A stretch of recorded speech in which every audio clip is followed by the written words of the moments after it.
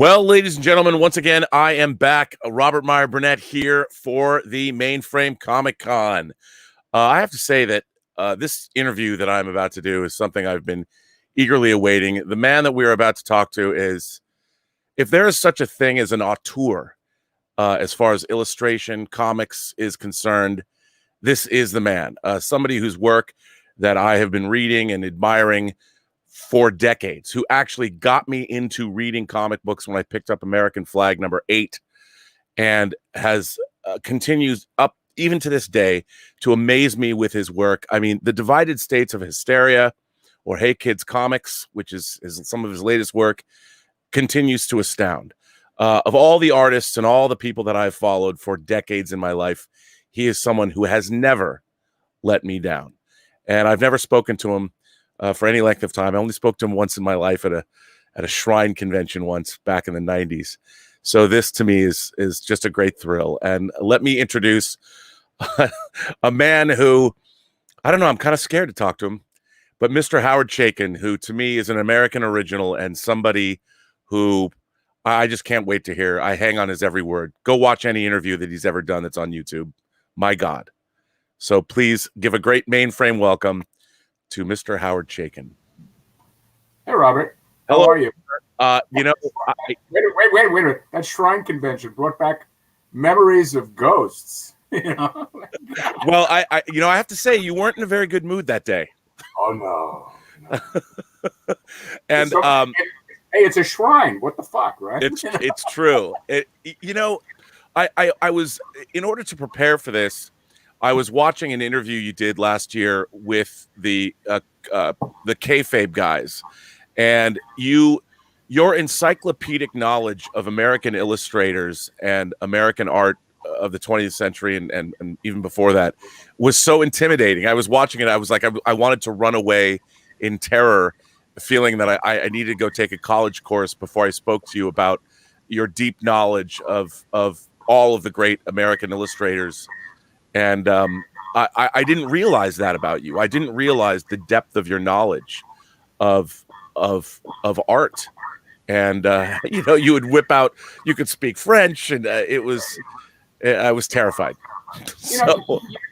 You're talking about compared to what? I mean, I work in a business, as I said in my chat earlier, that the comic book expectations of comic books are so low and specific that showing up, it's like a talking dog. It's not so much the fact that what he has to say; it's that he can do it at all.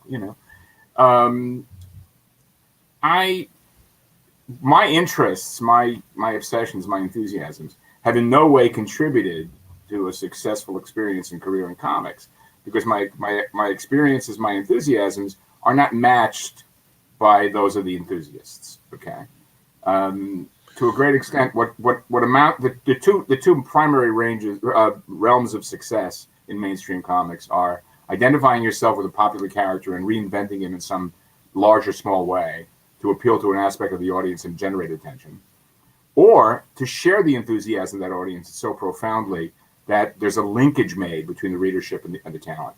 And I'm not either of those two guys. I don't really give a shit what the end. Well, I think, I really have always thought of you as an auteur, because as much as I have always loved your design, I mean, not only to read one of your comics because of the work you did with Ken, you could actually hear, you turn pages and the way you incorporated text for sound effects, you could hear your comics, but your writing was as vital as your art. And going back and reading The Divided States of Hysteria, made me go back and reread American Century and go back and reread American Flag again and Times Squared. And you have there's such a love for America, I think, that is in your work. And one of my favorite film directors is Stanley Kubrick. And one of the things I love about Kubrick, people call him sort of a misanthrope, and he isn't. I mean, through his work, he's saying, look, I'm showing you this so you don't do it. When you watch something like Barry Lyndon or Clockwork Orange or Lolita or Dr. Strangelove, he's saying, don't be this way. But and yet there's still a love of people. I mean, he began as a a photographer for Look magazine as a teen, and I feel like going back and reading your work again, that you have I guess the beat of America, and an America that is idealized. Even though when I read the Divided States of Hysteria, I'm like, but I just feel that you have such a love of, especially coming out of, like, I imagine you should have lived in like 30s and 40s New York.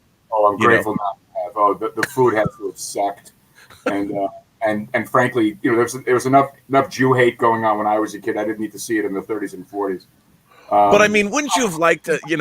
It's, I don't know. Sure. When I watch Mad Men, or I feel like Mad Men is almost a Howard Chaykin comic come to life in a way. I thought about that. If you want to hear about it, there was an abortive attempt for about 36 hours to create a Mad Men comic book. I mean, when I was a little boy, we all have a what would I do if I had a time machine? Well, everybody else wanted to kill Hitler. It didn't even cross my mind. I wanted to go back and buy a lot of copies of Detective 27, Batman #1, and Superman #1. And as I got older, what I really wanted to do, and I still want to do, is go back to the late summer of 1939 and hear the Count Basie Orchestra at the famous door after John Hammond installed air conditioning to make the first nightclub that was open in New York City during the summertime. And so there's a lot of that era and culture that informs my way of thinking, but it's not as if I choose to live a life of nostalgia, because as someone once said, nostalgia is good nostalgia. I'm not that interested in the past, except as it impacts on the present. And but that said, I read historical fiction. I do historical stuff. But to a great extent, I was raised in a Popular Front family with a deeply, deeply patriotic left-wing slant. And I was conscious when I first witnessed my first flag burning in person that we, as a left-wing ideology, had handed over the idea of patriotism to the right, and that's never been returned. The left side of the trough has always identified with a rejection of a sentimental attachment to land and country and nationalism. And I had that sentimental attachment. I remember very specifically, there was a scathing review by some British jackass dismissing my patriotism after American flag, my choice of words, misrepresenting me, but typically. And I remain that patriotic person, but I also identify my patriotism as operating from the left.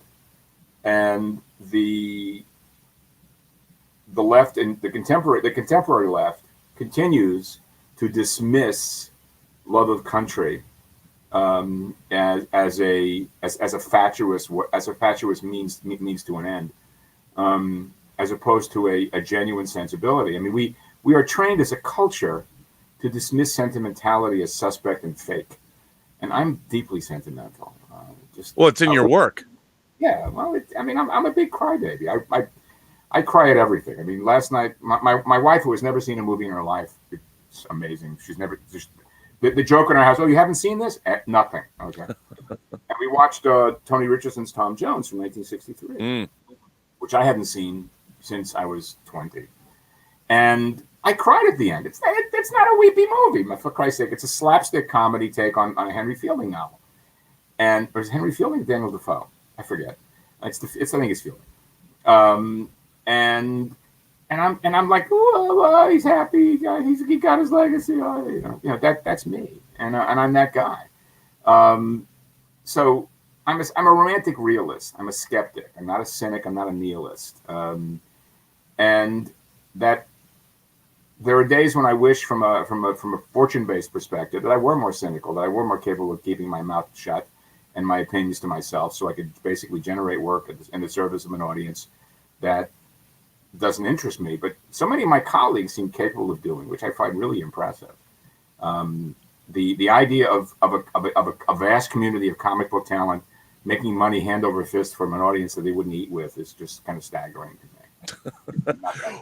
Well, you were one of the, when I first, obviously it was American Flag that I discovered your work first, because I went back into, I hadn't been into a comic book store, and it was, my early teens, and the thing about being a teen in the 80s, early 80s, How pop old are culture. you, Robert? How old are you? What's that? I'm 53. Okay. And what I loved about that was all the pop culture kind of melded together, whether it was music, whether it was movies, whether it was comics, and it all sort of informed everything else. And I was, because I was a teen and getting older, and I was looking for things that spoke to me through all levels of pop culture. And one of the things about American Flag is it was a combination of not just great illustration, and I was collecting movie posters like you talked about, Ansel and Bob Peak and illustrators like that, but I was also looking for literature or concepts or things that spoke to me. And American Flag was the satire, the sex, the your artwork, the attitude. It was just something I needed at the time. And I didn't know that comic books could be that way. And then as I sort of delved into your past, I realized that you had creator-owned characters back in the 70s. And that was something new, the idea that there was creator-owned comics that weren't established characters. And you were the first person that I found that to be fascinating, and it made me more interested in creator-owned comic characters than established characters like superheroes. And so First Comics was doing a lot of that. And I was reading Mike Grell's John Sable, and then following your work, you were always creating. I mean, yeah, of course, you would write a graphic novel with Nick Fury and Wolverine, you got to eat. But your creator-owned stuff, your original material, the way it grew and evolved throughout the 80s, 90s, and now up to the Divided States of Hysteria and Hey Kids Comics, you've been one of those people who I've found in my own life to be someone vital that I continually have checked in with, and I've watched your work grow and evolve, and you've never disappointed. And I just feel that voices like yours are so rare these days in the medium. And I wonder why that is. Like, why don't we have more of that? Because it is unrewarded, very seriously. It is simply an unrewarded proposition. I mean, I moved to California the day before I turned 35 because I recognized that I could no longer accommodate the East Coast weather. It was killing me. But more importantly, I had no prospects. I had achieved some attention and fame through Flag and the first volume of Times Squared. But to a great extent, it didn't turn into a financial reward. And I knew that there would come a time, should I live, that I'd get this old and that I would have to do something about this. And that I had no options. I had no choices. The only possible way I could identify earning a living that would generate health care was to become an editor, which seemed like a difficult position at best because people don't like me very much and I'm difficult to work for and with. More than anything else, I also... Why is that? Why am I unpleasant? Why are you difficult to work? Yeah. I'm not difficult to work with as talent to client. Ask any editor who's worked with me, and they can tell you that I'm extremely easy to work with because I understand my job, and I take very seriously my time and theirs. It's more a matter if I were placed on the other side of the table, I would be unbearable because the laziness of the comic book talent, for the most part, is it's an extension of hobbyism. It's an extension of having grown up drawing comics in the middle of the night while everybody else in the house was asleep, using your mother's breadboard on the dining table. When I did the Marvel seminars some years back, the first day consisted of beating the shit out of that hobbyism out of these people. That you cannot be putting one over on the man when you're taking a check from Marvel Comics or DC Comics or anything. You are a member of you are a corporate cog, and it's about time taking that seriously. You can do all you want outside of the room, but when you're earning that paycheck from a corporate enterprise, you are a corporate cog. It's just the bottom line. Accept it and move on. That's just a simple reality. And they were stunned by this because here I am, such an asshole radical and shit. But when I work for the mainstream companies, I do the mainstream work. That's just the job. I bring the same level of intent. I do the same level of effort. But that's the deal. So I moved to California with the idea that there was potentially some way I could make some more money. I hoped to get into the movie business and ended up in television. Working in television, working on shows I'd never watch because my CV did not demonstrate that I was of value to anyone on a 10 o'clock show. I worked on superhero and action-based syndicated junk. but it saved my life. It gave me a pension. It gave me real estate. I live at the beach, for Christ's sake. I'm a very lucky guy. Comics should never have given me that. I do not have the commercial sensibility. I don't have the enthusiasm. I mean, when I read my colleagues discussing their enthusiasms for the material that they draw, read, and write, I'm aghast how any grown man or woman could find pleasure in reading this junk. Is astonishing to me. Last week, my feeling, I have one feeling left. My feeling was hurt that I wasn't asked to participate in the Batman million detective comics. And of course, I was reminded and remembered the fact that I spent so much time talking shit about this stuff that nobody, I finally got back to them, that no one in their right mind would put me on a Batman book, because I've said more than once, it's about a rich guy who had a bad day when he was 8, a 15-year-old boy's idea of what happens when a rich guy has a bad day when he's 8. So yeah, I can dig it, but the truth is that the experience in television made it possible for me to do whatever I want to do. I'm not rich. I'm never going to be rich, and I'm certainly never going to get rich in television or comics. But I have enough of a buffer between me and reality through my work in television, through my pension and everything else, that I can pretty much do what I please as long as I choose to do it. And but don't you? Yes. Well, I was going to ask you. I know that it was announced that Luc Besson's company had acquired American Flag to turn into a show, and I would think is that going to happen, or the people who bought the book for Besson's company left the company in the midst of the sexual harassment allegations that were thrown at Besson. I am luckless karmically in terms of licensing and options of my material, and I live with this. I accept it. I mean, for example, a number of my projects have been optioned and re-optioned to no avail. Right now, everything is being shopped, but nothing is being bought. A lot of it is that, most of my generation fought the fight that was being hammered on us from above, that comics were a medium and not a genre. Okay. And what's happened as Hollywood discovered comics, as Brandon Tartikoff predicted it would many years ago, comics have become a genre. The approach to doing comics is almost the same for superhero comics as it is for Archie and Sabrina and all this other stuff. It all looks basically the same. It's the same basic approach. So Hollywood, being the guys who used to beat us up in high school for reading comics, now making money off our asses, has translated this material into their idea, okay, of what comics should be. And significantly, this DC fandom thing. When I read the ad for it, it's all about the movies and television. It has nothing to do with reference to comics. Right. Comics are a flea on the tail that wags the dog. They don't exist. They're invisible to the people spending those millions and billions on the superhero movies. So what you have is a medium, comics, that has become unto itself a genre. And the people involved in it love it all too often uncritically. Their misunderstanding of the material derives from the fact that they are under the same misapprehensions about comics from a technical perspective as a civilian might be. Their ignorance of the existence of an actual syntactical language, a visual vocabulary, that, I'm not an illustrator. I'm a comic book artist, and I write and draw comic books. It makes me a cartoonist. The work I do is graphic design in the service of narrative. There are people out there, for the most part, in comics who regard lettering as the delivery system for text. Lettering is a vital part of the zeitgeist of the visual, of the graphic visual, as is color. Now that color has become as important an aspect of comics through the computer, it's a storytelling element.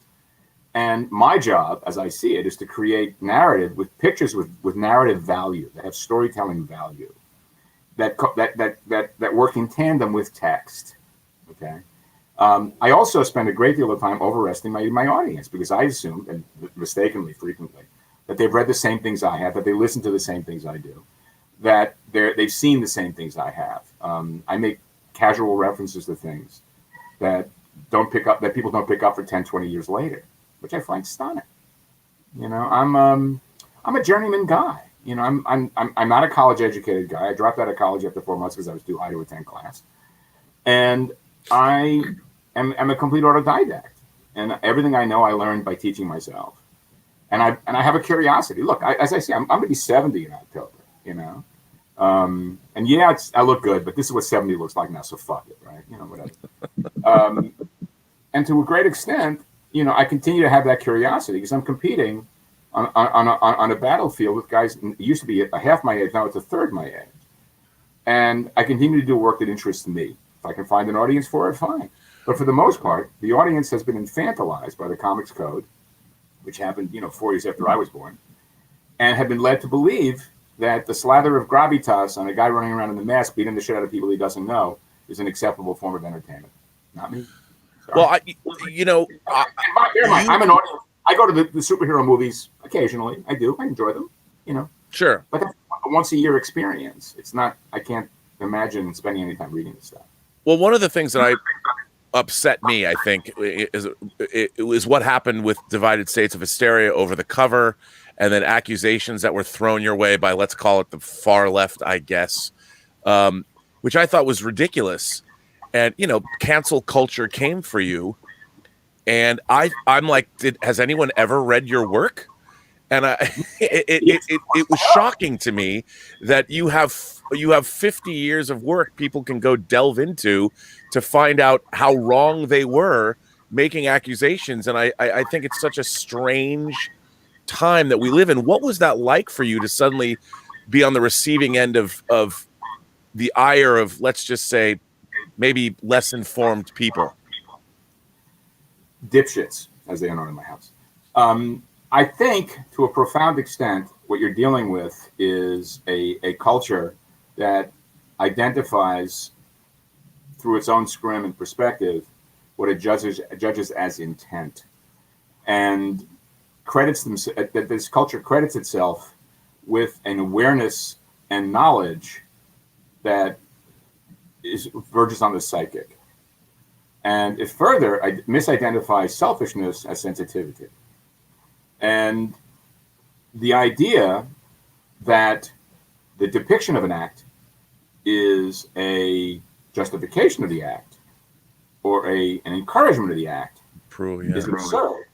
Particularly when you realize that the standards by which this material is being judged is a narrative form in which Chuck Jones's Roadrunner Coyote cartoons, in which there's an endless non-closure based attachment between these two characters, is the narrative model of mainstream comics. And that you're talking about anecdotally, the first time I became aware of the assumptions that the words of a character were the belief systems of the author was in the early 90s, when I did a book called Power and Glory, which was a parody of the then current big muscle, idiot comics that were coming out then. And I had the President of the United States tell an absolutely heinous and scabrous joke. And it was intended to convey just how heinous and scabrous this guy was. And rather, I was attacked for telling such a joke. I didn't tell the joke. The character told the joke. It was a means to tell that character. I'm being judged by people who think the Joker, a business in which characters identify one step away from twirling their mustaches, as villains and heroes. Come on. I mean, the fact of the matter is, one of the reasons that I don't do extended series is that I like providing characters who actually change and have closure. Right. The arc of character in Divided States is such that that Frank and Chrissy develop a relationship, and we leave with the two of them confused by their own attraction to each other, but attracted nonetheless. And the audience, we are now equipped with an audience who believes that those without imagination or skill sets are entitled to adjudicate to those of us who have such things as to what stories we can or cannot tell. And I refuse to accept this. I will not accept this. And thank God you won't. Well, it's a ghettoizing of sensibility. I mean, I reject it entirely. I mean, one of the unintended expectations of what's going on culturally right now is that if actually, this is not the platform to discuss this. Let me back away from that concept. I'll deal with it in a less fruitful place. I see that there's a text from White Will. What are they asking here? We have to plug Hero Initiative and Hero Initiative. Oh well, that you are part of the Hero Initiative. And since we're starting the day, why don't you tell us what exactly is the Hero Initiative and what is your specific job with the Hero Initiative? I'm on the board, and I'm the nasty, cranky, negative guy on the board, because everybody just rolls over and plays dead for this bullshit. The Hero Initiative is an organization that addresses the needs of comic book artists who have found themselves on hard times and hard luck. I mean, it's not, comic books have always been a business that treat its talent like shit, and it starts at the office and goes right down to your office, to your studio, and we are here to help comic book talent in need. I'm lucky enough and blessed, as I said earlier, to have made conscious decisions in my 30s that have made it possible for me not to be part of the handout, the seeking of the hand. But we are here for you, and the idea is, remember that to the enthusiast out there, we've been doing this. I've been doing this for 50 years, and there are guys out there who've had careers as long as I have who can't get a fucking job, and they're hurting. People are hurting. We're hurting right now, and this particular miasma-laze apocalypse that we're involved in is not going to do us any damn good. Nobody's really out there doing well. So be aware of the Hero Initiative. When you see a Hero Initiative bucket at a comic book convention next time, if there is ever a comic book convention, kick in some dough. Remember that we are here. They were there for you in the 70s. We're here for you. Be there for them now. That's all I can ask. So here you go. Well, to sort of to bring it back to comic books themselves, I find myself, I've been going through my own collection of stuff just to purge, so many of my comic books I don't think I'll ever read again. But one of the things that I came across was your Twilight miniseries that you wrote for DC that Jose Luis Garcia Lopez illustrated, when you dealt with all of their cosmic characters. And, to find it, I'm like, oh, I haven't read this in a long time. And again, to pick up your work where you were a writer, I was so immersed just immediately from the get-go. And this is, what is that, 30 years old now, the Twilight miniseries? And there was I felt such joy reading it again, and I was surprised at just how much joy I felt. And remember, it tanked. It found no audience. I know. Well, and if there were a God, let's say Garcia Lopez would be the one through Jesus. I mean, he knows his shit, and the audience's fan favorites would all be airbrushing wizards on the sides of panel trucks. Well, I mean, he drew a series called Atari Force that ran 20 issues that people laugh at me because I always say, I'd love to see a revival of Atari Force because he drew it, and I loved his work. But that miniseries was it was heady stuff. I mean, this past week, I had an exchange with Chip Delaney about Cordwainer Smith. And, Smith is an enormous influence in forming that work, the best thing about Twilight, beyond how gorgeous it was, now absolutely astonishingly visionary Garcia Lopez's work was, one of my contemporaries and colleagues excoriated me for, quote, raping the characters of the DC science fiction universe. What? Which, look, it made my day. I'm excited. I was so happy. Because one more time, these people's enthusiasms demonstrate themselves as being juvenilist, as opposed to and aspirational, as opposed to interesting. Well, I think your work has definitely transcended time, and it stayed relevant. I mean, you go back and you read Times Squared, or you read, and then come up to Divided States of Hysteria, and I mean, there's a lot of comic books that I would never read again. Or comic books that were written, a while ago, and I can't get through them for the very reasons that you have stated. They sort of belong to an arrested adolescence that I've moved away from. Never indicted. But I'll tell you, your work has not done that. And now that I see, I mean, you look at the fact that something like the Umbrella Academy has gone 2 seasons on Netflix, and that you see the Doom Patrol, the show, how they've done the show, and I see sort of maybe the time has come where some of your work can get made now. You're mistaking the attention given to this material by the management and production classes for interest in material. Rather, what they're doing is they're identifying the rock star nature of certain aspects of the material that rise to the surface in that rock star way. Literally, with the Umbrella Academy, a rock star wrote it. And Morrison stuff as well. I mean, Morrison is a phenomenal self-promoter in the Jim Steranko, Frank Miller school, and has managed to create an ambiance about himself. You know, it's no secret that he loathes me, and I would gladly watch him burst into flames. But you know, my stuff doesn't fit into the kind of category that makes it possible to identify its value. I use comic as a medium as opposed to a genre. I mean, I'm using comics in Hey Kids Comics, for example, I'm using it as a Roman clef about the comic book business. I mean, on a daily basis, I've said this more than once, I get up in the morning, I expect to see it's been ripped off by some producer. I don't doubt it. Right. The Divided States of Hysteria was a book that I pitched before the election, assuming that Hillary Clinton would be the president. And then, you know, things happened. The audience for comics, and that includes the management and production classes, identify comics as an IP product and intellectual property to support a worldview. And you know, my first experience writing film, I worked for two guys who were archetypal Ghanists in the movie business. And it was a script that had been in the pipeline for years. It's never been produced. I think I was number 9. There were at least 5 more drafts after mine. And the franchise was about two archetypes of then contemporary sorts of characters.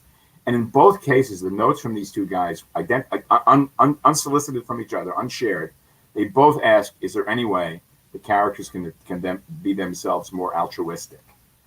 Which was an incredibly revelatory moment for me, because I then understood that you had two criminals using the beards of altruism to achieve criminal goals. And in the same way that comics, in its thematic sense, is about liberal ends achieved by fascist means. Right. And I reject completely that idea without self-awareness. If a character of mine behaves in that liberal end achieving fascist means way, he's completely aware of the fact that he's putting his morals aside and achieving a goal. It may be valid, may be valuable, but it's still achieved through oppressive fascistic intention. Okay. Which I don't think the audience really understands. I have a question. Wayne Musso wants to know when we can expect the 3rd installment of Times Square. It's been done for months, but the fact is, who knows when it's going to be published? I have no clue. It's in the pipeline. It's done, completed. And the same. Thank you, John. And the same is true with Hey Kids. I'm about to finish issue 11, which closes the 2nd arc of Hey Kids. But who knows? I think comic books, when and if we come out of this shitstorm, will not resemble. Oh, I have a much better COVID. But no, Walter's remains better than mine. Who knows what's going to happen? I have no clue. You know, I'm just continuing to work. You know. Well, you know, we did see a huge purge at DC Comics this past week. A lot of tumult happening over there. Do you think that with the means of, say, distribution changing, I mean, one man or one woman, one creator can reach the whole planet now using the internet? Is that the future? Are we going to see individuals publish? I'm going to be 70 years old. I got no fucking future. I'm a workaday guy. You know, I really don't know. Nor do I actually really care. You know, some 30 years ago, I was the luncheon speaker at the LA County Bar Association for about a discussion, a day-long seminar on IP. And it was well before the advent of the internet, digital comics, everything. Mm-hmm. I postulated the idea that comics' future lay in an epistolary form. The example I gave, the model I gave, was a newsletter called the Jazz Letter, published by a guy named Gene Lees, who was the guy who introduced Brazilian jazz, Jobim and Gilberto and all those people, to the American population, connecting them up with Stan Getz and all this shit. And he was an eccentric guy who lived in Ojai. He lived down the street from Sergio. They hated each other's guts, apparently. And I thought that would be the way. Monthly, he published this little 8-page newsletter. But in the internet, what we got now is the potential of that epistolary form. the I'm not nuts about reading comics on a screen. I'm No, not. I me really neither. don't like it. But the first time I ever saw an iPad, I was standing on the line at LAX to get to board a plane to JFK. There was a cat behind me reading a Spider-Man book on an iPad, and I recognized that that's our future, or your future, not mine. I won't be here. So the reality is, I mean, I don't. For example, I've just finished, as I said, I'm on the last chunk of issue 11 of Hey Kids, number 11, and I don't believe it's going to see print in the intended floppy form. I suspect it'll be published in a single volume. It may be published digitally in separate chapters, and I've still created it in that form. I mean, it's broken out. I've got covers for each issue, front and back matter for each issue as well. But I don't think it'll see actual print in held in your hand book print in any other form, but in a trade. So that's my expectation, but I could be wrong. I mean, I have no predictive capacity. One of the things that drives me nuts is I'm surrounded by people with enormous conviction. They just know everything, and I don't know shit. You know, I mean, I get up in the morning, I lever myself out of bed, I watch the disc of my back stack into a reasonably straight thing, and I get to work. You know, behind me is my office. Okay, you know, to my on that side is my Robert Fawcett original. I'm looking at a Dean Cornwell right now. My drawing table is behind me, and what's Is on the my Fawcett desk? original the art director? Indeed. Like That's a great piece. correct. But you know, you're when I met you at the Shrine Convention, I was younger. I mean, this had to have been 25 years ago. Absolutely. I was still living in the Valley at the time. Yes. Yeah, and you weren't happy. and I said to you, I was so enamored of meeting you, and I was talking about how great your art was, and you're like, it's not so great. You know, you were really dissuading me of my affection for your work. And okay. but I was not a good person. well, what I've liked to see with Hey Kids Comics and Divided States of Hysteria is your work has continued to remain excellent. You know, you clearly still have a passion burning inside you to create amazing work. It hasn't. You certainly haven't rested on your laurels. No, I mean, but then again, look. I mean, how many guys in my generation, with me and with the very few exception of others, most of the members of my generation have work that's a parody of itself. You know, they're still wanking the same chain. You know, and it's just like, please, please get out of here. I look. I mean, my next project, I'm breaking my own rule. I'm collaborating with another talent. It has not been announced, so I won't mention any details. But I'm working with a writer whom I like working with, and it's a very straightforward, straight up narrative about that has a subgenre of its own. And I did the breakdown of the first 10 pages of the first issue yesterday, and what a pleasure it was to work to use my narrative visual skills in the service of someone else's idea about narrative. This is a guy who knows how to call out shots, so it's not like I'm having to I got to struggle to get none of that at all. But it's a different way of thinking, Sure. And it was a great way to play with it. When I logged on this morning, I'm working on the sequel to Marked Man, which is a crime book I did for Dark Horse a couple of years back, and I've been struggling with a breakdown. And while I was waiting to be joined on this, I think I came up with the ending. So my day today will be working backwards from that ending. How do I connect the tissue and all this other stuff? So so I'm just happy. I mean, and the upside of all this apocalypse we're stuck in right now is that I'm home. I got up early enough this morning. I did my morning constitutional. Got annoyed at everybody on the street because that's what they're there, and came to work. But once I sign off with you, I'm going to go make a frittata for my wife. Because I'm that guy. So I mean, it's great to hear you so engaged, and you seem to be having a great time. I mean, I was a little worried. I didn't know.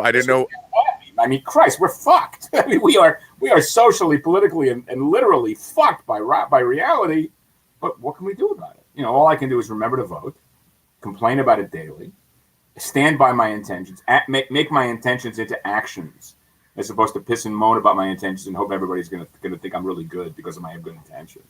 It's actions that matter. Intentions are bullshit. Well, absolutely, and you've continued to turn out great work. But now, is there any part of you, are you optimistic about, I mean, obviously you said, I find it very interesting that you were talking about being patriotic and having love of country, and that the left doesn't have that. Do you have an optimism about America's future going forward in, say, the next 50 years? No, not at all. Not at all. Not at all. I mean, I have no idea what about. I mean, I'm a bastard. I'm literally and figuratively. I have no idea what my father was. So I have no knowledge whatsoever of the medical history of that side of the family. So I have no idea what I can expect of living.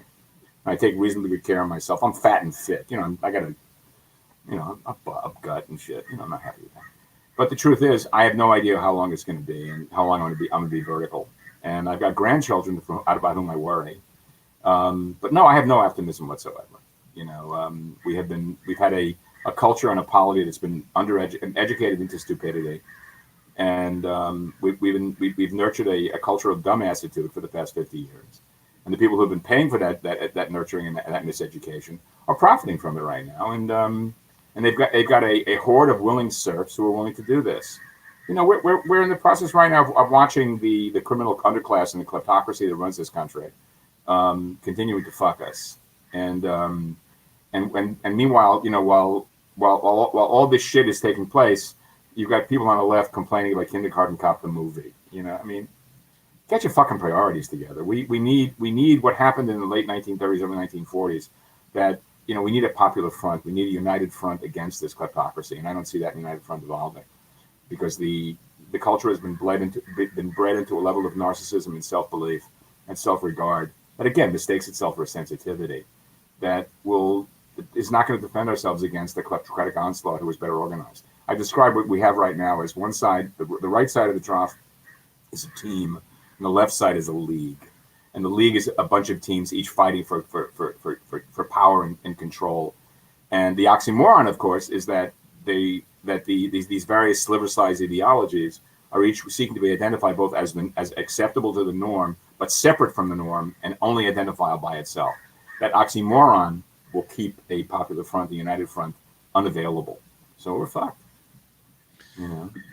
But yet you still continue to work. You still create art. You're still out there. What you know? I'm not. Look, I don't bowl. I don't play golf. I don't play tennis. I'm not that guy. I mean, my Indian name is a heterosexual guy who's knows nothing about sports, but a shitload about musical theater. You know, and the truth is, you know, I mean, I made a list of the things I miss in this particular, you know, apocalypse. I'm on an airplane twice a month under normal circumstances. I'm eating other people's food. I'm breathing other people's air. I'm meeting colleagues. When I go to a convention, when I see my friends that take commissions to work on at night in their hotel room, it's like, what the fuck? The evenings at conventions are for collegial interplay. Right. Meet my fellow professionals to debrief, have earnest disagreement and conversation over dinner. It's one of the great pleasures of my life. I deeply miss breakfast every morning with colleagues where we would debrief on our lives. You know, and I deeply miss being in New York 2 or 3 times a year to go to the theater every fucking night and frequently matinees as well. You know, that is my passion. Okay. You know, so but why do I keep going? Because this is what I've got, and it keeps me sane. It keeps me honest. You know, I'm that guy. You know, it's speaking of New York. I mean, I feel that New York is such a theme, even if you're not even writing about New York, or it's such a theme in your work. I mean, the city, and I was there. It was the last place I went. I was there in late end of January and early February, and I was too. Yeah, and I was visiting a director that I've been working with, and he and I, we just walked for days, like all through the city. And were you there for that massive cold wave that hit the town? No. Well, it was cold, but it wasn't. I think it was right before that, because the weather was beautiful. I'm standing outside with Kaluta, and the two of us are unable to stop smiling. Our faces are so frozen together. You'll see the picture. Oh, it was, and it was so wonderful. And then, of course, everything went the rest of February when it all started up. And right. And do you think that New York itself, is New York ever going to recover? I don't know. I see earlier remarks about predictive nature. You know, I live in a small town. Okay, I've lived here for 18 years. It's a small purple town in the blue state. Okay, I live at the beach. I live surrounded by people who have no curiosity about freaking about the world in which they live. You know, I know a lot of multimillionaires in this town with no passports. They have no interest in seeing the world outside of their own little purview. Wow. And I'm frequently asked by my evangelical Christian friends, yes, I do have those. What the fuck am I doing in this small town? And a lot of it assumes that New York is a geographic location, and it's not. You know, when I moved to California, Gil Kane preceded me a couple of years earlier, and when I went to visit Gil in his apartment in Brentwood, the funniest thing about it was that it was a diorama of his apartment on 63rd Street and 2nd Avenue. It was a recreation of it. It was like the Museum of Natural History of Gil Kane. And I've never lived that. I've never had that experience. I mean, when I moved to California, I changed the way I approach the way I live. I've always lived in a house. You know, never lived in an apartment in California, except for one of my brief divorce experience. But I remain a lifelong New Yorker. You know, I can't help it. You know, as much as I no interest whatsoever in Billy Joel, I understand the concept of a New York state of mind. Right. I really do. And I'm that guy. You know, I mean, and again, New York is code for Jew. It really is. It's inescapable. It's like, yeah, I got that New York, whatever. You know, it's just, I'm stuck with it. You know, my wife is constantly amused by the fact that, you know, I sound like this. I have this voice, but the voice that I have is something I learned to have when I was 13. Because when I was 13 years old, I was very ill, and I discovered that everybody in the movies who was supposed to be stupid sounded like me. So I taught myself not to sound like the Bowery Boys, except every so often there are certain words that I cannot pronounce in any other way. Those words being coffee and hot dog. You know, it's just inescapable. You know, I mean, it's like Frank Langella. Every so often you hear Langella drop out of the Langellaness of his voice back to Bayonne, and it really is. So yeah, I don't know. I honestly don't know. I mean, I don't know him well, but I know Danny Burstein, who published this wonderful piece in the Hollywood Reporter last week about his experience with COVID. It was brutal. It was fucking brutal. Yeah, I read that. Without saying so, I mean, I got an email from Danny after I you know, we trade back and forth. You know, he's a comics fan. He's a serious comics fan. He knows his shit. And one of the things that came out of that, I have a suspicion that show was a super spreader. That a lot of people on the show got sick. He seemed to get sicker than most. You know, so my wife and I are in the danger vector. You know, we're both old people, and you know, so we're cleaving very close. But you know, my next trip that I'm scheduled for is May of 2021, and I doubt seriously whether I'm going to be on a plane for that. I don't see anything changing radically to make that trip a possibility. Right. And I'm hoping that things change and lighten up next year. I'd like to get to walk to Baltimore. I'd like to get to DC. There are people in Baltimore that I'm a legacy of the Baltimore show, and I miss those guys. I miss Mark. I miss Shelley and Brad. That crowd. And it's a great town. It's a great show, and it's just something I really love doing. You know, so who the fuck knows? You know, I'm not living in terror, but I am in acceptance. You know, I have to say that I too, like, this would have been my 32nd consecutive San Diego Comic-Con, and while it's completely different now than it was even 10 years ago, it's still, like you said, the opportunity to sit down with people and just talk. People that are from different states or from the East Coast, you don't see them all the time, and that to me is the great joy of conventions as well, when you get to sit down and just have those long lunches or long breakfasts or long dinners, and I really have missed not seeing people.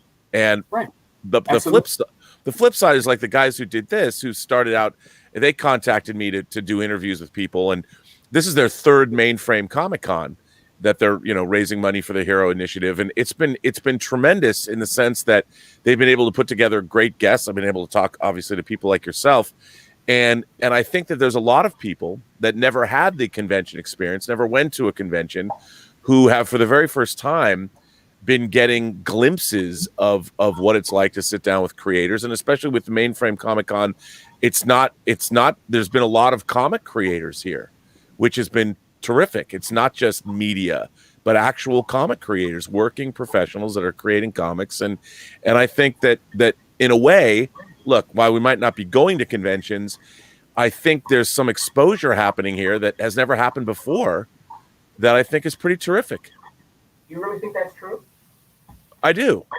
I mean, for me, one of the things about a convention is I regard the convention as my client, and I regard the people who attend conventions as my clients' customers. And then my job as a professional in comics is to engage with those conventioneers and meet them halfway. And and that you're entitled to more than seeing the top of my head and a grunt. I like to engage. And I give my time. And when I sit down at the table in the morning, I don't get up until I leave. I just don't. There are a couple of conventions that I've left, which turned out to be just empty rooms. But for the most part, when I go to a show, I take very seriously my commitment both to the convention, the organizers, the promoters, and the clients. And it doesn't mean rolling over and playing dead like a prison bitch. Mm-hmm. It means engagement and acknowledgement and frequently spirited debate. Yes. And I have no problem with Eldridge Cleaver once said, "Too much agreement spoils a chat," and I stand by that. But for me, I truly miss that one-on-one engagement.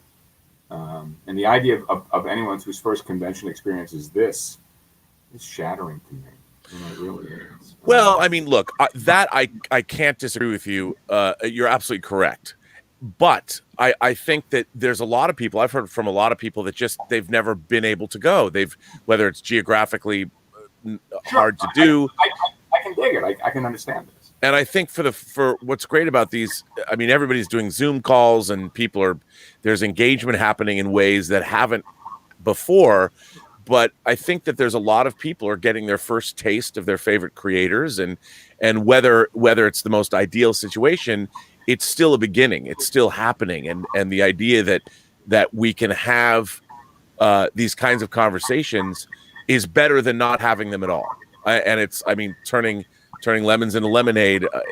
I think that's one of the great byproduct of this. I completely agree, but it's still a sad substitute for personal face-to-face engagement. Yeah, no, of course, and full experience. Me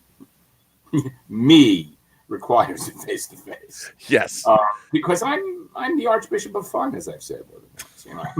I'm lots of fun. When is that Cantwell panel? Someone's asking about the next panel. Who the hell knows? I don't care. I don't care anybody. Well, I mean, to bring it back to you and your work, and like you said yourself, 50 years doing this, and you're not stopping anytime soon, which is terrific, because the more work I can get from you, the better I feel about my own life. So there you go. But I think if you could look back at everything that you've done, and obviously, there's more comic book material is being now writ large on the big screen, and it's sort of replacing the very thing that it's derived from, which is comic art and American illustration itself. And how do you think, is there still a place for American illustration moving forward? Is the paper and pen and design and all of those things, can it remain vibrant as we move further into the 21st century? Or is it something that's going to be lost to history? I think it's lost to history because the last generation that cared about actual paper is dying as we speak. Anecdotally, I own a number of folios from the 1920s done by Bruce Barton, the City of the Great King and the Man of Galilee, both illustrated by Dean Cornwell, as well as a slew of Dutch Treat books. The Dutch Treat Club was a collection of men of letters and arts who met the third Thursday of every month for lunch and discussed women. And it was kind of a social club of men of my grandparents' generation, whose context never existed for me. And they're worthless. They're utterly worthless. There is no longer a market for these things. In the same way that comics are the equivalent of vinyl LPs. Let us look at the numbers. I mean, there's 250,000 people in the United States buying all the comics, all of them, 250,000, and which means that when you consider how many billions of dollars are being spent on superhero movies, that the only genius working in comics today is Kevin Feige, because Feige has managed to monetize to the tune of those billions material based on original material, which 99.99.99% of the people who are paying those billions have no idea exists, and that minuscule percentage who do don't give a shit.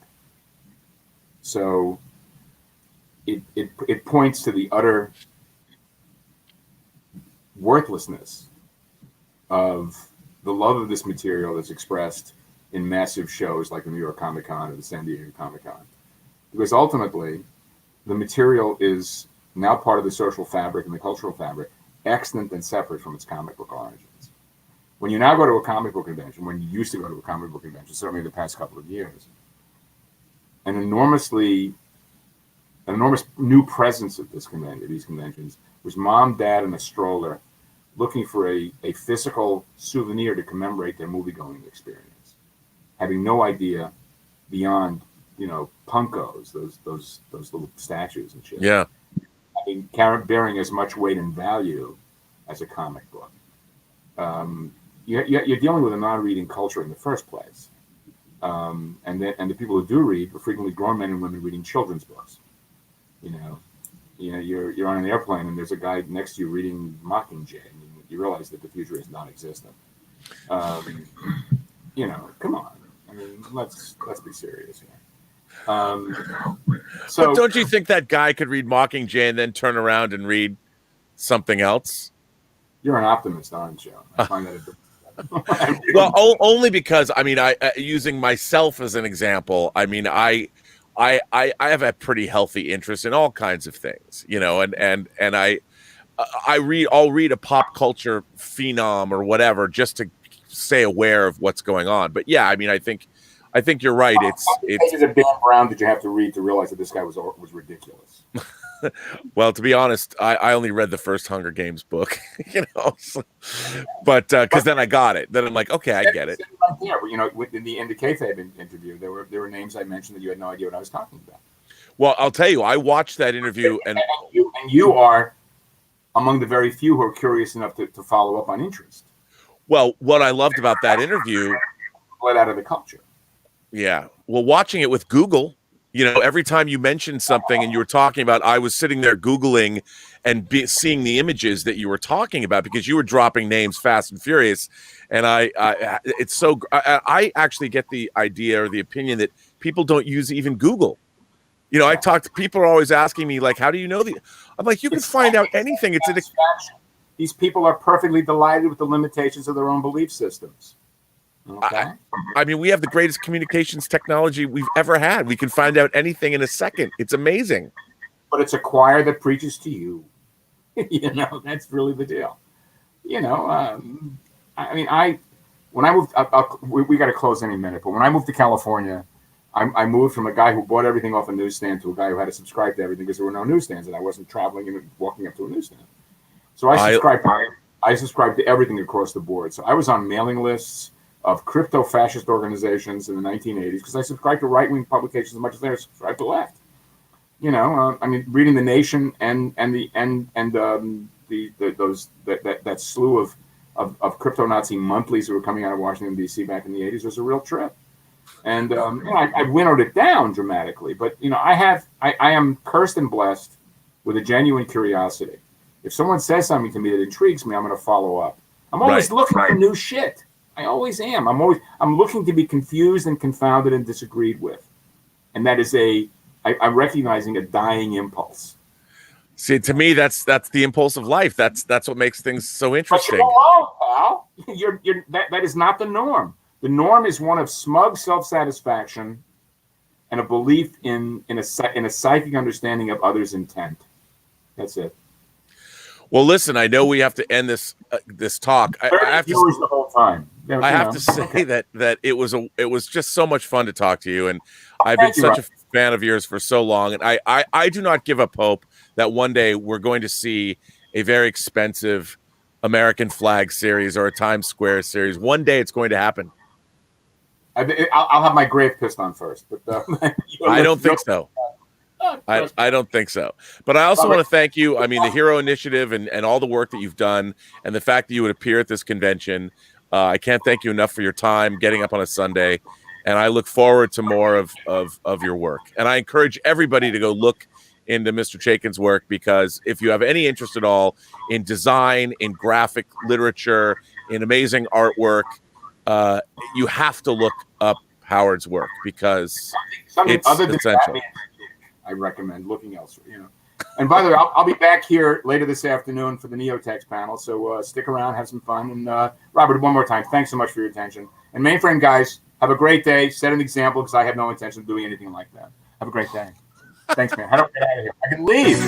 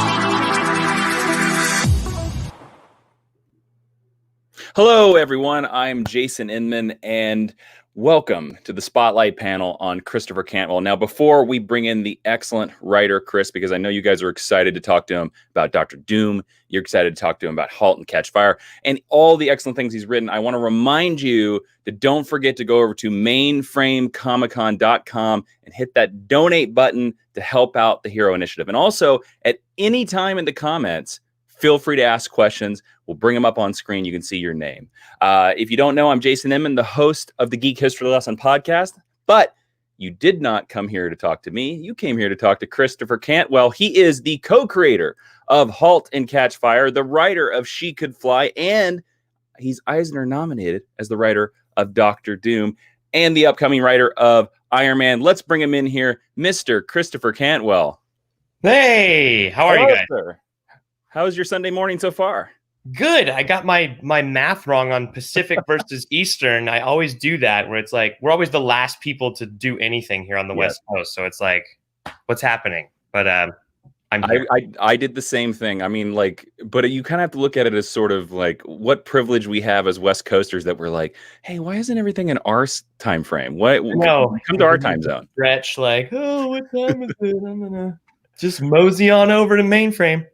I'm really admiring your Iron Man and Doom figures behind you. Oh yeah. Are these Marvel Legends?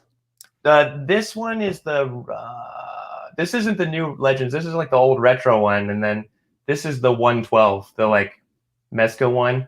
Here, I'll turn on his chest. I'm gonna turn on his chest. Oh, I killed Doom. I'm gonna turn on his How does this work? Oh yeah, see, look at this. Look at that. Wow. That is high quality arc reactor. Incredible. Back in our days, people's elbows wouldn't even bend. So I appreciate that. Now toys have lights. Their faces would rub off, and you'd be like, "Oh well." Oh man. All right. So before we dive deep into some Marvel stuff and some other things, I want to ask you: are you working on any creator-owned comic books currently? Yeah, I actually am. Well, yes. None of them have been announced yet. But there's 2 or 3 that are kind of in the hopper. Mm-hmm. One for sure, and then hopefully this week I'll get the final word on a couple others, but some stuff I'm excited about. Yeah. Any genre hints you can give us? Well, one may have to do with someone flying, which would be nice. Mm-hmm. Someone flying. What else?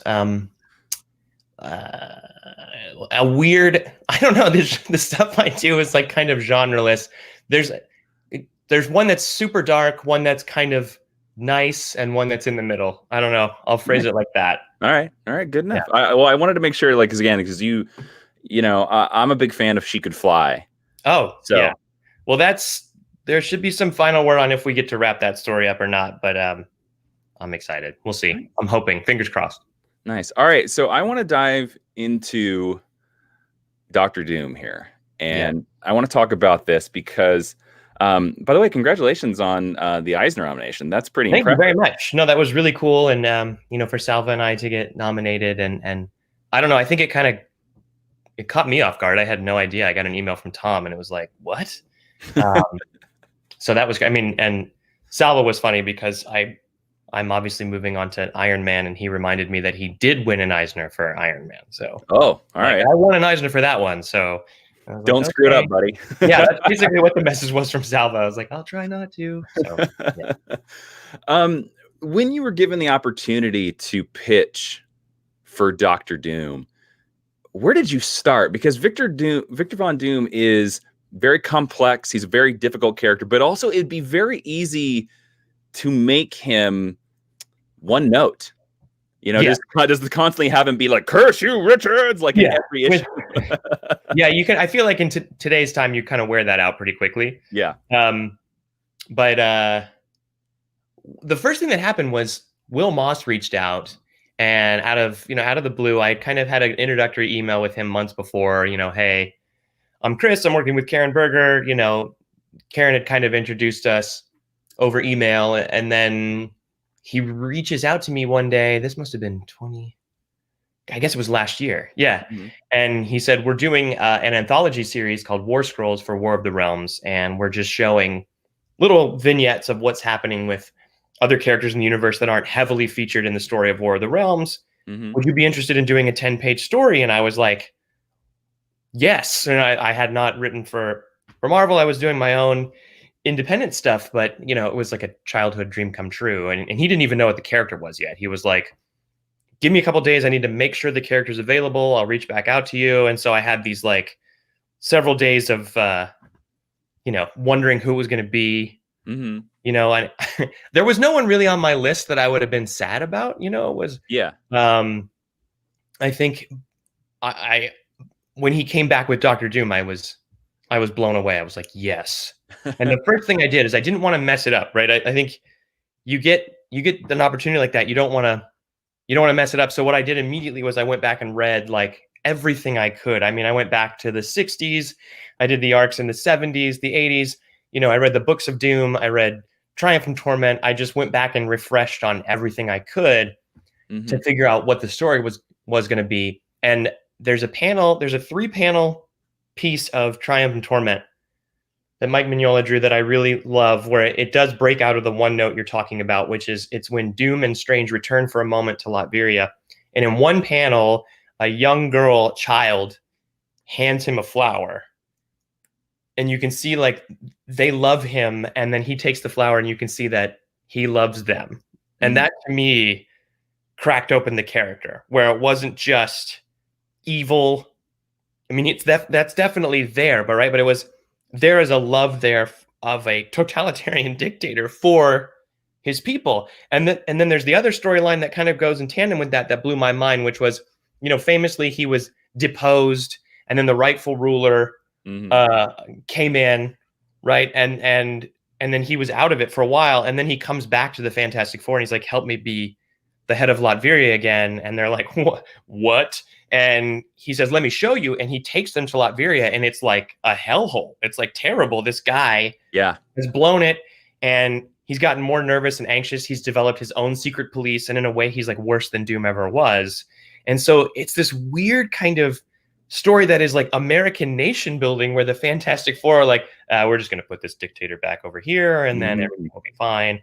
So there was a sincerity to it that I thought was fascinating. So I started from that, and then my 10-page story was called A Rose for Victor. So I actually kind of paid homage to that. To bring it back. Flower, yeah, where a kid actually gives him a rose. He has a little bit of a different reaction, but that's. Do you have a past creator, because you did all this research, that you think like which past Fantastic Four or Doctor Doom writer do you think like handled the character the best? Now you mentioned Triumph and Torment, so I'm going to say, do you believe that's Roger Stern? Yeah, I mean, that book.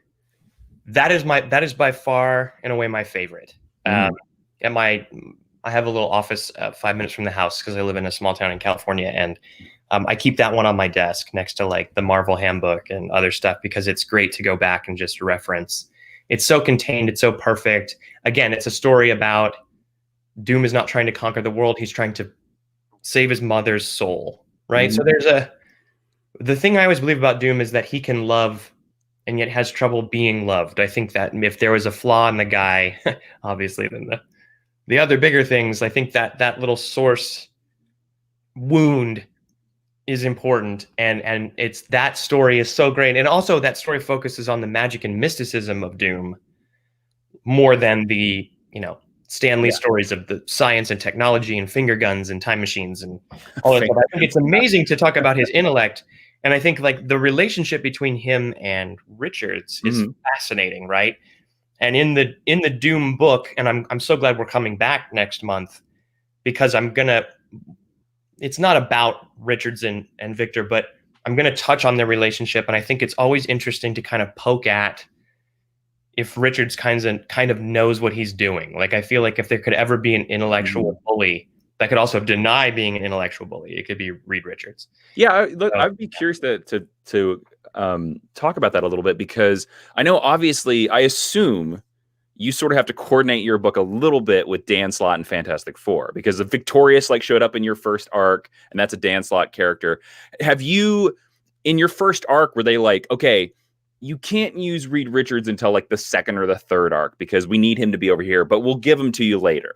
Yeah, I mean, it was the parameters of the book were Slott is running with the Fantastic Four. So if they need Doom, we need to kind of make sure he's not off doing something crazy. That said, I learned a very valuable lesson from Tom Brevoort, my editor, and he's also the editor of Fantastic Four book, is that the books, even if they're coming out in the same month, it doesn't have to be contemporaneous storylines. Sometimes that's cool, right? But like big crossover events could happen in a week, right? And your story is happening. That arc could have already ended as you continue your story for the next year. You know, you kind of have to deal with that too, because am I right or wrong about this? And please correct me if I'm wrong. Didn't Dr. Doom like sort of die or try to destroy New York during your run in Amazing Spider-Man? So I was very how much warning did you get on that one? I was trying to protect, the larger narrative of the 616 universe with the character, and I was definitely deferential to Dan, and I made sure that Victorious would be available and all of these things because I thought it was a wonderful character that I wanted to explore more. But yeah, there was a month where in our book there was a coup against Doom, and in Amazing Spider-Man he was being assassinated. Yeah, it was by a person that I don't want to give anything away from our book, but it's like it was. I think it was the nation of Simcaria, which is next door to Latveria, was somewhat involved, and it was like cool, I was like, did Tom and does Nick Spencer ever like call anyone? Like, or it's like, Tom, could you told me? And he was like, I don't know. It's so funny because there's so many. It's when they hand you the keys to Amazing Spider-Man, you can do whatever you want. I know, they're like, it's Spider-Man, whatever.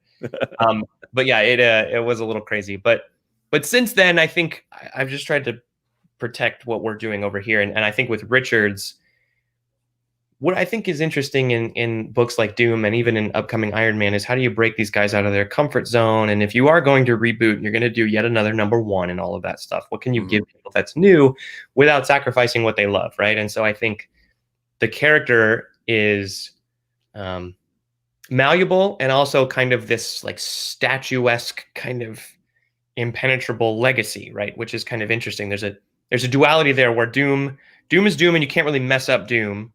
Otherwise, it's not going to work. But because it's almost like an American Greek myth in terms of mythology, you can really change some things and reinvent some things and at least put him with some different people. So, that was where I approached the book. But eventually, in Doom and Iron Man, it's like if he's going to call someone or if he's going to need to deal with somebody, it's probably going to I feel like Richards is in like his Fave 5 on Verizon, even if he hates it, so if he dial 4 is Richards. So I feel like you gotta, when relationships are that important, I think you have to at least touch on them for inflection points in the story. Yeah. We have a question here. Whitewell Comics in the chat says, hi, Jason and Chris. Chris, how do you handle writing a hero differently than writing a villain, and which do you prefer?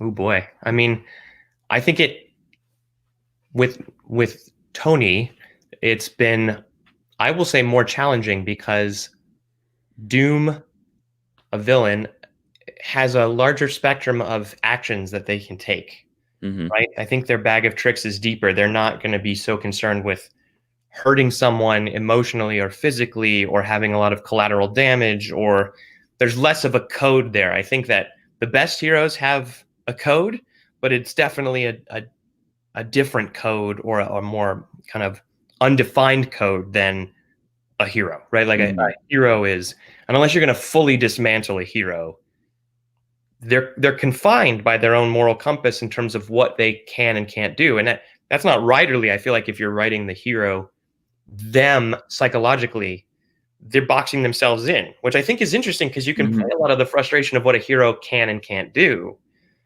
as they assess the situation, right? As they assess some sort of crisis with themselves or in the world or universe, whatever it is. With Doom, a character like that, a villain, you can have him do something unexpectedly kind, if not self-serving. You can have ulterior motives that belie a selfishness, even if it looks like they're being noble. You can have someone do something noble out of respect. You can also have them do something truly villainous, right? Either calculated or not. Like it could be an outburst of anger or a lashing out from some sort of psychological pathology, or it can be like a plan that, you know, is going to remind people how horrible they are. And so Doom, you get a pretty big, you know, palette of paints. Not that Tony doesn't have those. It's just I found that I had to be more careful with the brush strokes in terms of what you're painting, right? Because I might have an idea where it's like, and then, you know, Tony's out of control and he kills him. You know, it's like, if you're going to do that, it has to be like really well earned. And there's usually a way to, I don't know, do that. That's not the villainous way, or a way that, you know, I'm sure people have heard the term burning the character, right? Just burning the character. One of the best pieces of writing advice I've ever gotten is that I've always heard that if you're writing somebody you despise, is like, you need to find something about their belief system that you can really tune into. Some, like, you know, that you can feel like, oh, I understand why they're doing X, Y, Z. For you, what is that for you for Dr. Doom? The thing for Dr. Doom for me is I try to come up with one sentence for a character, at least in the comics, especially in characters that I haven't created, where that to me is kind of a signpost. For Doom, it was that Doom is both Dr. Frankenstein and the monster. I think it's his own ambitions that created the monster that he is. And I think there's an awful warped reflection that he hates and yet has an ego and self-centeredness about in terms of his own abilities. I think the thing that I actually latched into about Dr. Doom most was this idea that actually came from *Halt and Catch Fire*, which was an early conversation I had with Lee Pace, who played Joe McMillan, which was what the line was for Joe, and why I felt that Joe was compelling, and why Lee felt it was compelling. And this is actually something that Lee told me in our early conversations around the first few episodes, was that Joe is not a snake oil salesman. He's a zealot. He actually believes in what he's doing. He has a sincere belief that this will be the best thing for the world. It's just early on, he didn't care who he had to run over to get there. And I think there's something very similar about Victor, where Victor is so convinced that what he's doing is right for himself, or even if it is to control the world, again, to go back to that love of his people. He's the best version of a ruler that anyone could have, if that means the entire universe, right? Whether it be becoming, you know, fighting the Beyonder and looking for those powers, or, you know, taking Galactus and trying to harvest the energy. He's doing something that he sincerely believes in, right? He's not soulless. I think he's not a psychopath, right? He's not Cleo Cassidy, right? He's he's a different person. Like, he actually has something sincere inside him. And so I think that when you sketch that out, that draws the empathy out of the character. And I think you could say a similar thing about Tony, which is that Tony often gets himself into trouble because he believes what he's doing is right. And sometimes he will run over people in order to get that done. It's just one side of the coin, you know, that's opposite from the villain side. And that's the perfect segue to take us right into Iron Man, because yes, many people, I think there are a lot of people, my wife especially, thinks Iron Man is like the MCU's best villain. Best villain?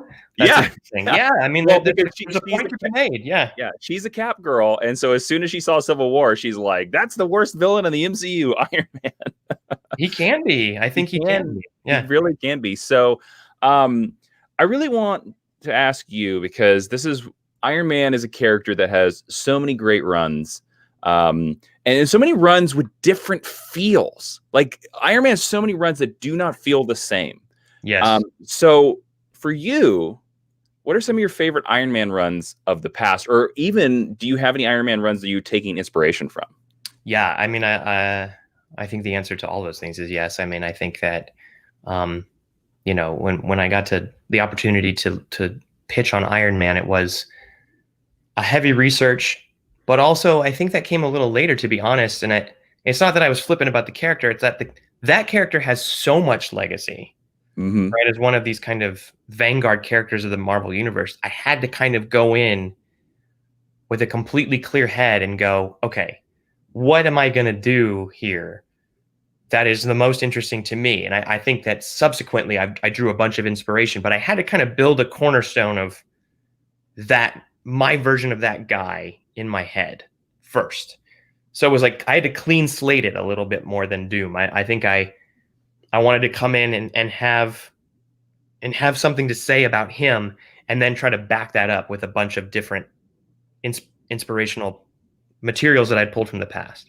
I had done some accidental research into him because I had gone deeply into Infamous Iron Man for Doom, and read some of that. And I think that Fraction's run, Bendis's run are incredible. I think that what Dan has done in terms of this blending of man and machine storyline and this whole idea of AI rights is fascinating.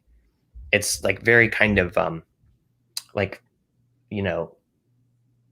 Blade Runner-y type futuristic, heady intellectual stuff that has a lot of drama baked into it that I think is fascinating.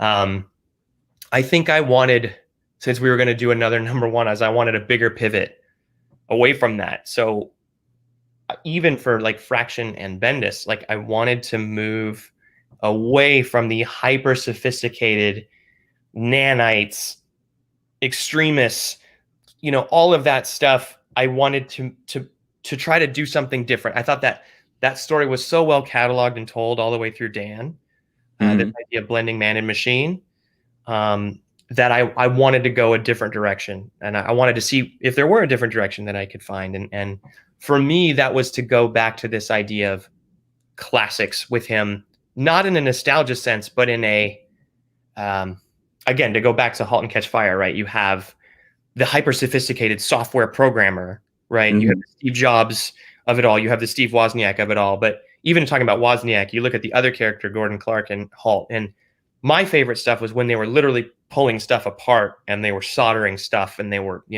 shocking themselves and doing all of this, different stuff. That kind of heavy mechanical, close to the metal feel felt like a different shade on Iron Man, one we hadn't seen in a while. So I kind of approached it from the perspective of like a car mechanic, right? I was like, let's put him in a greasy garage. So literally in, the first issue, like his new kind of home base place is like beneath his new apartment in New York is this like garage. It's literally a garage. And I wanted to feel like this guy is wearing a muscle car that is rather unwieldy, has a lot of horsepower, and can get out of control very easily. I think he can break traction in that suit. And I think that it's true of Tony's mind too, right? Is he's just so kind of hyper aware and moving so quickly. He has a lot of horsepower in him too. I mean, and also in terms of the ego, like you were talking about. I mean, he gets revved up, and that's when I think Tony gets the most dangerous to himself and others. So that's where I wanted to go with it, and that felt new. And so in looking at the runs, I went into, the end of the first Leighton Michelin run. And then I even have them, I think, over here. I have, Denny O'Neill's stuff dealing with the aftermath of Demon in a Bottle. And then Armor Wars, which I think is fascinating because that's a story of Tony's paranoia. Like that is really, you're ripping me off. Like everybody is awesome and good only because they stole my technology, and now I'm going to go destroy all of it.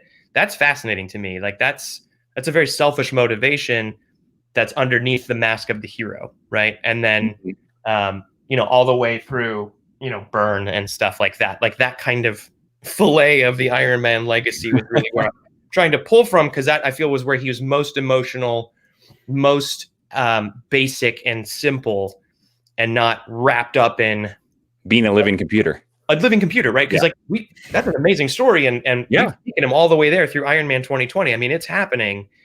He's been a sentient consciousness in a virtual realm. Like, I don't know where you go after that. So it's like, let's try this road. Let's see what's down this road. I love that you gave the reference to where basically if anybody needs to understand any of your comic book runs, all you need to do is go to Netflix and watch Halt and Catch Fire. So you'll see the things I'm preoccupied with. Yeah. We have a great question here from Jace Malam, who also hosts a great podcast called The Comic Source. Says, morning, guys. Chris, can you talk a little bit about choosing Korvac for Iron Man? By the way, real quick, I don't think we've told anybody, when does Iron Man issue 1 come out? September 16th. September 16th. All And right. then the week after Doctor Doom 7 comes out, which is great. All right. So let's talk about Korvac. Korvac. Okay, so I will say, even as a comic book nut, I was not fully really aware of Korvac until maybe a couple years ago.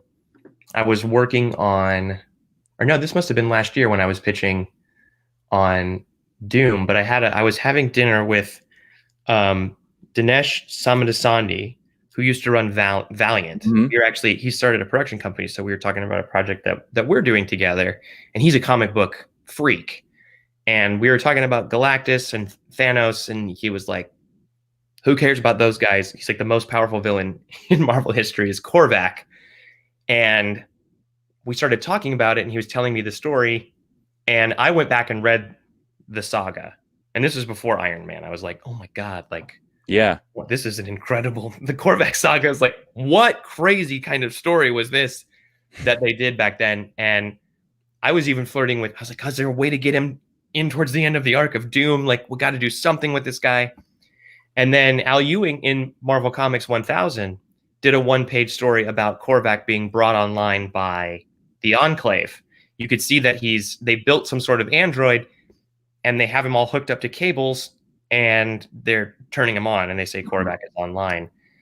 And so when I was trying to think of the big bad for this first arc for Iron Man, it was front of mind. It was like, I want to write something about this character. And it made so much sense to me to write a story about another guy with a god complex, which is exactly what Tony has, even if at the beginning of our story he's professing to try to put that god complex down. Korvac is a guy who has a god complex, especially in a way that he's going to return, because Korvac starts as kind of a weird android with like a computer table for legs, that he was made into because he comes from the kind of like the almost complete opposite of what Iron Man is, being very streamlined. Right. Yeah. Like, and he was kind of like a dastardly level guy. But then they did this fascinating thing where he accesses the powers cosmic on Ta-2, Galactus's ship. Mm-hmm. And then he becomes God. I mean, like they went full bore, and he was like, he's God. And that to me was amazing, to give someone unlimited power like that. So if we were going to meet him again and he was starting from scratch, there's definitely a place he wants to return to, right? Which is, I remember that was pretty cool when I was a god. So I think he's got his mindset on that. I think he doesn't have any reservations or facade, right? In a way, he's even more so that than Doom, right? Doom wants to be God, but I don't think he would say that out loud. I think he might even think he already is, or, that he doesn't need the powers cosmic, whatever it is. He's got so much pathology and baggage, but like, I feel like Michael Korvac is like, I need that. And what's also great about Korvac is also not selfish, at least in his mind. He wants to make a utopia, right? Which is where he was in the 70s. He felt bad about killing the Avengers because he was like, they're noble people, but I have to kill them in my Forest Hills house in New York, right? Like it was. So he professes to have good intentions. I think that's always fascinating in a bad guy, because Tony is someone who professes to have good intentions. So there's a neat, blurring there. Kind of opposite there. We have a great question here from Lavina Mikado, who says, "Hi, Chris. Can you talk more about the supporting characters besides Hellcat? Who will be seen in Iron Man?" And it's funny because that was a question I was going to ask you, because I actually think one of the greatest characters in the Marvel Universe is James Rhodey Rhodes. And Iron Man does have a pretty deep bench of a supporting cast. So what is your Iron Man run supporting cast going to be like? I will say that it's at first it'll feel different, right? Because I think Tom had this idea that I really gravitated towards, which is to like remove Tony from his comfort zone, which I think is always fascinating when you do that with a character, especially if you're going to do a number one. It's like, what does that feel like? So there are going to be some people that populate the story early on that we haven't seen in a while. Hellcat is probably chief among them. Tony hasn't gone up against Korvac since the 70s. He's moving to New York, so he's not going to be in close proximity to the folks he's always hanging out with. But I'm not going to spoil anything, but the end of Iron Man 2020, he kind of is in need of a re-examination. He's kind of like, who am I? What's going on with me? That said, to the Reed Richards point from earlier, he will have to get in contact with folks that he knows pretty well, eventually. So Rhodes is a big part of things moving forward after a few issues. Rhodes comes in I think, an unexpected way. We see some interesting stuff with him, and then it kind of spirals from there. And I think in a cool way, because he's a great person to reflect back Tony's ego. Because if there's anything about, I feel like Rhodes is this wonderful character about duty, and there's a lack of ego to that, which I think is incredible. And he's kind of Iron Man without the ego part, in a way, right? And I think that is an interesting foil to Tony, and I want to bring that in because it's important to the character. Again, like a cornerstone of Tony Stark is his ego, and yeah. I want to ask you too as well. You have a killer art team with this book. You have Kafu and Alex Ross on covers, and I love the new Iron Man design. I love the idea. For lack of a better descriptor, I like Iron Man armors that seem like circles, or bring the circles back. And you brought the circles back. It very seems much like the Leighton era. Was this designed completely by Alex Ross? And I want to ask, did you have any input, or did you just let Alex go his own way? Well, when I heard, my initial pitch, I had included some stuff about the armor because it's such a incredible point for the character, right?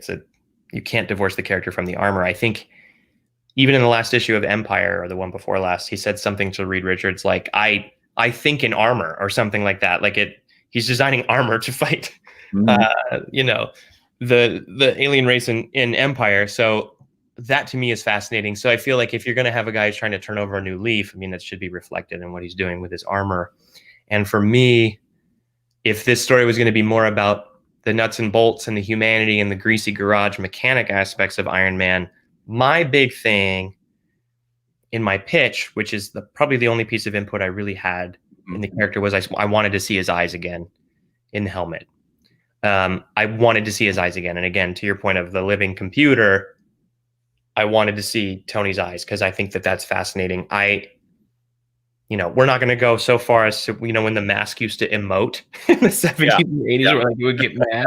Like the Spider-Man eyes, yeah. Yeah, but even though that's cool, that's what's kind of amazing about comic books, is you kind of go with that stuff. Did you ever fight where you're like, Alex, we've got to see the nose? Like, remember that one armor? We're not doing the nose. I really just said, I want to see his eyes.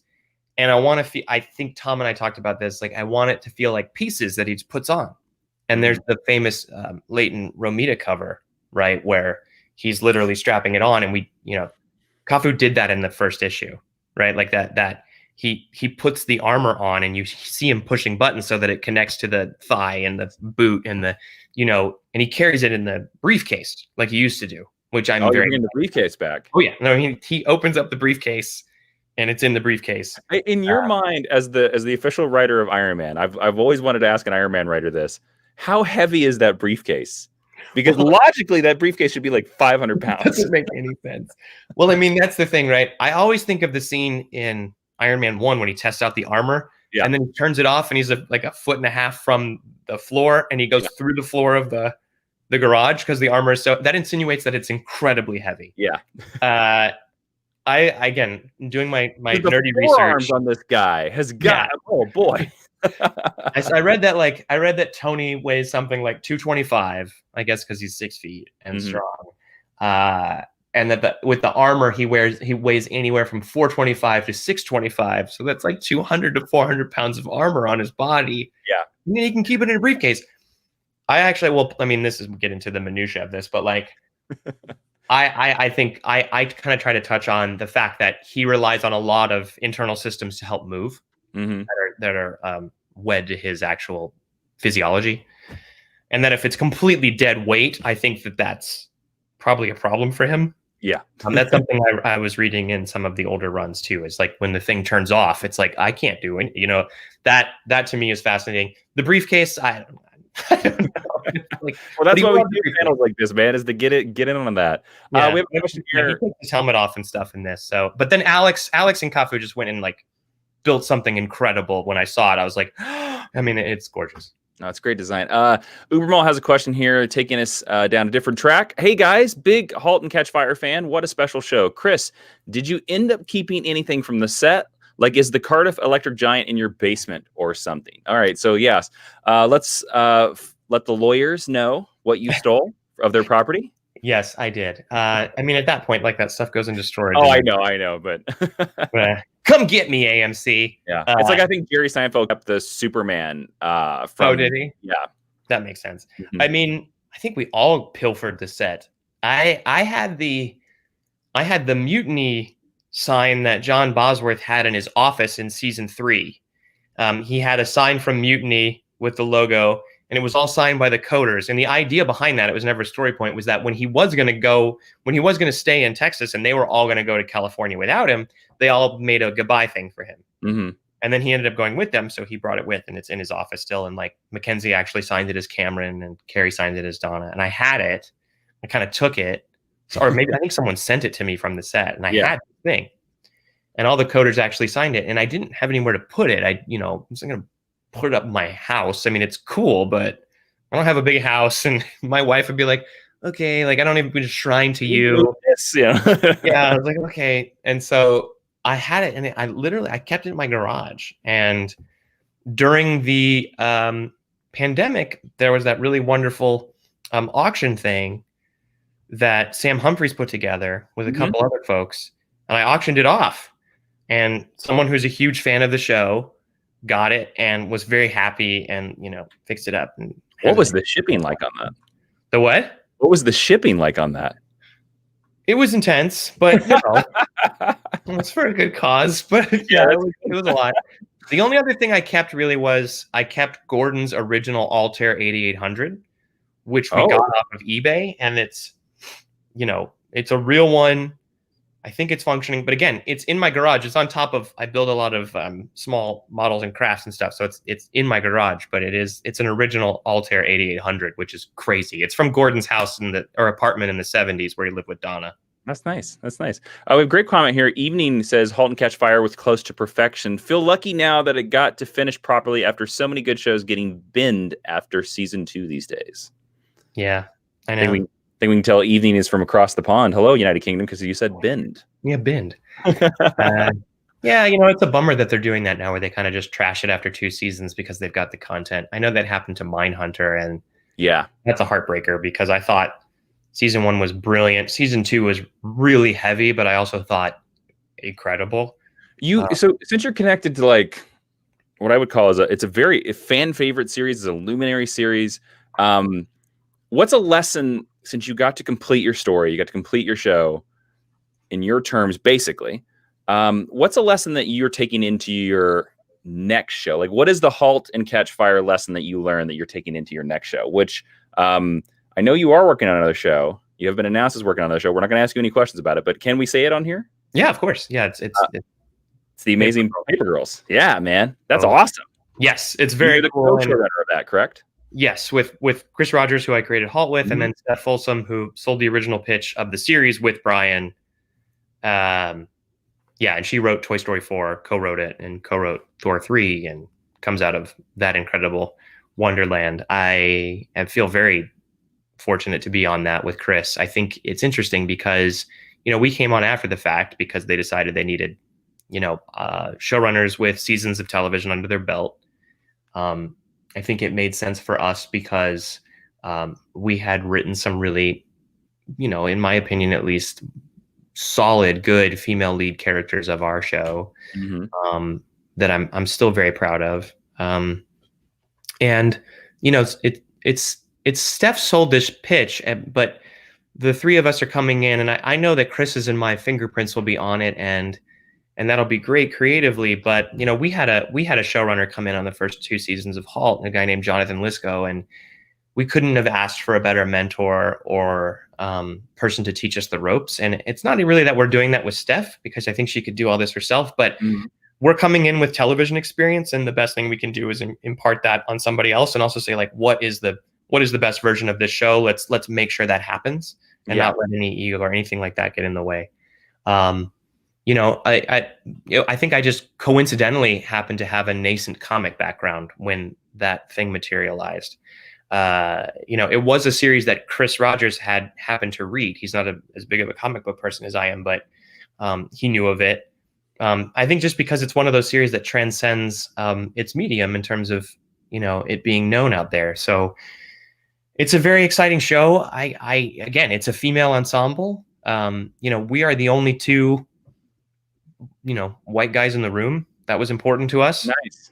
The Super Girls are a very diverse cast. They come from all walks of life. So we really tried to flesh that out with the right writers' room. And you know, it's a show told from a female perspective. So Steph is there, and we have a lot of female writers bringing their experience, and female producers and things like that. That's very important.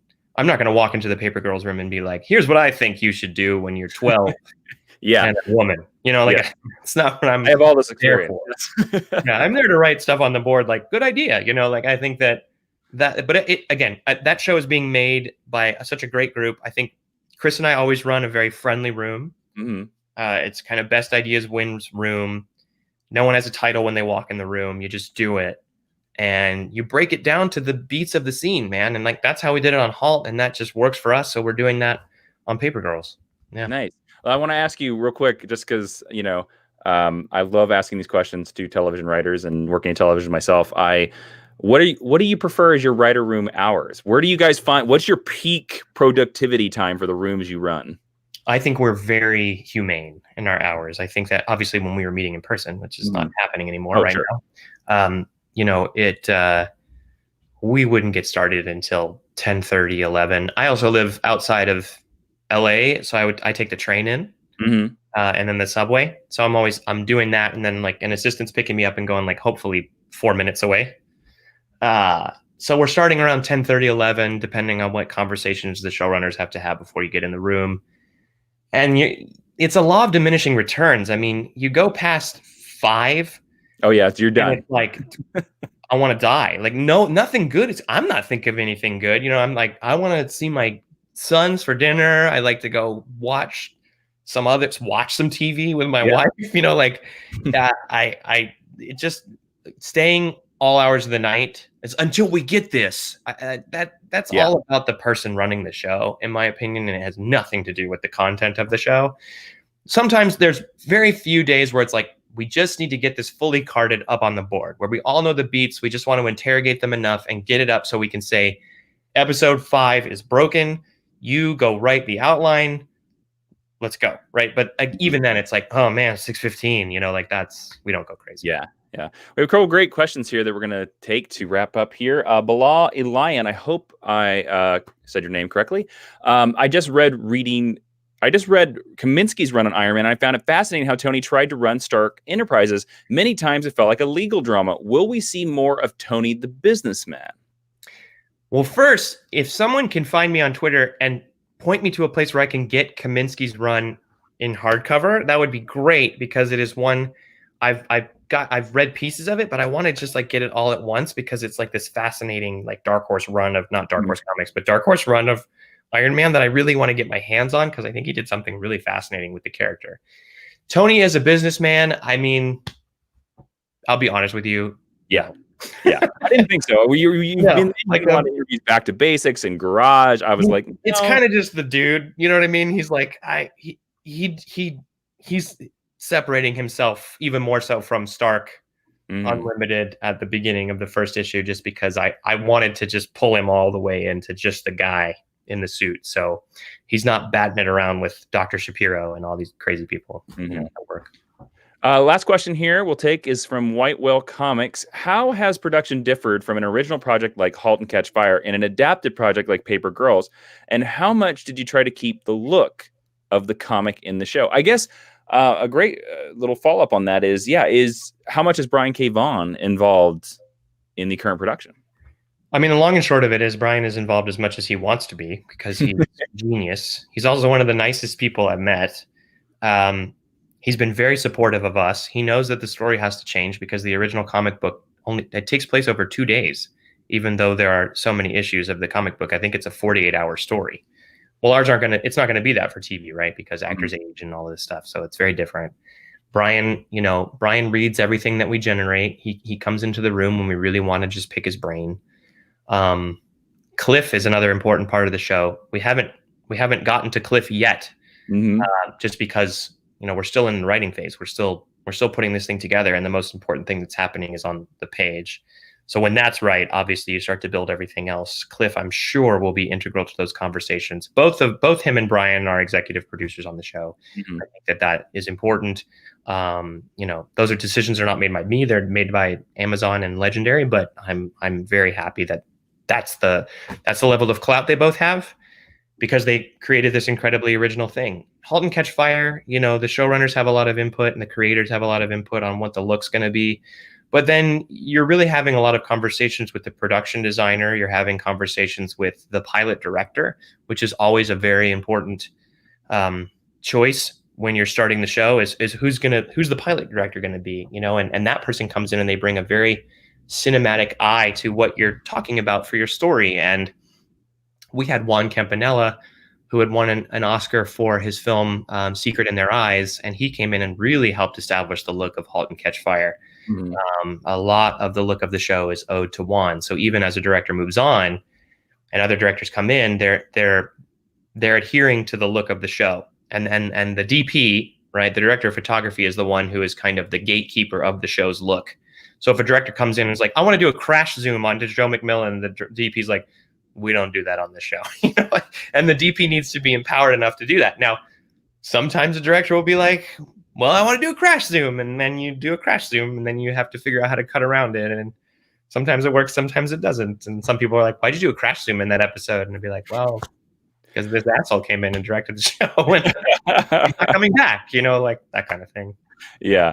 Well, Christopher, this was an awesome conversation. Thank you so much for coming here. Please let all the people watching now and in the future, long into the future, what's some of the books they can pick up. Like, please remind us when Iron Man 1 is coming out and where they can find you on social media.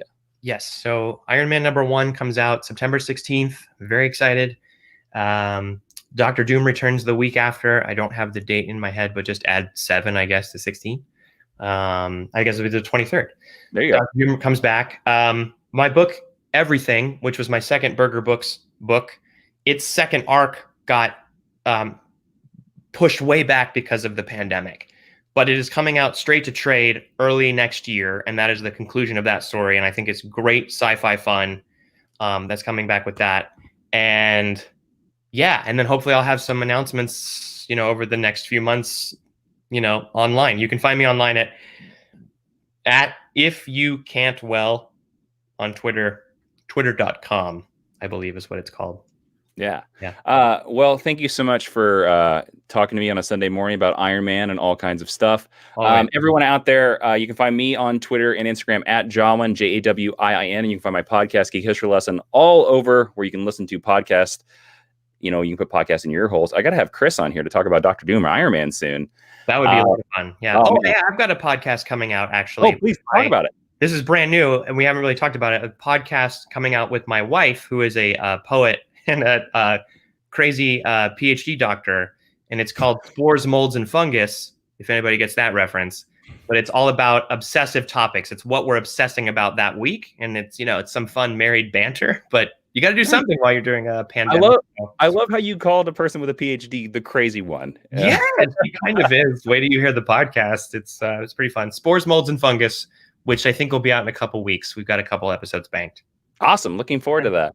Everyone watching, thank you so much for watching. Also, don't forget to go to mainframecomiccon.com and consider hitting that big old donate button and giving to the Hero Initiative. It really makes a difference because that's what made the show free. Chris, thanks again for joining us. Everyone out there, thank you for joining us. I'm Jason Inman, and that's it for this panel. Goodbye. Take care.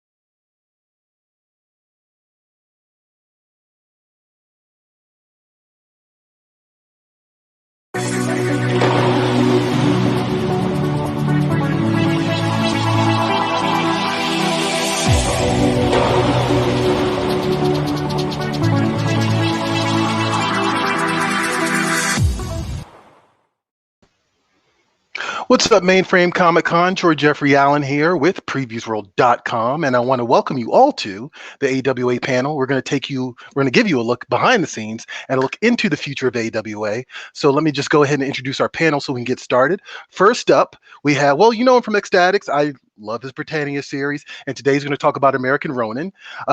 Is Peter Milligan here? Where's he at? I'm here. Hey, how's it going, Peter? I'm good. Cool. Also, we have the Grindle, Kentucky team. First up, we have Jeff McComsey. Hey.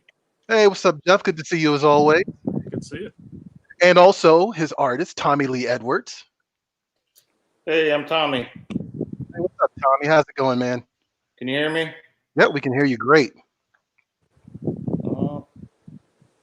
And last but not least, we have the Chief Creative Officer, Axel Alonso of AWA. And where's Axel at? There you go. How you doing? How's it going, Axel? The second time I've seen you this week. Yeah. So cool, guys. So yeah, thanks for coming in. Thanks for joining me. Thanks for hanging out with me. Axel, I'm going to throw you the first question since you are the CCO. So what is AWA? Just real quick. How can you just give us the landscape of AWA? We're a new publisher. Our motto is no rules. We go out there, we do good comic books, top creators and new talent. And the goal is to just tell good stories that blend and fuse genres. Crime, horror, science fiction, romance, you name it. All right, cool. And like, how did AWA come about? Like, how did this formation of artisans, writers, and artists happen? I was editor-in-chief at Marvel. After I left Marvel, I got a call from my old pal, Bill Janis, who was my boss at Marvel in 2000, former president of Marvel. He said, listen, put together a company. I'd love you to be a partner. Think about it. So I met a man, Jonathan Miller, an entertainment executive, who among other things that helped Mark Miller sell Miller World to Netflix. And we spoke, and they said, we want to create a comic book company that is there a space for it? I said, yes, there is, because there's this gap between work for hire and creator own right now, where you can write Spider-Man or draw Spider-Man and own nothing, get a steady paycheck, or you can creator own, where you're left to your own devices. If it's a hit, you get paid. If it isn't, whatever. So we exist in a space where we're trying to allow creators to bet on themselves, while not putting it on the line. We're taking the risk. Awesome. We publish, we pay, and we got the old problem together. Perfect. And Upshot specifically is the comic book portion of AWA, right? Yes. Okay, Upshot so is the comic book line we've launched in April, and we'll be talking about some of the new books today. But again, we launched in April. We launched our books the week of the pandemic. Great timing. Even though all of our books are selling out, there's a great demand for them. We're to a really great start. Very encouraging. Awesome.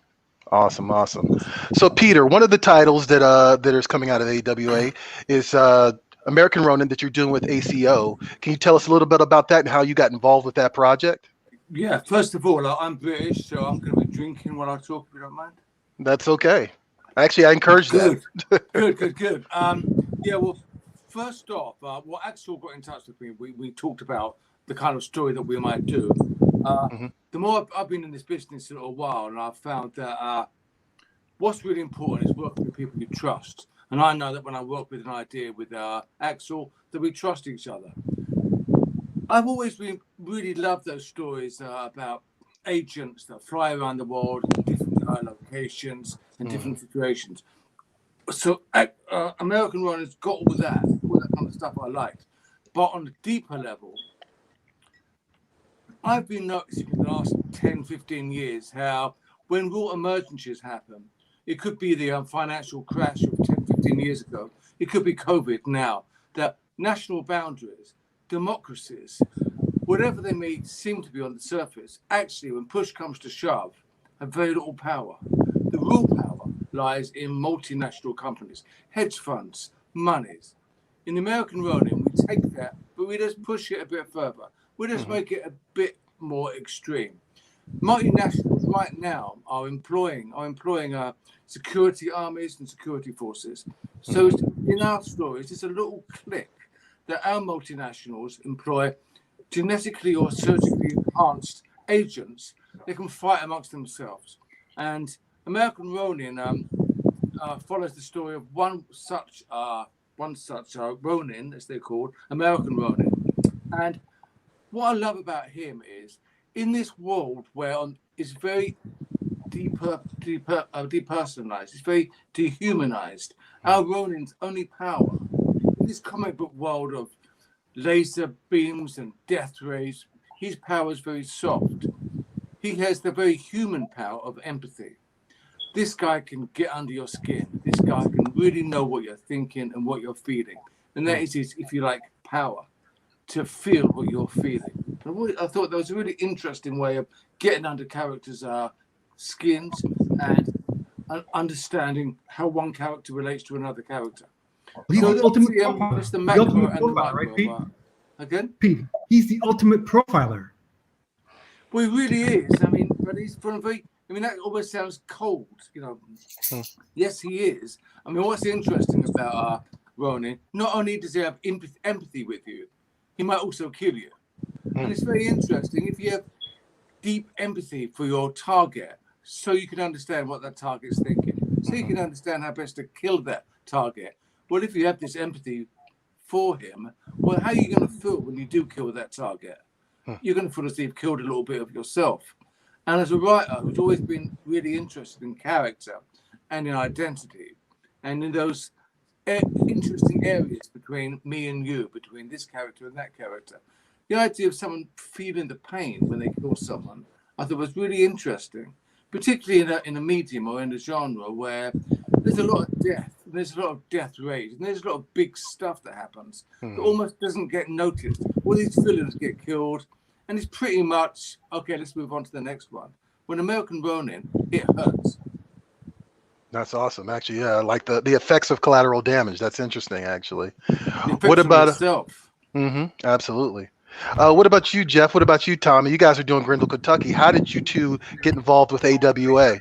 Either one go first. Whoever wants to go first. I'll jump in.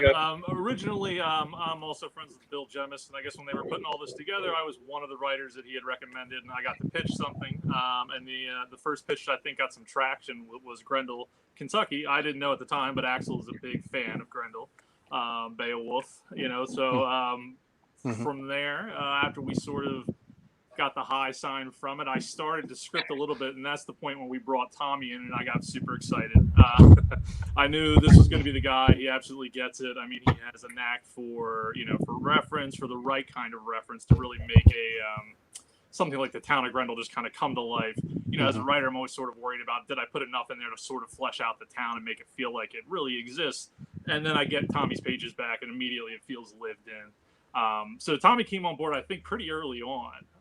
So there was a point where I was. Yeah, what happened was I was working with Jeff. It was our first time working together, and I needed an artist and someone to get involved. And I was talking with a mutual friend of Tommy and mine, Sean Crystal, the artist. He said, "I got this book. It has a lot of potential, but I need someone to put it over the top." And he said, "Yo, you should speak with Tommy. This is right up his alley."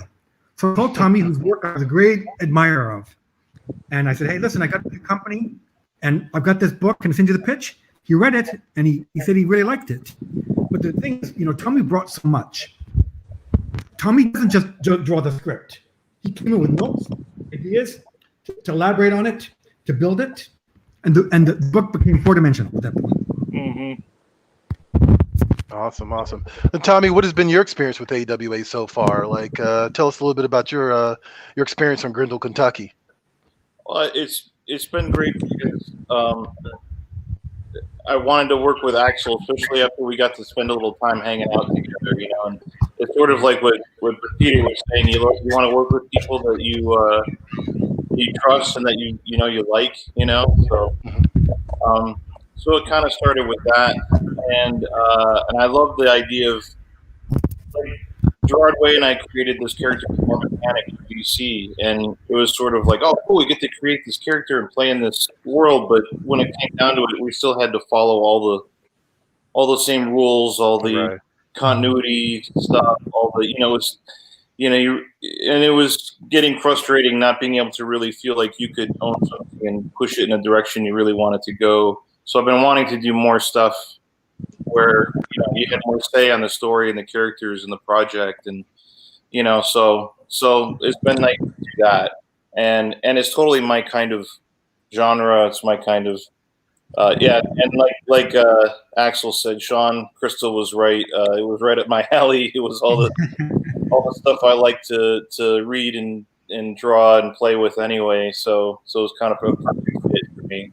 Cool. It's got the look and feel of a 70s grindhouse flick, and it's a loose retelling of Beowulf. But the thing is that our Beowulf is a leader of an all-female biker gang who has to go home to confront the monster from her past. Right, Jeff? That is correct. So there's this whole element where it's like, if you've moved away from the town you grew up in, when one goes back to it, you've changed, but, the town has more or less stayed the same. So she's sort of coming back. I think Marnie was always sort of a badass, but now she's coming back with her whole crew in the midst of a town murder, and there's a lot of different intrigue that's going on. Obviously Beowulf is, I guess, probably the oldest story there is. And it's archetypical in the idea of just the band of heroes for no other reason than just to sort of do good. Go and fight monsters, right? So you can't really beat that. We tied a little local intrigue into it. There's some fun elements with Grendel is a pot growing community. That's where their economy's based on, and it all ties into the story. But that's in the heart of coal country, right? So their growing pot has been able to keep them out of the coal mines. That's about to come to an end when the story starts, and Marnie sort of falls in the middle of all that. But yeah, no, it's a lot of fun. And with Beowulf, using that as sort of the grand beats of the story, it's all there, right? So there's going to be great monster fights one way or the other. So it's sort of what you plug in between that stuff that makes it fun. And Tommy ate his weight for that monster. Tommy ate his weight with bated breath for that monster. Yes. waited. He said, it's coming. And then we got the full page splash with the monster. For the rest, I'm like, oh, shit. So Peter, let's talk a little bit more about American Ronin. How did ACO get involved? What made him the right person for the job? Say, as soon as I stopped talking and the other guys started talking, I thought, bloody hell, I didn't mention ACO, because when you write a script and you have an idea and you write it, you kind of imagine something in your head, and there's always that moment of dread when you actually see the art coming through, whether or not it's going to be the story you imagined in your head when you were writing it. I have to say, ACO takes what I've written and bloody runs with it and just puts it into the stratosphere. I mean, it's amazing, just the stuff he's doing. It seems to me an incredibly modern or new kind of way of drawing comics. And that then impacted upon the way I was writing the script. So I think that we really started to have a kind of interesting kind of a interplay with each other.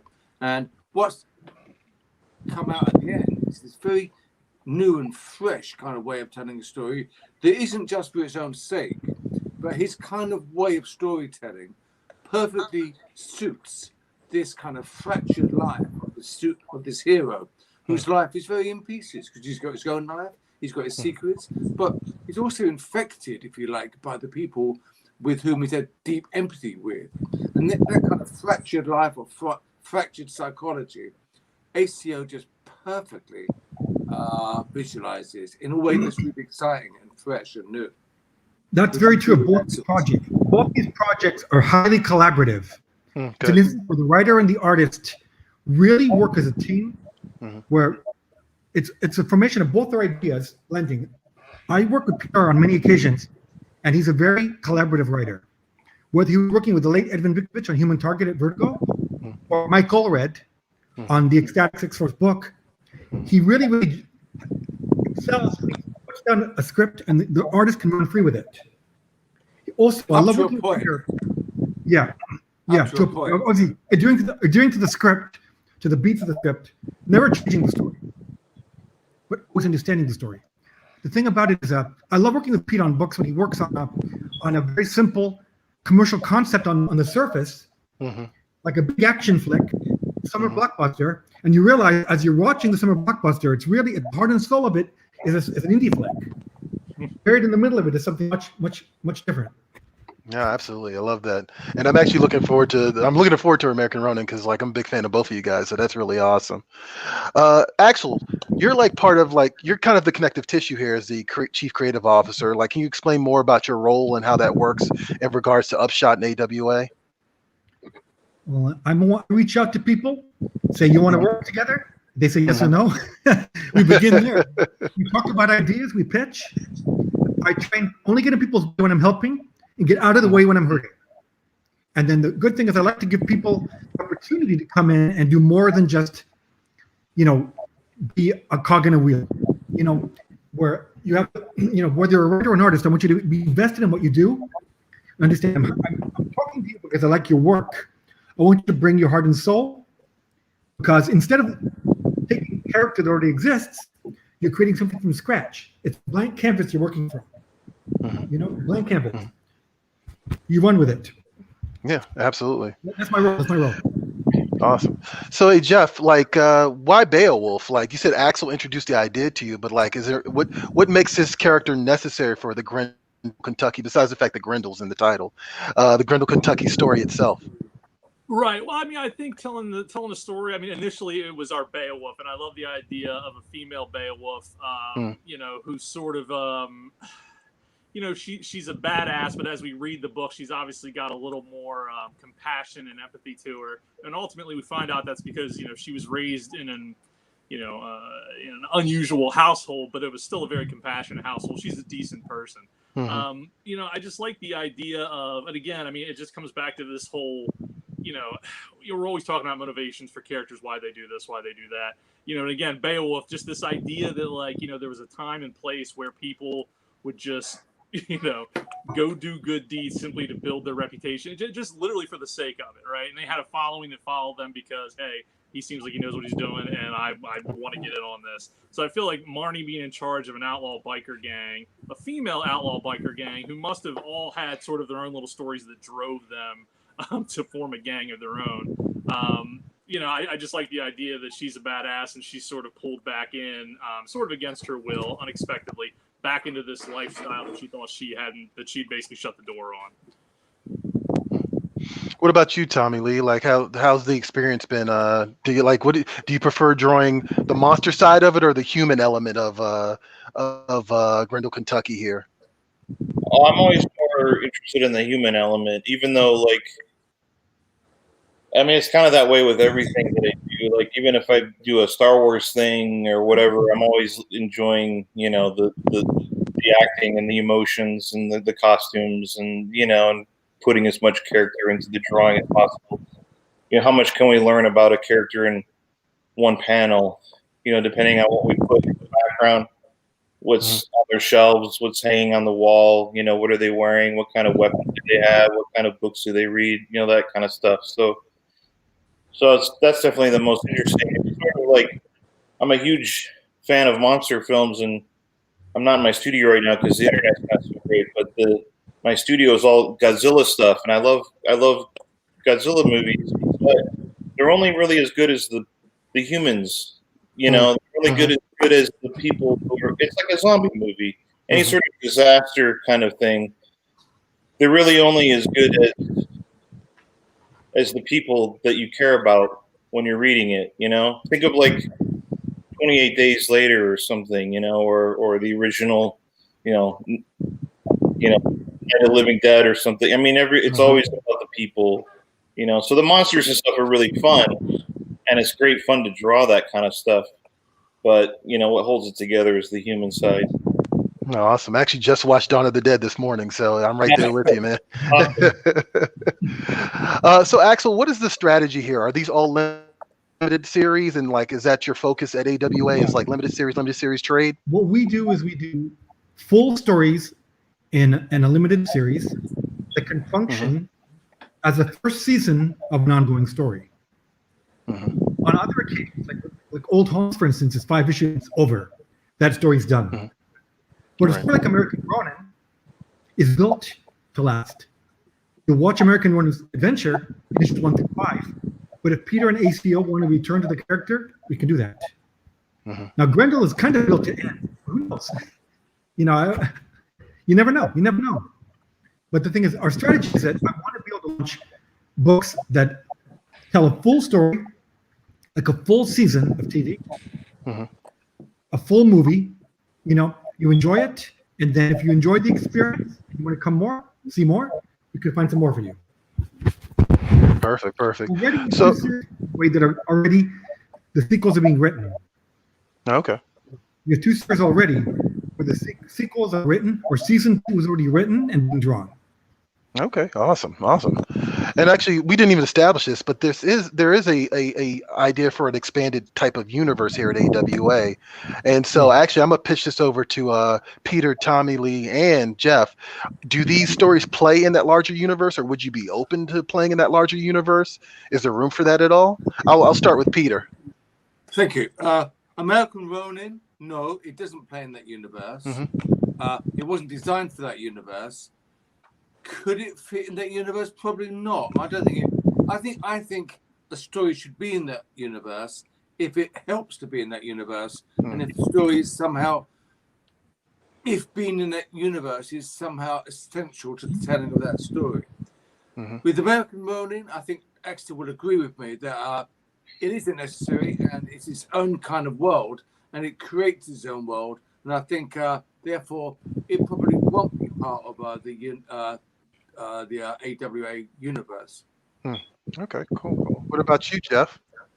Grendel wasn't created for like the overall expanded universe, but you know, I mean, in agreeing with what Peter said, I mean, the fact with it, you know, with Grendel is it does take place in 1971. So depending upon what current timeline would be in sort of a shared universe, who knows? Okay. What about you, Tom? Are you going to contradict everything Jeff just said? Yeah, Grendel's the key that holds the entire universe together. It's all true. It's all true. No, there you go.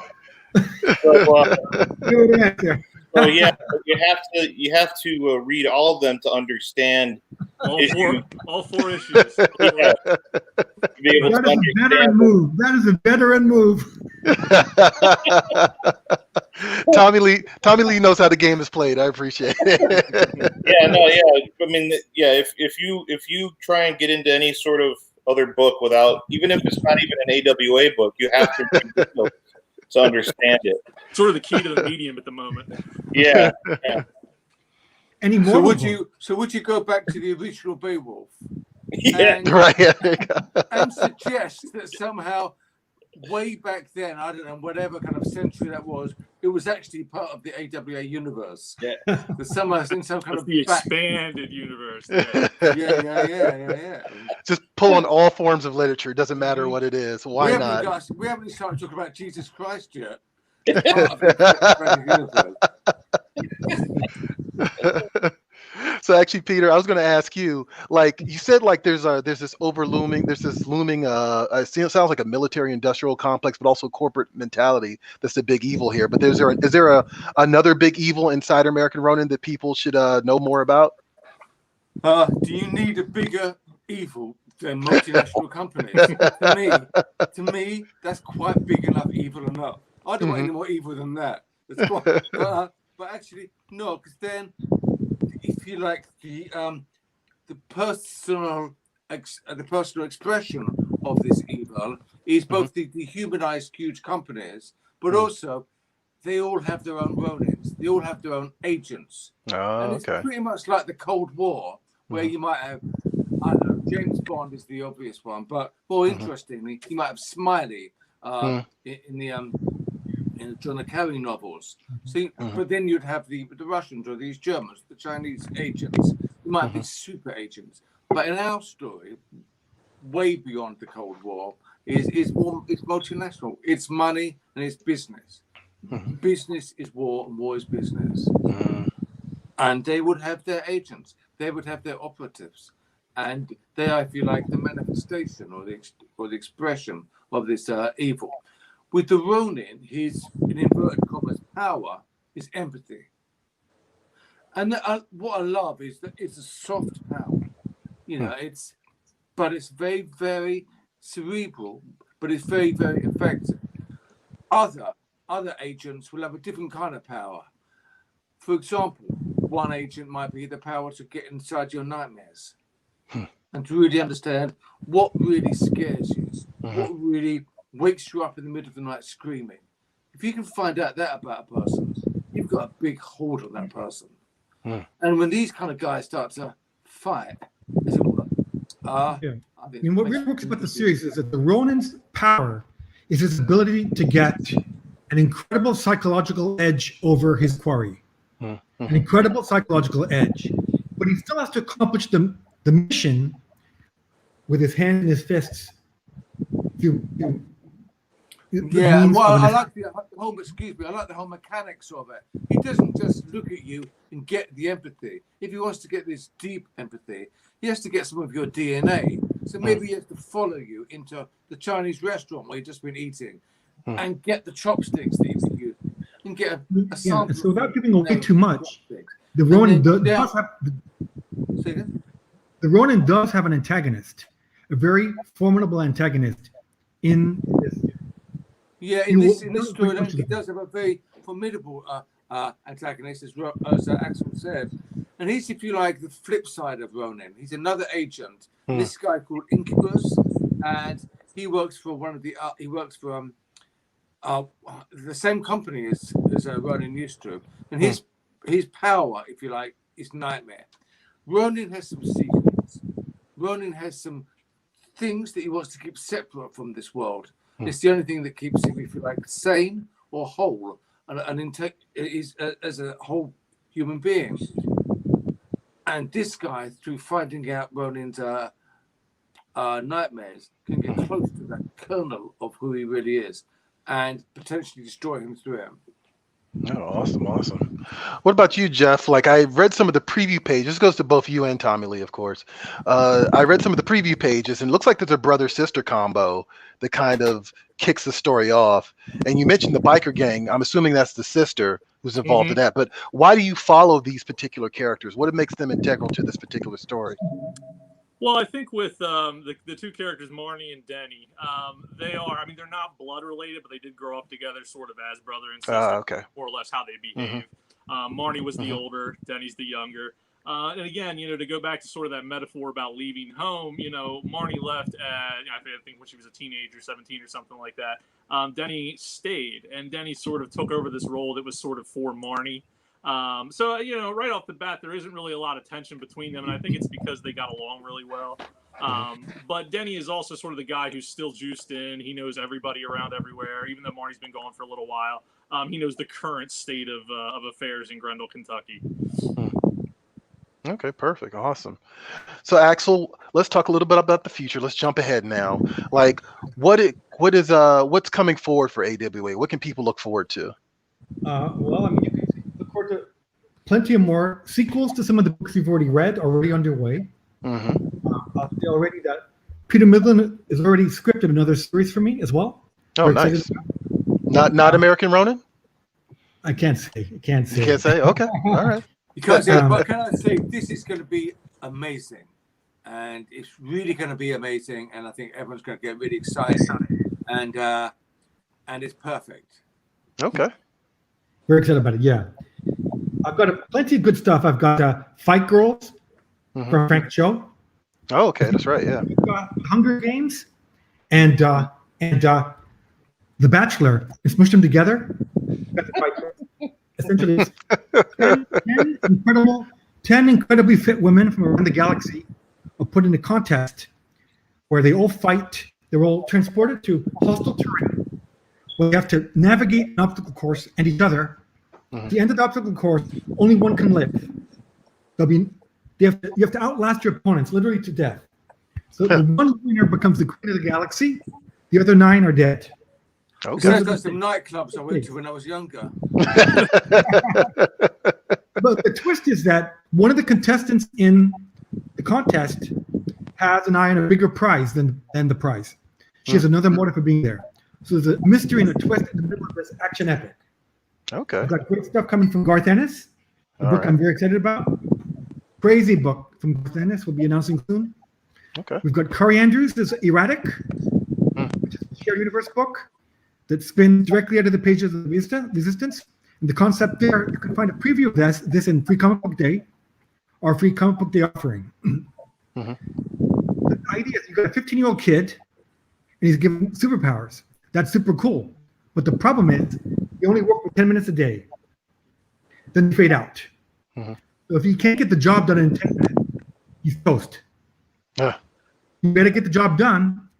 So again, he's 15 years old, 10 minutes to save the world. And again, he's got a lot in common with Spider-Man, only he comes from a dysfunctional family.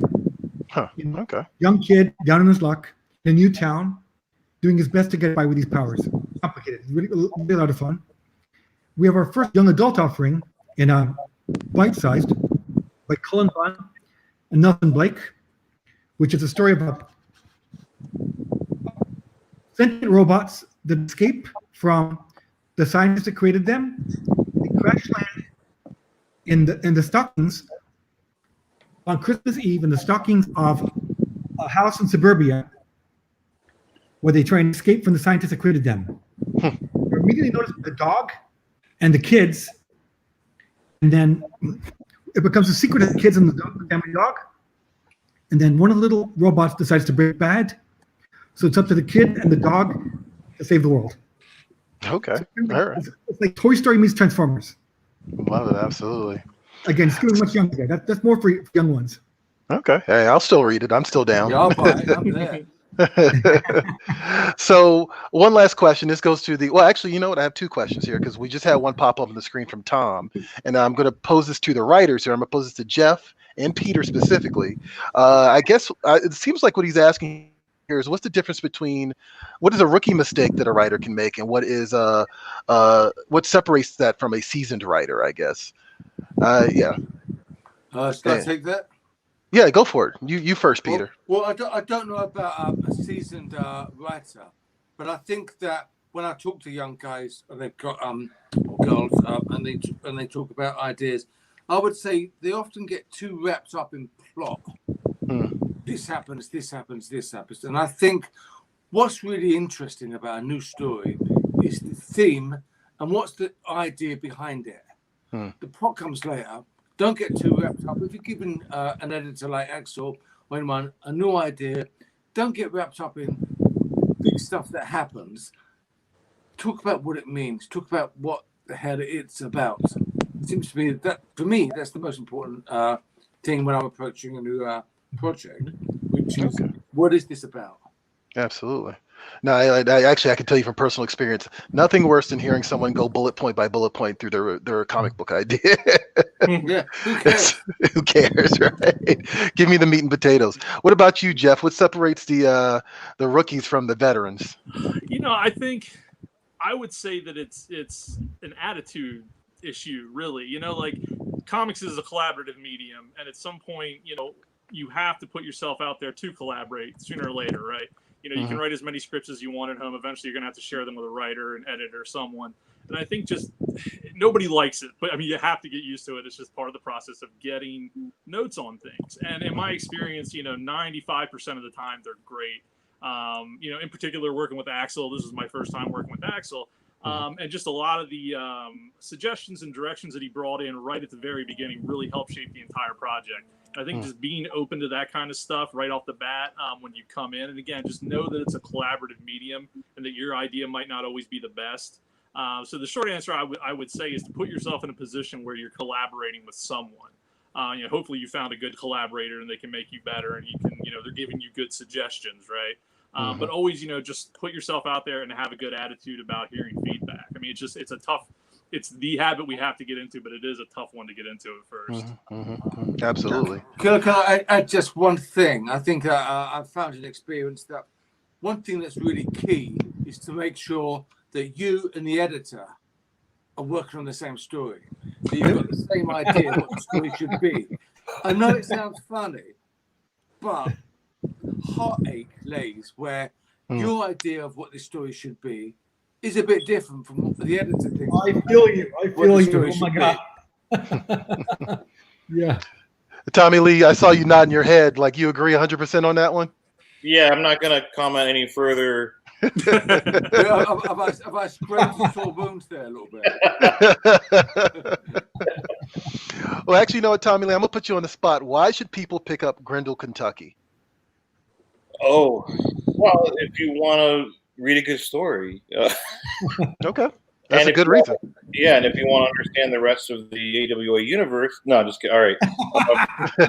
No, it really. I feel like for me, it's lots of times books or projects that we'll choose to do. Sometimes, if we're fortunate enough, we can pick them based on what we want to read or what we want to watch or what we want to draw or what we're into anyway. So, but at the same time, so if you're into, old porn magazines like Creepy and Eerie, if you're into EC horror comics, if you're into, 70s horror biker movies, stuff like that, it's just pretty safe bet that you're going to really, really like Grinnell, Kentucky. At the same time, as creators, Jeff and I have to figure out how can we make this accessible to beyond just that audience. You're always trying to expand the audience. And so in doing that, you just basically have to concern yourself with making the idea and the characters as compelling as possible. And, something by basing it on a classic story like Beowulf is proof that really good stories can kind of get, can fit into certain genres. It's like Shakespeare. I mean, how many different versions have we seen of, King Lear?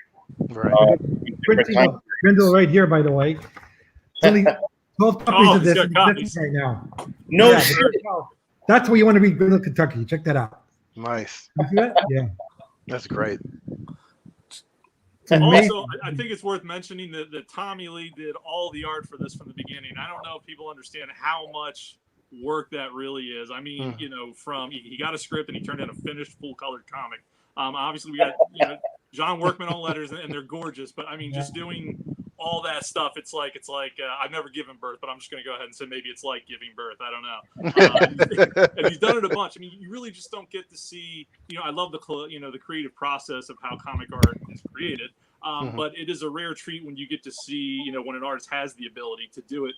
All of the steps. It's I hate using the word idiosyncratic, but I'm going to use the word idiosyncratic. It looks awesome. Long story short. Awesome. Is that the actual book, Axel?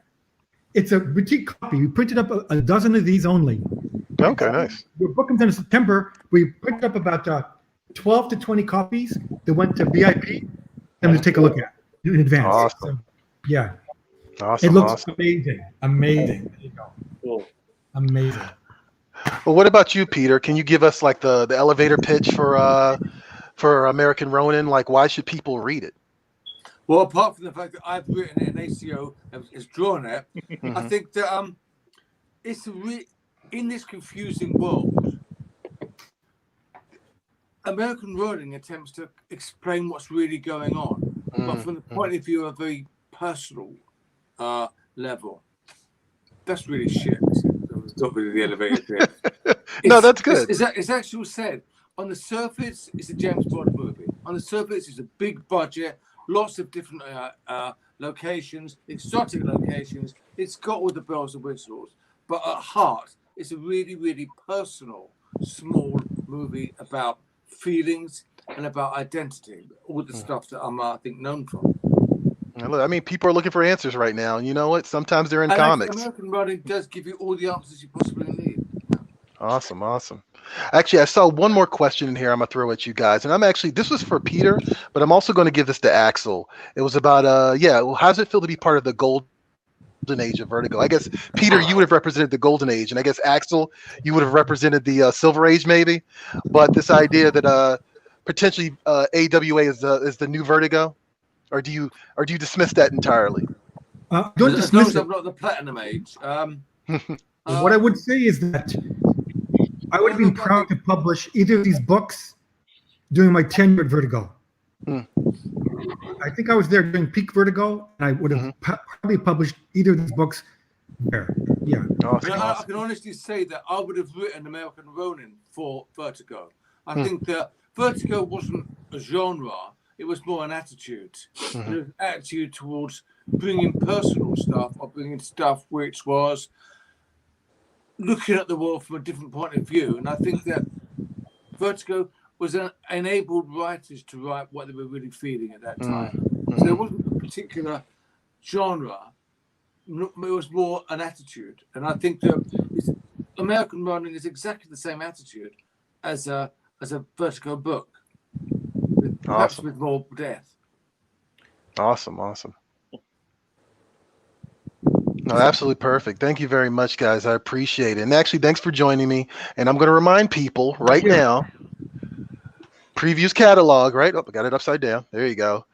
Comes out every single month, right? And if you can't get it at your local comic shop, go to previews.com, because guess what? That's how you get AWA titles. Like, and be sure to pre-order, be sure to ask your local comic shop to pick these books up. They all sound awesome. And as you just heard, if you're a Vertigo person, look, Vertigo got me back into comics, guys. So if you're a Vertigo person, this is probably the book for you. These are probably the book for you, and this is probably the publisher for you. Thanks again. Thank you, Jeff. Thank you, Peter. Thank you, Axel. Thank you, Tommy Lee, for sitting down and talking with us. And hey, guys, pick up some AWA books. Thank you very much. Yeah. Yeah, thanks, Cheers. guys. Have a good one. Take care.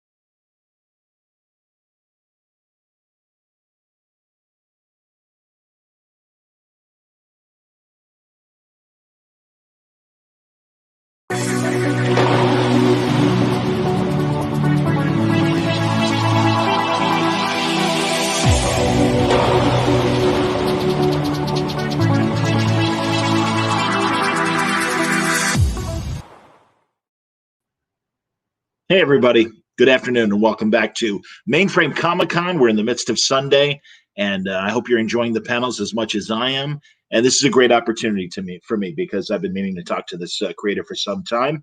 And I want to welcome Erica Schultz to the conversation. Welcome, Erica. Hi, how are you? Me too. I'm doing good. Thank you. I hope you're having a good afternoon. We're still here. We're still around. Atta girl. Where are you located? We're in Jersey. You're in Jersey. Fantastic. Yeah. All right. Good deal. How's the state handling COVID these days? They have a pretty decent handle on it, although people having, 700 people house parties is a little strange, but, No, I do know our own Chicago mayor a couple weekends ago had to break up a beach party, and literally like a mom, she's like, go home. Yeah. No fun. Sorry, kids, get out of here now. And I mean, I get it. I know people are like really stir crazy and stuff. But it's like, it's still kind of dangerous, Totally. Absolutely. Well, thank God people like you are making good entertainment that people can enjoy in their homes. We're trying. And in fact, Home is in the title of Forgotten Home, a great sci-fi story that you created as a Comixology original. Is the hard version of it, the paper version, coming out soon? The print copy should be coming out sometime late this year, early next year. COVID kind of put a wrench in plans, but no, there will be a hard copy coming out. The digital collected edition has the Bill Sienkiewicz cover, and the hard copy will also have the Bill Sienkiewicz cover. Looks great. I'm looking at a PDF of it right now. Is Vice's Press, is that your company? Yes, Vice's Press is actually we first published under Vice's Press for M3 because Vicente Alcazar and I, who's the co-creator of M3, he and we sent it out to a bunch of publishers. We submitted it everywhere, and everybody said no. So we said, all right, we're just going to do it for ourselves. So I created Vice's Press in the States. Vicente is overseas, and I created Vice's Press in the States. And it literally, VIC is for Vicente and ES is for Erica Schultz. So it's kind of like, our two names put together because M3 was the first book that we put out.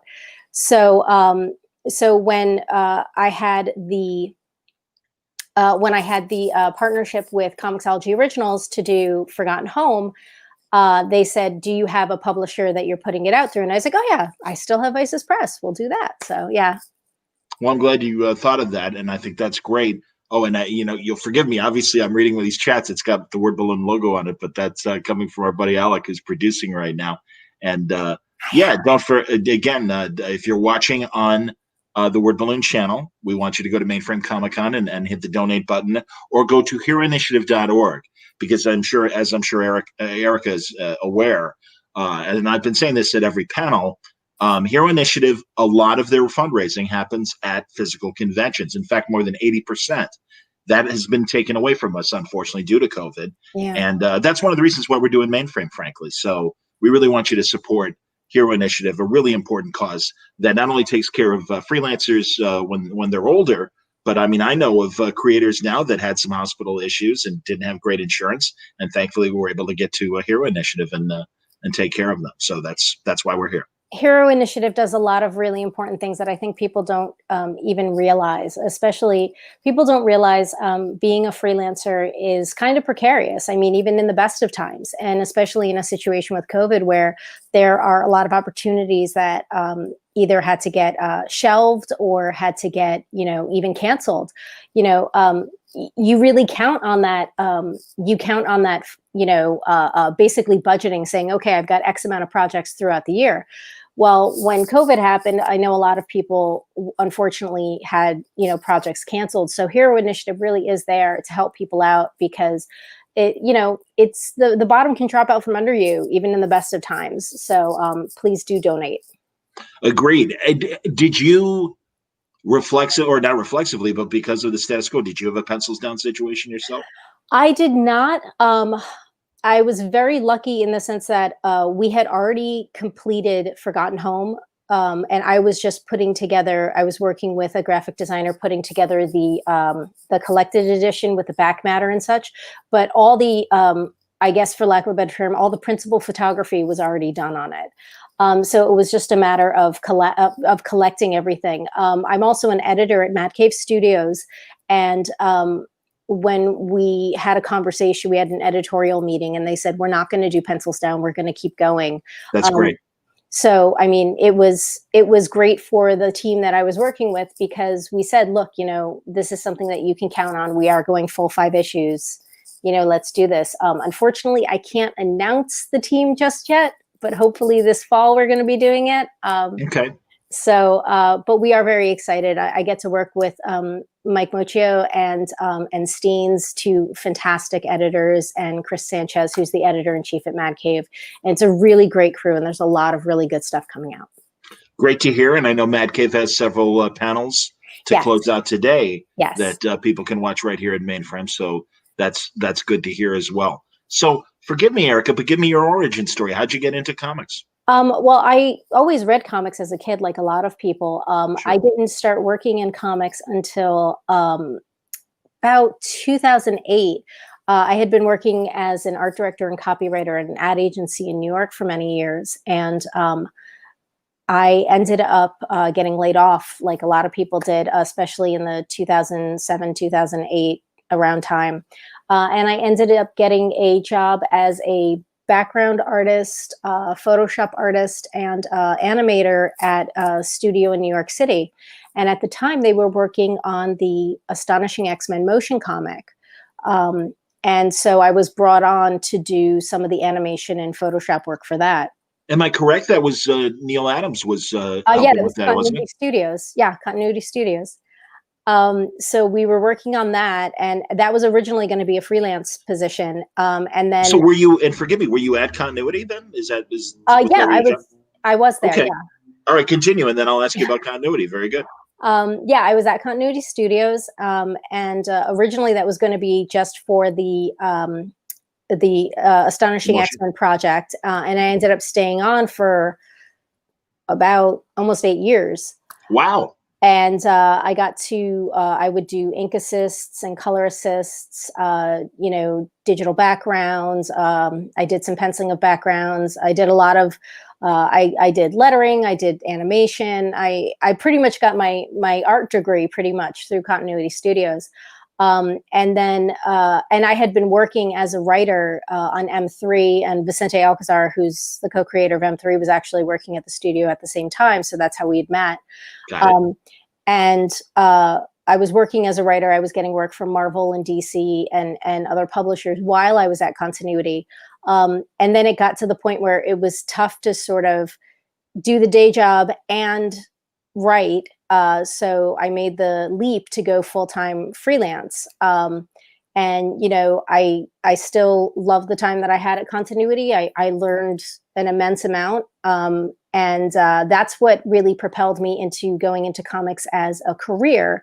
But the medium of comics, I've always really enjoyed. I've always enjoyed visual storytelling, whether it's, you know, film, animation, comics, and things like that. So putting me into, you know, saying, oh, this is a viable career that I can actually do was really came when I was working in Continuity.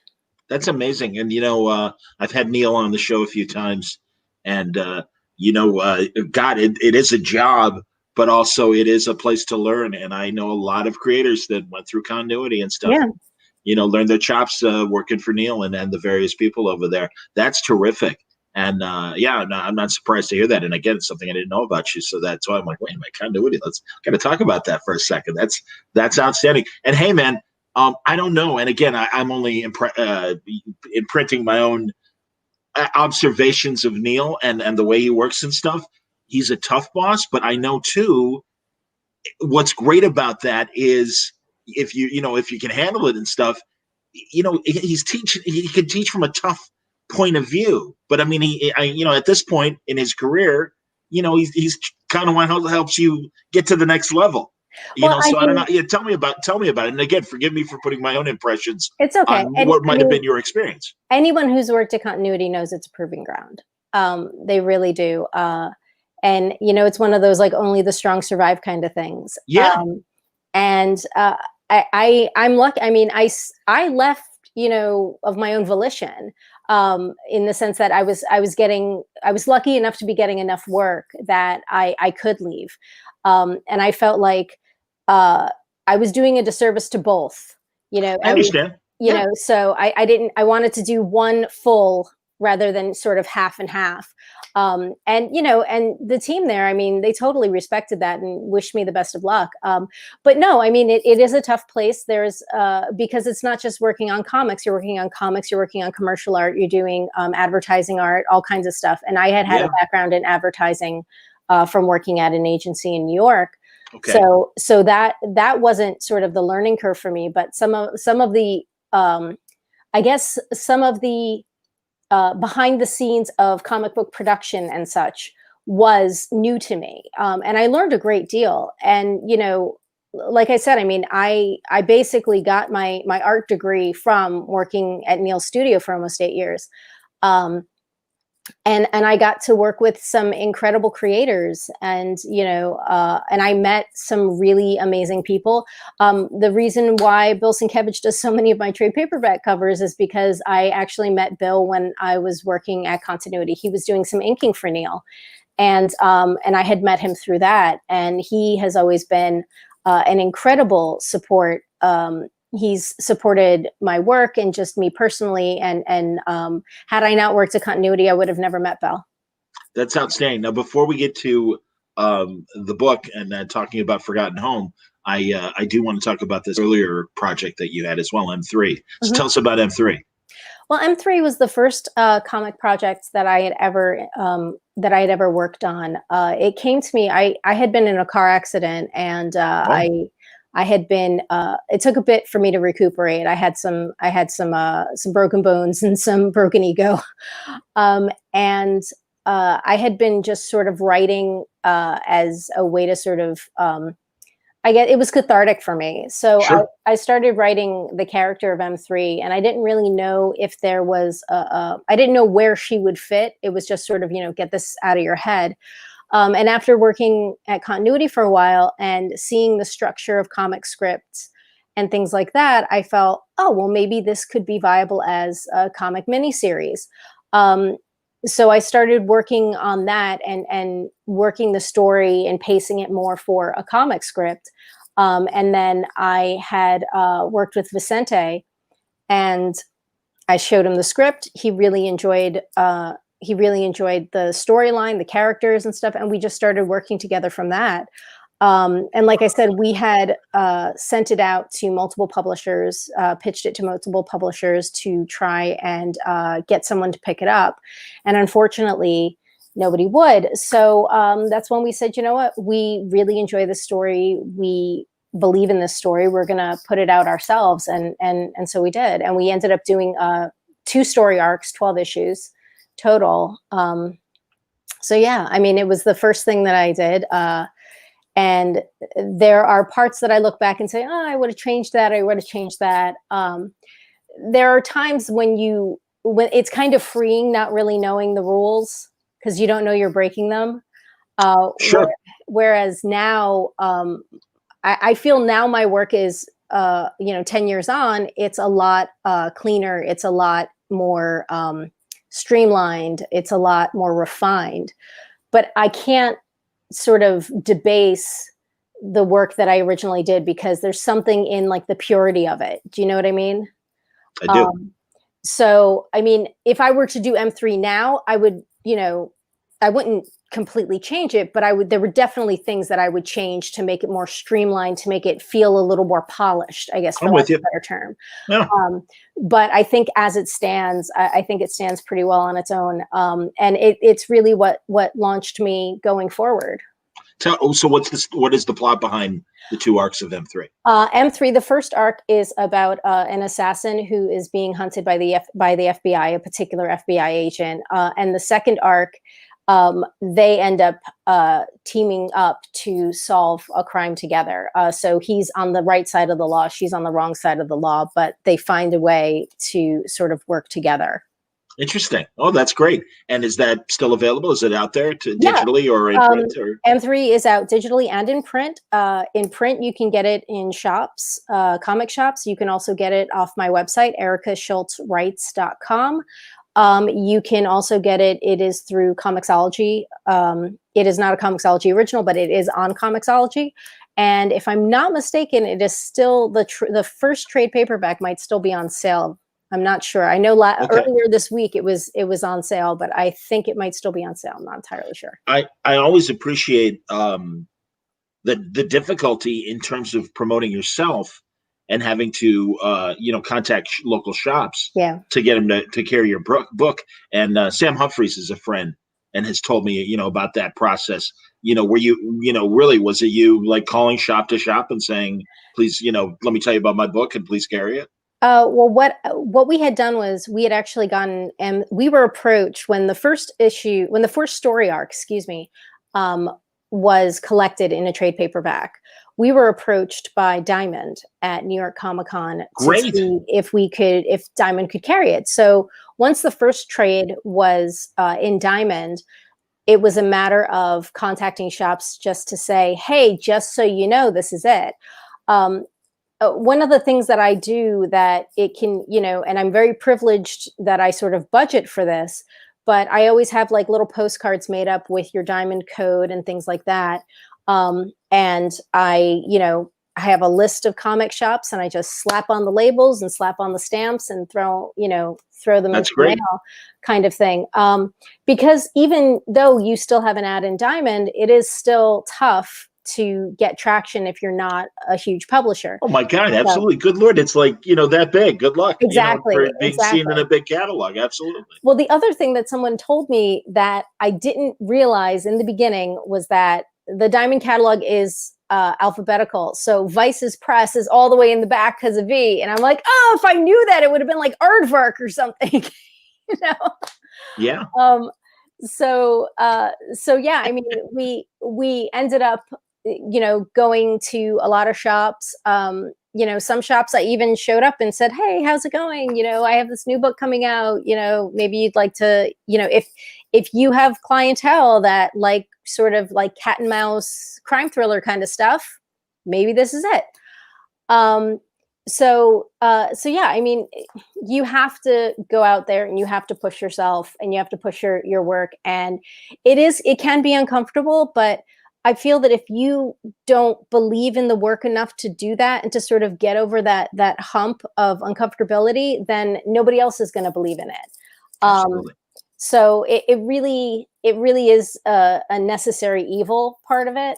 So no question. And I'm glad to see that. And also, Alec just put up that all 12 issues are available for 99 cents at Comixology. So that's great. Go. Okay, so there you go. For the price of one trade, you get two. That's excellent. There you go. And there's Erica's website as well, ericaschultzwrites.com. That's great. All right, now we can get into Forgotten Home, and let's talk about the current project and everything. So tell the inspiration behind this story. Tell me about it. Well, Forgotten Home originally, it was originally kind of the anti-Frozen. When Frozen first came out, everybody was, singing that song and everything. And I thought about a story about, instead of two sisters sort of like coming together and loving each other and I thought about the story about two sisters hating each other. And I was working on that, and then that sort of ended up breaking off into another story. And the sort of leftover bits from that other story that I'm hoping to work with an artist later next year with, I sort of swept them together, and sort of those were the seeds for Forgotten Home.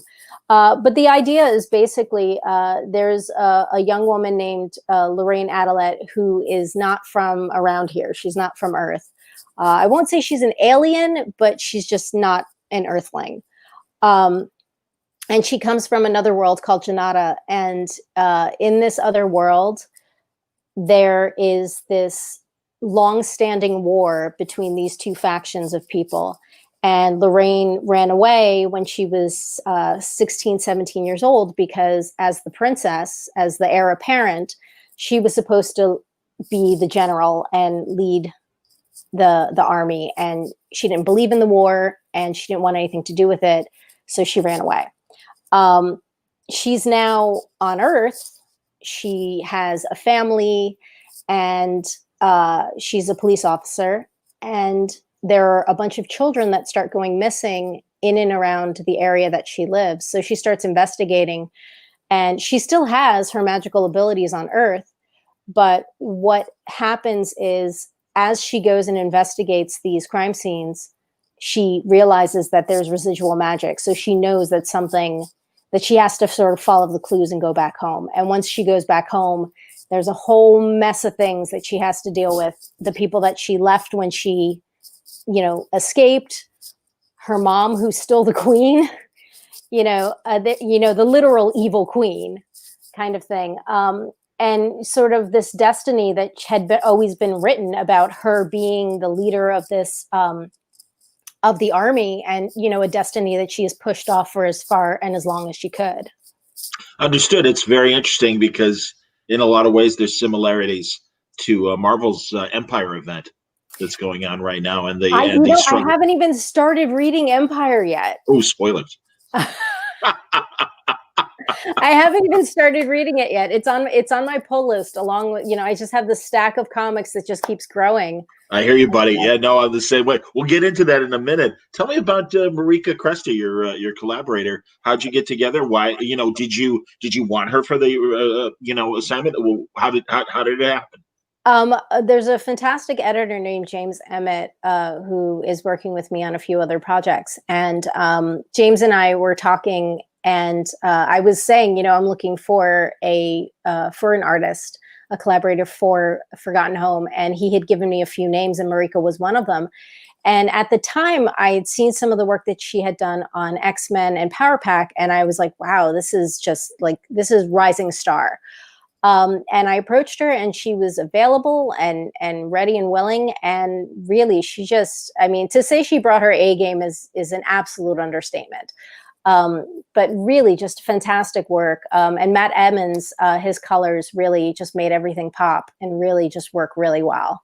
I am right now, as we're speaking, just scrolling through a different computer and looking at the PDF. It is a gorgeous book. Yeah. And both of them absolutely are A-level talents.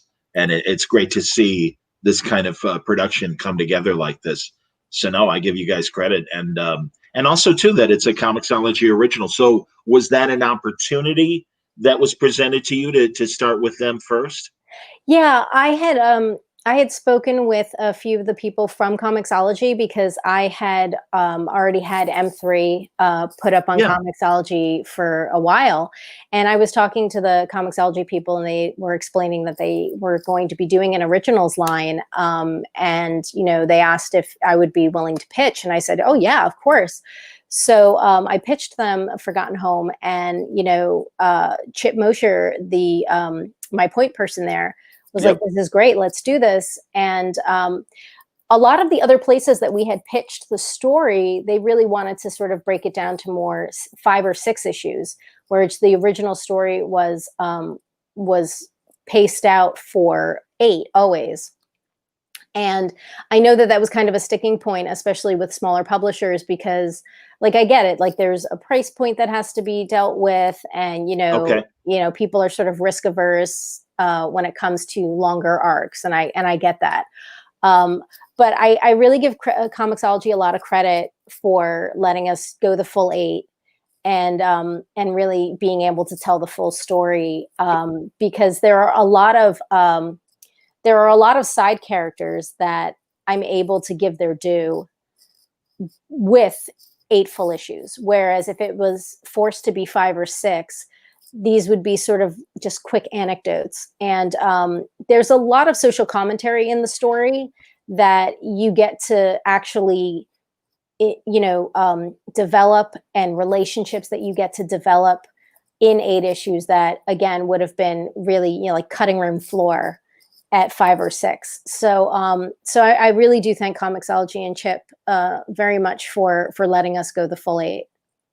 that's refreshing to hear, because again, looking at some of the things that DC and Marvel did, it's like this really should have been a few more issues. So it's great that you've got that flexibility to tell the story the way you want to tell it. And what as the hard copy comes out later this year, do we know the retail price of what it will be? I do not know off the top of my head. No, Okay. it's significant. It's like 200 and I think it's 204 pages total. Okay. Because we have some back matter in there. We've got process. We've got all kinds of stuff. Giselle Ayala, who is a fashion designer who's worked in film and television, she designed some of the gowns. Oh, that's great. So very elaborate in the story. Absolutely. Exactly. So I have her original fashion sketches next to Marika and Matt's artwork. So we have sort of that side by side. So you have that, and I love the look of fashion sketches because they're so stylized with like the incredibly elongated bodies and things like that. Absolutely. And so we have like Giselle's beautiful sketches next to, Marika and Matt to show, how did the same boss embroidery, how they did, every character had sort of a symbol and such, and they really sort of they translated that very faithfully to Giselle's original sketches. Yeah, that's amazing. And I don't know, again, forgive me because I'm not a sewer, I'm not a cosplayer person, but I have known in the last few years that in the world of cosplay that a few of the is it McCall's, the design, the like different people that make patterns for just dressmaking does it, and then Simplicity I know does patterns too. Okay, so I was wondering if going even one step further and maybe talking to them, because I have no idea what needs to happen for that, but I do love that somebody in the sewing and make dressmaking business is like, wait a minute, like we should be talking to these people because I would love it. I mean, that would be great. I would love it. A very close friend of mine, Shannon Lee Reeve, who's an actress, she has said to me she wants to cosplay, and I asked Giselle, and Giselle said send her the sketches. Pattern. Oh, the sketch is great. Yeah, I mean, I would love it if because if somebody from Simplicity or wherever, if you want to work with me and Giselle on doing cosplay dresses, and I'm totally down for that because they're gorgeous designs and I would love to get that out, or even riffs on them. I mean, yeah, well, that's a great thing because like you said, they have that great or at least it's my observation, we haven't said it yet, they have that great interplanetary look. Yes. They absolutely would be, even if people don't know that they're cosplaying Forgotten Home, that actually it would absolutely fit in at a convention. And they're great designs. They're terrific, drawings and stuff. So that's exciting for the back matter. What other kind of, like you said, process pages? But any essays, any other things like that you're adding in? I didn't write any essays. I did. What I did was I would put a script page, and I would show Marika's roughs versus her finished inks, and then Matt's colored. Also, Natasha Alterici, who was our interior cover artist, did the last two covers are homage covers. One is a Frank Miller homage. The other is a Brian Boland homage. And I reached out to Marvel to get permission to do so, to show the Frank Miller 181 cover, and then then show what Natasha did. It's issue number 7. It's probably my favorite comic cover in the history of all comic covers. It's fantastic. So I reached out to Marvel to get the go ahead. And I said, I did write Daredevil, so can I do this, please? But yeah, I mean, we've got a lot of fun issues, a lot of fun points. Kevin Maher, who's actually the logo artist and the graphic designer on the book, did a cartoon version, almost kind of like a Scotty Young kind of version cover that we also have in there as well. That's amazing. That's excellent. Scotty's one of my favorite people in comics, a good friend. That's excellent. Tell me about your Daredevil run. Oh, I was very lucky. I got to do one of the annuals back in 2018. Okay. And I was asked. They were, the editor came to me and said, we want to do a story that's, sort of like street level, gritty crime.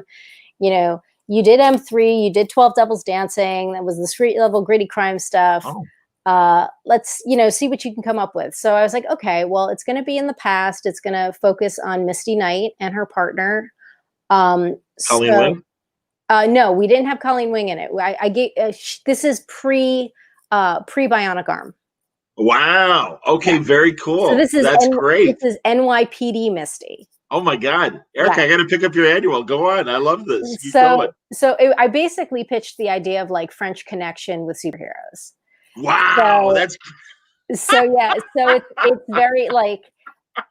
It's very, gritty 70s. It's got a very specific look. Marcio Takara was the artist on it. And of course, Marcio is fantastic. Okay. And so we have like great, like really like nice, harsh inks. It really is a beautiful looking book. But yeah, I mean, it's basically a story, and it's the 70s in New York City. So we can still work with, the five families and, get into sort of the mobsters and stuff like that. And, the other interesting thing is that Matt Murdock is not in the book. It's only Daredevil that's in the book. Oh. We never see Matt Murdock. I actually had a scene where Matt was in it, but we had to cut it for time. Okay. So, so that's the other interesting thing, because Misty never interacts with Matt. She only interacts with Daredevil. And Misty at this time, because she herself isn't a superhero just yet, she's kind of, very, very cynical against the heroes. Well, if you're a hero, then why do you cover your face? Like, what are you afraid of? Is he in the red outfit, or is he in his pre? No, he's in the red. He's not he's not in the ketchup and mustard outfit, which I know The original look. I know Red, that's the red and original gold. look, which I get it. I get it. I just don't get it. Why do you think they changed it? Exactly, Yeah, buddy. 'cause Good Lord, was it wasn't even terrible. 10 issues when they changed it. It was And terrible. it was, and truly, hey man, I'm much older than you, but I read it first.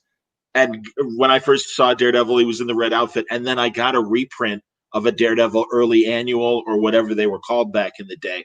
And it had his first encounter with Electro. And he was in the red and gold outfit. And I'm like, all right, what the hell is that? Yeah, it's not the best look. It really isn't. But He's blind. I guess that's the excuse. I mean, at this point, it's water under the bridge. Oh yeah. But no, I love it. Seriously, this sounds amazing, and I'm really excited to read it. So continue. So yeah, we get to work with. I got to work with Marcio Takara. I believe Salvatore Ayala was the colorist. Forgive me for not remembering the colorist's name. Okay. But it was a lot of fun, and when New York Comic Con came around, my brother actually had won a raffle where you could get something signed by Frank Miller. So he brought up my copy of Daredevil and had Frank Miller sign it, which I thought was really cool. That's fantastic. That's amazing. The last hour I just wrapped up a panel with Zdarsky, and he's like, make sure you tell Eric I said hello, and I'm like, I absolutely will. So hello, here we go. That's terrific, man. All right, now I'm really sorry, but you just opened a can of worms in terms of got to talk about crime movies from the 70s, and God. Okay. which obviously are your influences. So no, tell me about some of your favorite movies. Well, I mean, obviously French Connection, although I thought it was funny when I read an article about one of the sergeants who dies in the movie but didn't die in real life. I thought that was so funny, because I was like, oh man, this movie is like ripped from the headlines. It's totally real. And then I was reading this article and it's like, oh, so he didn't die. Interesting. Well, artistic license, Exactly. But I mean, I was never super into the Bronson, Death Wish and things like that. That's more 80s and stuff. Sure. But I mean, I used to watch movies with my dad. I would watch The Dirty Harry and some of the Bronson movies and the original Rambo and things like that. Sure. Yes. First Blood, really, because I understand I understand the progression with Rambo and everything else, but that first movie and really the novel are really great stories. Yeah. So go on, please. And I thought that they were. I haven't read the novel, but from those people that I know who have, I think the taking from the novel to the screen was done well. Yes. And I think that that's an interesting thing that happens. I mean, because a lot of times there are films now that are being made from existing IP, whether it's comics or novels or whatever, and that translation from novel to film can make people kind of prickly sometimes. Very disappointing in a lot. Do you know? I mean, I'm a big Robert Parker fan, and I love the character of Spencer. And listen, Mark Wahlberg, fine actor. And if you take out thinking of the Spencer novels and take that Netflix movie that just came out in the spring on its own, it's very entertaining. It just isn't Spencer. And I'd say the same thing about Jason Statham. I love a lot of Jason Statham's movies, but they remade the Parker character that, God, Darwin Cook did so well adapting the Westlake novels as he did through his life. And, it is so not Parker. And that's from a couple of years ago. And then you're right. I mean, no, and you don't want to be an ass. I mean, really, you don't want to be one of those fans. One of those people, yeah. Yeah, exactly. But it's like there's an expectation. And it's like, this isn't that.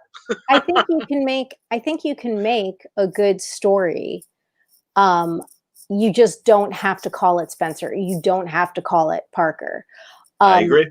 I think that the adherence to that name or something, it almost hamstrings the creators. I can appreciate that too. Sure. Sure. And I think that, I mean, let's be honest, someone will always find something to complain about with whatever it is, whatever. Oh yeah. Whether it's a comic, being adapted or a novel or whatever. I do have to say that one of the adaptations that they made a change to in the film that I actually appreciated was especially in the Lord of the Rings novels. And I mean, they made several adaptations, obviously, but the Lord of the Rings novels, there's the scepter that gets passed to Aragorn, where it didn't really make sense unless you come from a very, monarchy kind of central culture. So the fact that it's the sword in the film that's reforged, that's handed to Aragorn, that made more sense just thematically for the film, but also in terms of plot and everything. And it's, but that was a major difference. And I'm sure this was pre-Twitter, so I'm sure there were people still complaining on message boards about it. But that was something that I noticed as a difference. But I was like, but it really works. It actually, not that it was ever an issue in the book, because it never became like this weird sticking point, but for the way the film was going, that change really, I think, made it even more powerful, I think. But that's just me. And I mean, I love Tolkien, but I'm not like Steve Colbert Tolkien fan. So, no, I'm not that far. Well, or even, I just talked recently, and in fact, he's got a panel today, Greg Rucka, about his adaptation of The Old Guard for Netflix. And no, it's different enough from the comic books, and it's good because then there's also that whole thing too of, we don't just want a literal adaptation. I mean, that is the complaint about Zack Snyder's Watchmen, for example, that there's really nothing new. And that's why it was so great that Lindelof, I think, succeeded so well in the sequel series that he did for HBO. But yeah, that's like, you want to give fans of the property something new to enjoy and consider. And I think, Greg achieved that definitely in the Old Guard adaptation. I agree with that. I was talking, man, I don't mean to keep name dropping, but I want to make, again, I have a feeling, I don't know if you know these people, or again, they are like-minded like us. I was talking to David Walker on Friday night, and we were discussing, and I don't know if you've seen the documentary on Netflix. It's called Eurocrime, and it's all about the Italian crime movies of the 70s. And I don't know how much you're nodding, so it's good. Have you Have you dipped into that, genre of Italian film, or are you aware of the documentary? I'm aware of the documentary. It is on my list. It is on my Netflix queue. I have not seen it yet, unfortunately. Okay. I have my free 30 days of Hulu, so I've been like binging all my Hulu stuff for the past 30 days. I get it. Try and get as much as I can out of my free 30 days. I understand. What are you watching on Hulu really fast? That's a good tangent. Let's talk about that for a second. I'm watching Bob's Burgers that I'm catching up on. I'm watching The Awesomes. I'm watching I gotta watch The Awesomes. Go on, yes. Cloak and Dagger, Runaways, Looming Tower. Yes. Trying to think what else. Are you watching Solar Opposites, the sci-fi? Oh yes, Solar Opposites. Isn't that great? Crossing Swords. Oh, I gotta watch that. Very good. I'm trying to think.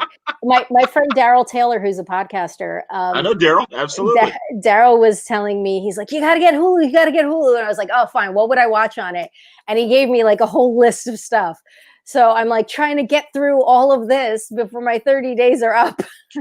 No, I get it. Absolutely. I guess I justified buying it in terms of, all right, well, I'm not going to Starbucks as often as I am, and it is only like the price of like a latte or whatever. So it's like, all right. And also much like Daryl, I don't know if Daryl does it, but I'm like, well, I am podcasting. I'm like, I can write this off as a business expense. So, because I end up thankfully, I've got showrunners that I do get to talk to on Word Balloon as well. So that's kind of fun. But yeah, it was so funny. I'll tell you, I'm a massive Star Trek fan, and I like Lower Decks. And I'm rooting for Lower Decks. I haven't seen Lower Decks yet, although, again, it's on my list. I understand. But all these friends were like, well, you got to see Solar Opposites. In fact, Dan Slott is like, you got to see Solar Opposites. And I'm like, I don't know about it. He said, oh, it's on Hulu. And that's what kind of pushed me over. But you're right. Looming Tower is fantastic. Yes. This is, Erica, I'm telling you, this is fantastic. I'm finding a lot of common ground with you. This is, it's great to talk about this stuff. And yeah, so beyond Eurocrime is going to be great, and I would even recommend watching it more than the actual Italian crime films of the 70s because they are kind of clunky. But I think the aesthetic comes through in the documentary, and certainly given what you've already written, I think would definitely be interesting, inspirational stuff to kind of look at and get ideas. And when you mentioned the French Connection, have you seen the sequel? I'm not. It's good, honestly, because it's so rare, and it's interesting going from and now I'm blanking, William Friedkin doing the original. Frankenheimer, the great John Frankenheimer made the second movie, and it really is. It's kind of one of those forgotten sequels that I'm really glad when I read new critics, discover it and go, actually, it's a really good second chapter of Popeye Doyle. So if you enjoy the characters in one, you will like them in two, and I'm in that camp as well. So there's another thing. I'm wary of it, just because I wouldn't be. I don't. I mean, obviously there are no perfect films. Sure. But French Connection is pretty damn solid. Oh yeah. So absolutely. Have you seen other Frankenheim movies in general? In general, yes. I mean, I don't. He's not a director that I literally like. I have to see this. I have to see. I mean, that's more my husband. Okay. My husband went to film school, so he has sort of like the list of films that he's seen by everybody. But no, I like him already. Go on. but I mean, sometimes I think that when sequels are made, sometimes they're just sort of like watered down version, of the original. Absolutely. So I'm a little wary of it also because, I mean, the thing that was so important about French Connection was that it was related to a real life situation, a real life crime. So I'm wondering, I was like, well, does the second one have anything to do with, is it just sort of like the further adventures of Popeye Doyle, or is it, does it have anything to do with like real crime? I don't know. That's a fair question. I'm not sure if it is based on a true incident that Doyle or someone else dealt with. Mentioning the Five Families, have you watched that Netflix documentary about the Five Families during the 70s? That's amazing. Yes. Yeah. Oof. Crazy stuff. And I grew up, just outside of New York. My, grandparents are still in the Bronx, in the 70s and 80s. So I grew up in that sort of time. We knew what was going on. Yep. So it's interesting now as an adult. When you're a kid, weird stuff's going on, but you don't understand it. You don't understand the context, and you also you have no words to articulate how you feel about it. And now as an adult, knowing what went on and then sort of like revisiting it, it's interesting to be like, oh wow, it really was, all that crazy, all that, it really was as bad as they say, if not worse, kind of thing. And I mean, we would visit my grandparents in the Bronx, every other weekend kind of thing. So we weren't in the thick of it, but we were still present, for a lot of this stuff. And it's interesting. I mean, one thing that I know that this was a show that was lauded, and everybody speaks so well of it, but I was never really a big fan of Sopranos just in general, and I'm never really a big fan of gangster stuff in general, and it's probably because like my family's off the boat from Italy, and the first thing that you think of is, oh, here's a girl from New Jersey who's Italian, kind of thing. And it's like, I do know, buddy. My family was right off the boat from Greece, and I understand. No, you go right on ahead. I mean, I get it. I totally get it. For you, everybody thinks you own a diner. And we all did. And we all did. But and for me, everybody thinks that we're in sanitation, or construction. Sanitation. Yes, exactly. Yeah. No, I'm with you, but no, and truly, much like yourself, my grandparents came over, and my father was in the thick of it. And as you say, growing up as I did in the 70s and 80s, my prom, I took a girl to a restaurant based on my father's recommendation, not knowing that it was a Chicago gangster joint. And it's like, oh, okay. All right, fine. It was part of the community. Yeah. And we didn't know. And truly growing up around it, and I was in the suburbs and, whatever, all happy and stuff. But no, as I've learned more and stuff, hey, I'll admit it. My family, they weren't in the business, but they worked with people in the business. And in fact, I had a cousin. This is a sad story. He was a doctor that would perform back alley abortions for people, but also Antoinette Giancana, Sam Giancana's daughter, had an unwanted pregnancy, and he took care of it.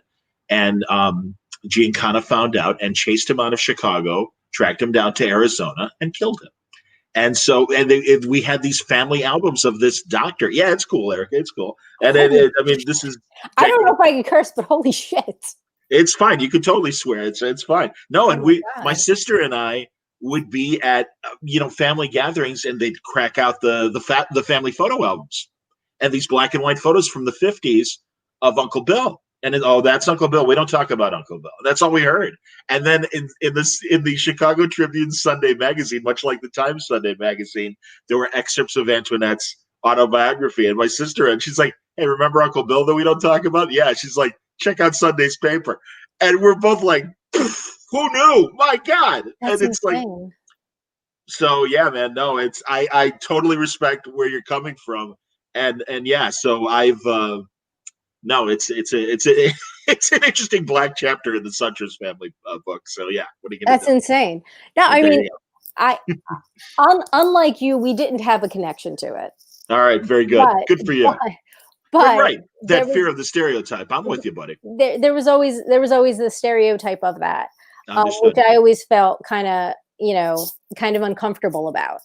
But that is my own personal BS, my own personal hang up that, and I don't begrudge anybody for their love of Mario Puzo or of Coppola. I mean, but fantastic storytellers. Yes, but you're also, it hasn't shied you away from telling crime stories, and I think that's great. Not at all, not at all. I mean, and M3 is an immigrant from Italy who's an assassin. Well, what I try and do is I try and add a little more depth to it. This way, it's not so one-dimensional, because I think that sometimes these characters can be one-dimensional. Having read up on Godfather and things like that, even though, I know people think it's a perfect film and everything, and that's, I'll just leave that there. I know that pretty much the only character that was really developed was Michael, and and had like an arc, whereas everybody else was just sort of like mustache twirling Totally. kind of thing. Yes. So I respect that, having like a character arc, having a story arc.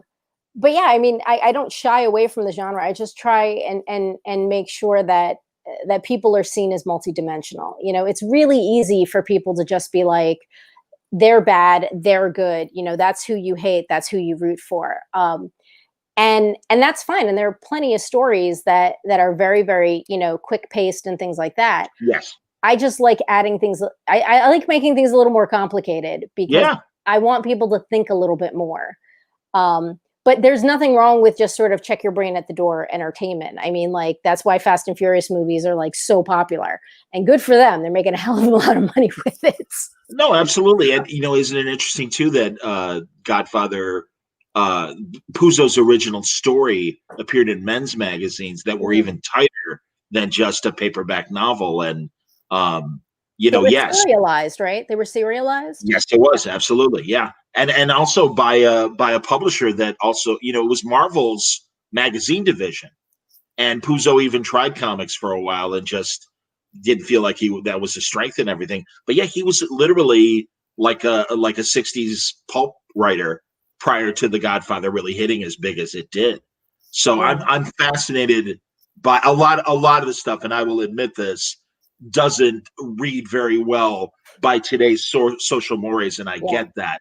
But formatically, I am fascinated by the men's magazine stories, and I do think it's an interesting genre, and also an opportunity to tell more complex stories, allowing for today's social mores. And I was even saying that with Fraction about Adventure Man, the series he's doing with Terry Dobson, where we can re-examine the tropes of international intrigue and foreign intrigue and pulps, and do it much more balanced, and that the foreigners are not just natives that grunt, and the women are not damsels in distress and everything. So it is an interesting opportunity to play with the basic themes, So. And I mean, tropes exist because all these tropes and stereotypes exist because one person was that way, and then it's like, oh, that everybody's got to be that way, and when it comes to certain writing, tropes are helpful, for lack of a better term, because you don't have to explain. You don't have to go through this whole exposition of who this person is and blah, blah, blah, blah, and all this other stuff. And I get that. And I teach writing at the Kubert School. So I mean, this is something that I talk to the students about. At the same time, you don't want people to be just the bad guy, just the good guy, just the love interest, just the friend, kind of thing. You want them to have a little more room. And I think that, getting back to Forgotten Home, yes, if we hadn't been given our, the full 8 issues, I fear that a lot of the characters who really enrich and make the story way more colorful would have been just this person, just that person, just whatever. And having the full 8 issues gave us the opportunity to give them agency, to give them, more than just a one-liner, to really show their backstory, and to show some meat of their personality, and to show that they're not just, I'm always going to do this or I'm always going to do that. Like, to show that they're complex. Agreed. Absolutely.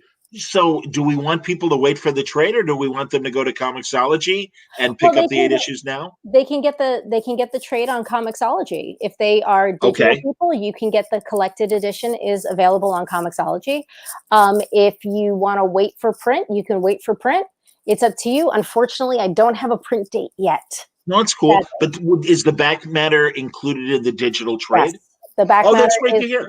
Yes. Basically, the file I sent to Comixology for the digital trade is the same file that got sent over to the printer to print out. So yeah, it's the same stuff. So you get all the fun back matter in the trade. You get to see Natasha's fantastic cover and the side by side with Frank Miller's cover, and you get to see Kevin's work and Yazel's work, and Marika and Matt did just a bang up job on the interiors. Sounds great. No, it's a beautiful book, and congratulations on that. Thank you. Well, when the trade is coming out, please come back to Word Balloon, Absolutely. and we'll have, if not at Absolutely. Mainframe, but let's talk more because yes, I think we found common ground, and I will I'll do my homework and read more, and I'll be able to talk to you more with more command of some of your past work. But seriously, it's a pleasure to meet you, Eric, and honestly, Thank you so much, John. Congratulations on Forgotten Home. Tremendous book that's worth your attention, everybody. Waiting for you at Comixology during COVID when we're all locked down, and hopefully soon to be coming to your local comic shop, the trade version. But it was a pleasure, and we're going to continue the crime genre with David Pepos in just a few minutes. I'm going to take a break because I'm going to comb my hair and take care of a few things because right now I'm a little crazy. But no, honestly, Eric, it was a pleasure meeting you and talking to you for this hour. Thank you so much. Thank you so much, John. Excellent. And we'll be back with David Pepos at 4:30 Eastern in about 5 minutes, right here on Mainframe Comic Con. Lots of other great panels happening as well, but I don't want to drive people away.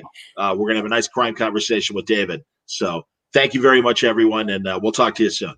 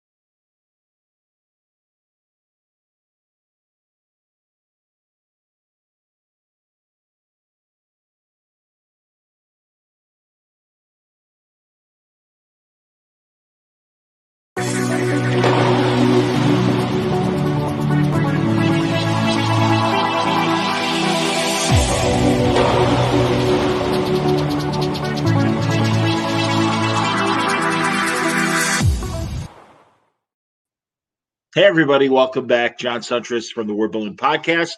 Happy to welcome you to another panel here at our final day of Mainframe Comic-Con. It's been a great weekend. Excellent conversations, wonderful panels, good discussion with the fans. I want to take a quick moment and remind everybody that there's an opportunity for meet and greets next weekend with the Animated Justice League cast and Corey Nagawa.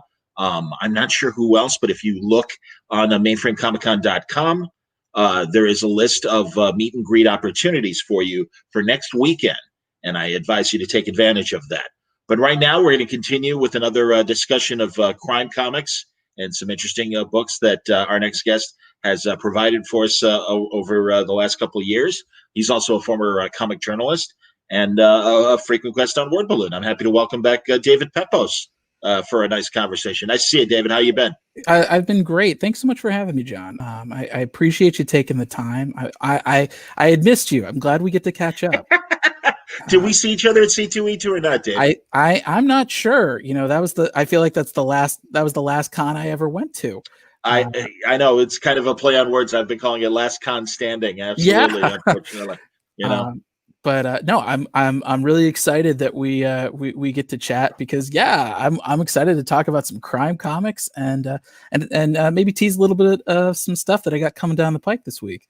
That sounds great, man. Absolutely. Well, geez, I mean, already, again, I mentioned your past regarding doing comic journalism. CBR, right? Didn't you write for CBR? Newsarama. Oh, it was Newsarama. Shame on me. My equal alma mater. Yeah. So, and it's funny you say it because this was actually my last week. So I'm officially. Wow. Dave, I didn't realize you were still writing for them, and I hope that was by your standards. Yeah, and not... absolutely. Good. I had been at Newsarama for over a decade, and while I wasn't quite as on the front lines as I used to be, I have more projects coming now, and I realized very quickly that I couldn't wear both hats for much longer, and I had actually spoken with our senior editor, Mike Duran, sort of saying, This is what I've got down the pike. And we found an opportunity to actually allocate more resources for the review team, which is something that's been on my bucket list for a very long time. And so, it worked out. It was really the best of all worlds. But it's a very bittersweet thing. I've said Newsarama is the longest relationship I've ever had. I was there for 12 years. And but it's all for the best. That means more comics coming, and now I get to be fully unleashed. That's excellent, man. No, and Mike's one of my favorite people in comics, and I always had a great relationship with Mike and Matt Brady when Matt Brady was still there. And I always wish them the best, even into the transition of Games Radar online. And that was my only disappointment, I will confess. And again, this is me saying this, not Dave. I don't want to cause any problems for Dave as he's walking out. But that great database of articles seems, and I hope it's been archived somewhere. They've archived. They do have access to the old CMS, from what I've been told. And actually, as far as the reviews go, when I found out about the transition, I actually spent 3 straight days back up archiving about a decade's worth of reviews. I understand, man. I did video for them at New York Comic Con back in 2008. Yeah, and a lot of really fun interviews that I was able to do. And years before, I had already grabbed them and everything, and I'm glad I did because I had no idea until Heidi, I think McDonald was reporting, say, "Hey, where the hell's the old articles?" And it's like, oh man, because not only reviews but really good pieces. Honestly, Dave, if you don't mind the tangent for a second, that's what disappoints me sometimes as these companies change hands. Yeah, because it's the what I don't even know the disposable, or at least the attitude of possible disposability, and it's like. This is, and then I was talking about it regarding something else yesterday on the Superman panel, where the majority, it is history, exactly. But even more importantly, since the 90s, we've been good about digitizing things, and pretty much everything has been captured on camera. But once you start hitting the 80s and the previous decades, there are gaps in the history that only can be filled by the people that experience them. And especially when it comes to the comic book world and also comic criticism in podcasts and things, there's almost a rose-colored glasses attitude towards a lot of stuff. And it's like, and that's why when I do my podcast, I seek out those old timers to go, okay, now tell me how it really happened. And let's like Vinnie Coletta, the infamous Marvel inker that is public enemy #1 by so many new generations of fans because all they've heard are the negative stories. And thank God, a guy in a real fast, Vinnie Coletta was the art director at DC, and that classic Marshall Rogers, Steve Englehart story, the Joker laughing fish story of Batman, that could have easily been kiboshed or handed to some other writer art team because Marshall Rogers and Terry Austin, the inker, were late. And Vinnie Coletta fought for them. And it's like, no, let these guys finish their story. And that's one of the most classic 70s Batman stories, as you know.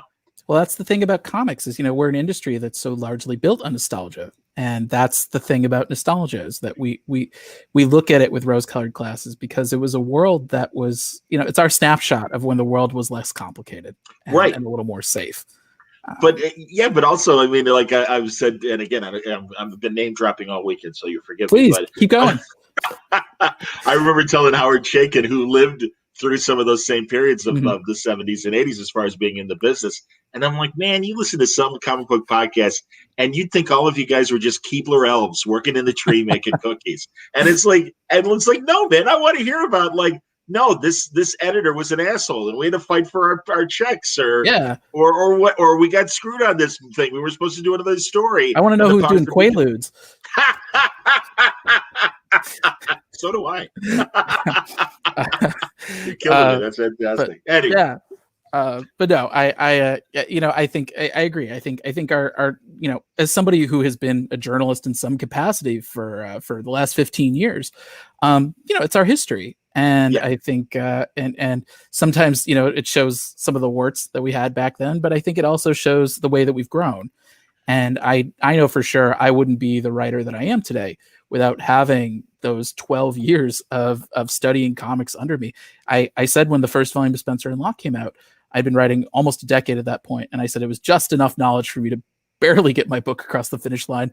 But it's like it's one of those things. You get all this knowledge, and it's all this sort of academic knowledge, and then you finally put it into practice. And absolutely, I think I wouldn't be the creator I am without it for sure. Who were some of your writers that you learned from as you were prepping Spencer and Locke? Sure. There are a ton. Dan Slott. I actually took a writing class with him. Oh wow. He did One Classic Comics Experience when he had just signed up for Mighty Avengers, and he was terrific. I learned so much about characterization from Dan. Devin Grayson is a huge influence on me. She's amazing. She's so great. She is a very gracious person. I actually sent her a fan letter when my first book came out because her run on Batman Gotham Knights was like seminal to me, and it's criminal that there's only one trade collecting any of it. God, you're right. I hope she gets an omnibus eventually. It is well deserved. She and Roger Robinson. I completely agree. I took a lot from Jeff Johns. His way of taking sort of metaphor and translating it into characterization. You see it in his Green Lantern work. You saw it really his JSA work. His one shot with Liberty Bell and Damage is one of my single favorite comics of all time. It's a great issue, absolutely, man. Remender, the way that he does pacing and dialogue. I would kill to write as well as Rick Remender. And Rick's great. But yeah, it's very much kind of like a grab bag of different people, and sort of taking bits and pieces. Like you wouldn't expect, sort of the intensity and violence of Moon Knight with the pacing of Batgirl. But those are two things that really influence the way that I approach Spencer and Locke. That's terrific. So yeah, it's that's the great thing about comics for me. I mean, I've tried every stable day job. I was terrible at all of them. But comics, I feel like every day is a new learning curve, and every day you get to try something different. You don't get, I'm a guy who has done, comic strip homicide and like heists at a wedding. So there's really no limits. I'm living proof of it. Absolutely. And I want to get into Spencer Locke and Crying in the Chapel as well. Yeah. Am I saying it right? Going to the chapel. Going to the chapel. I apologize. Yeah, no. That's awesome. No, like, I was again, crying in the chapel before we got it done. So yes, that's fine. well, and also I don't know if you've been listening to the podcast, but Ben Mankiewicz has been interviewing Peter Bogdanovich, and he was another guy like yourself that started off, writing critiques and essays and interviews about film, and then became a director and everything, and obviously was learning as he was going, and while he was interviewing all the great Hollywood film directors, taking notes when he finally was ready to do it himself. Well, you see all these critics, especially in the comics industry, that have turned pro. I mean, going all the way back to Paul Levitz. Absolutely. You see, like, Gail Simone. You see, Fractured. Wade was like that too. Kelly Thompson. And it's one of those things. You hope that you're one of them, and you're not like Roger Ebert, where he was a critic for a long time, and then he directed a movie, and it was like a total terrible flop.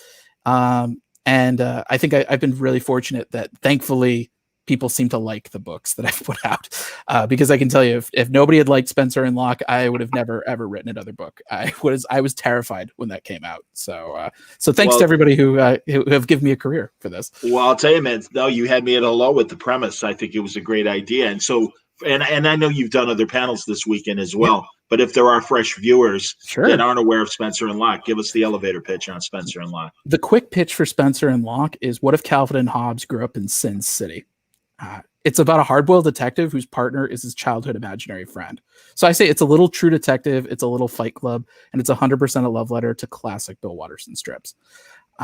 It's a super fun book. It's super... Also, it's like a psychological thriller. It certainly has its depressing moments, because Detective Locke has had such a horrible, horrific childhood that we keep flashing back to, that he had to kind of invent his own best friend.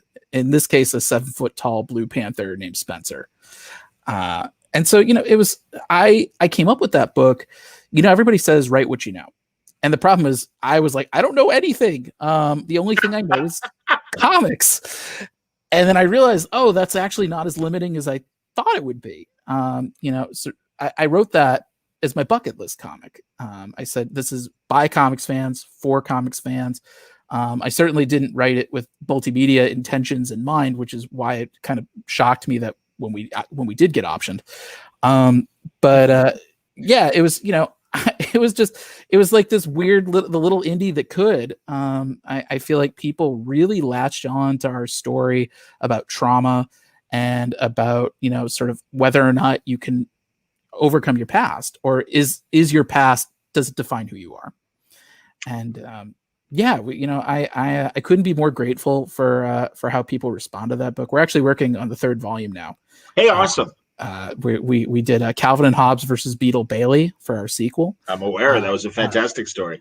I was very happy with how that one turned out. That was actually that got on Barnes and Noble's best graphic novels list the month that came Hey, congrats! That's fantastic, man. Really fun. What was your Beetle Bailey cipher's name again? Sure, Roach Riley was his name. And we framed him as Heath Ledger's Joker meets the Deer Hunter. And Roach's philosophy, where he really butted heads with Locke, he saw him as a kindred spirit. He says Roach's philosophy was, once you've had the worst day of your life, nothing else can hurt you. And so he's been kind of like evangelizing this. And so he's been having this reign of terror all over the city, kind of thinking that he's doing people a favor. And so, the way that our second arc I won't spoil how it ended, but, Locke kind of had to win the battle and lose the war. And that's going to lead us to our 3rd volume, which I'm in the middle of writing now, but we're doing, we're going for the majors here. We're doing Calvin and Hobbes, Garfield, and Peanuts for volume 3. What are you going to do to those poor little kids? Good Lord. Lord. A Garfield themed serial killer has been picking off the Peanuts gang. And there's a lot of ties to Locke's past. And, Locke is going to have to he's going to have to re-examine his friendship with Spencer in a big way. They kind of came to their relationship came to a head in the 2nd volume, as Locke was kind of starting to realize, like, maybe this isn't the healthiest thing in the world for me. He had discovered he had a kid. He was trying to give a better life to her. And it didn't work out the way he had hoped. And so Locke is going to have to really pick up the pieces in a big way in our third and probably final volume. I've always said that I wanted to do 3 at minimum. Okay. That will sort of say everything that I desperately wanted to say about this book. I think if COVID has illustrated anything at this point, it's, you leave it all out on the field, but you don't linger any longer than you have to. And not only that, it's one of those things. My collaborator in this, Jorge Santiago Jr. Yes, I wanted to talk about George. Go on. Yeah, he's terrific. I love working with him. We're actually working on because I've been so slow on writing Spencer and Locke 3 because I've had other projects now that I've had to juggle. We're working on a superhero one shot right now. Oh, fun. And so this is a character that I've had in the back of my head for a very long time. I finally hunkered down and actually wrote it. And so yeah, he's on the preliminary work for that now. We should hopefully be able to talk about it later this year. But yeah, he's terrific. We're bringing the whole band back together for Spencer and Locke 3. But yeah, it's one of those things that it wound up being a very personal story to me. And I think some of that is you never forget your first. And it felt like, I kind of alluded to before, when you do Calvin and Hobbes meet Sin City, you either succeed or you fail, but you do so loudly. There's no quiet way of going about that book. And for a long time, I didn't know if I was going to do another one. I was waiting on pins and needles thinking, oh man, are they going to am I going to get run out of the industry for this? And that's why our first volume, we did so many crazy things. We did car chases, we did sci-fi, we did dinosaurs. And it was literally just a bucket list. I said, if I never write another comic again, I can at least say I checked all these boxes off. What I didn't realize is every time you write a book, you get more boxes. And so, so it was just, it's a very personal book to me. I think as somebody who I'm not saying I grew up in an abusive household or anything. My parents were my biggest supporters for this book, but just as somebody who is known for kind of looking backwards when he should be looking forwards, somebody who is prone to self-recrimination, Locke is a character that really speaks to me. And I've been really touched by people who have grown up in toxic households and abusive situations, or who are neurodivergent, who have come up to me and said, this book really means something to me. And as a creator, I couldn't ask for better feedback. I know that it's Spencer and Locke it's a polarizing book based on just the high concept, but we've tried to work really hard to not make it exploitive, to not feel like we're punching down, to not feel like we're doing shock for shock value's sake, because I feel like it's the laziest trick in the book and it'll get you your foot in the door once. It's not a way to build investment. It's not a way to build emotional engagement. And that's how I feel as a comics creator is I'm not doing this for one issue. I'm doing this for the long haul. And so I want to make sure that anybody who reads one issue of my book, any of my books, feels invested enough that they want to keep going. Attaboy. So, it's, and of course, I mean, look, I'm still fairly new at this. I mean, sure. I'm never going to have a perfect batting average, but nobody does. That's all right. Yeah. But the fact that I'm always going to go down swinging. That's sort of my motto for this business. Write every issue as if it's your last. Absolutely, man. Yes. I mean, you're right. I mean, you, like you said, going for the fences and ticking off the boxes. Most of the creators that I know say that same thing, and that's what does keep them in the business and everything. Yeah. And that, so I can definitely appreciate that. Let's talk about going to the chapel then. I mean, that's, the next one. And again, remind people of the elevator pitch for going to the chapel. So going to the chapel, it's like Die Hard meets Arrested Development at a wedding. At a wedding. The idea came out when the first volume of Spencer and Locke dropped, and I sort of was able to kind of exhale and realize, okay, maybe I could do this. I came up with 3 ideas, and one of them was Spencer and Locke 2. The other one was the Kickstarter that I'm going to be launching this week, and the third one was going to the chapel. I was the best man at my oldest friend's wedding, and I was the worst best man on the planet. I was terrible. I've had that feeling. I understand. What happened was the bachelor party I planned. So I live in Los Angeles. My friend at the time was living in North Carolina. Now he's in New York with his wife and now their baby. Oh, that's good. So I didn't screw it up too bad. You didn't screw it up, so that's good. What happened was I had planned this bachelor party for him on the wrong side of the country. I'm in LA trying to plan something in Asheville, North Carolina. And a few days before the bachelor party starts, I wind up going to the hospital with a kidney stone. Oh, Jesus. A I massive, remember this story, David. Go on and tell massive kidney people. stone. Yes. I was incapacitated for a week. I barely remember that week. It was drugs and pain. That's all I can remember. And my very patient girlfriend bringing me soup and toast. I think I lost 5 pounds that week. I was just so miserable. And so meanwhile, everything that could go wrong with this bachelor party did go wrong. The Airbnb was trashed. The booze cruise had been canceled. Nobody said anything. I had rented some inflatable sumo suits for the backyard, thinking that would be a fun activity, not knowing the backyard was at a 45-degree angle. It was so like it was on a slant. Literally, yeah, it was just like on a slant. Somebody would just be bouncing all the way down. It was genuinely cursed. And meanwhile, my friend, like who already, I think, like, I don't think he understood at the time. Like the doctor was telling me, you cannot go on a plane. Planes can make these things worse. If they have to then land the plane because you're in agony, they're going to charge you like a fortune for this plane. So he's calling me being like, hey, the Airbnb's trashed. And so I'm trying to troubleshoot this thing on drugs with this kidney stone, just drilling a hole in my back. Yeah. And I thought to myself, well, at least it wasn't the wedding.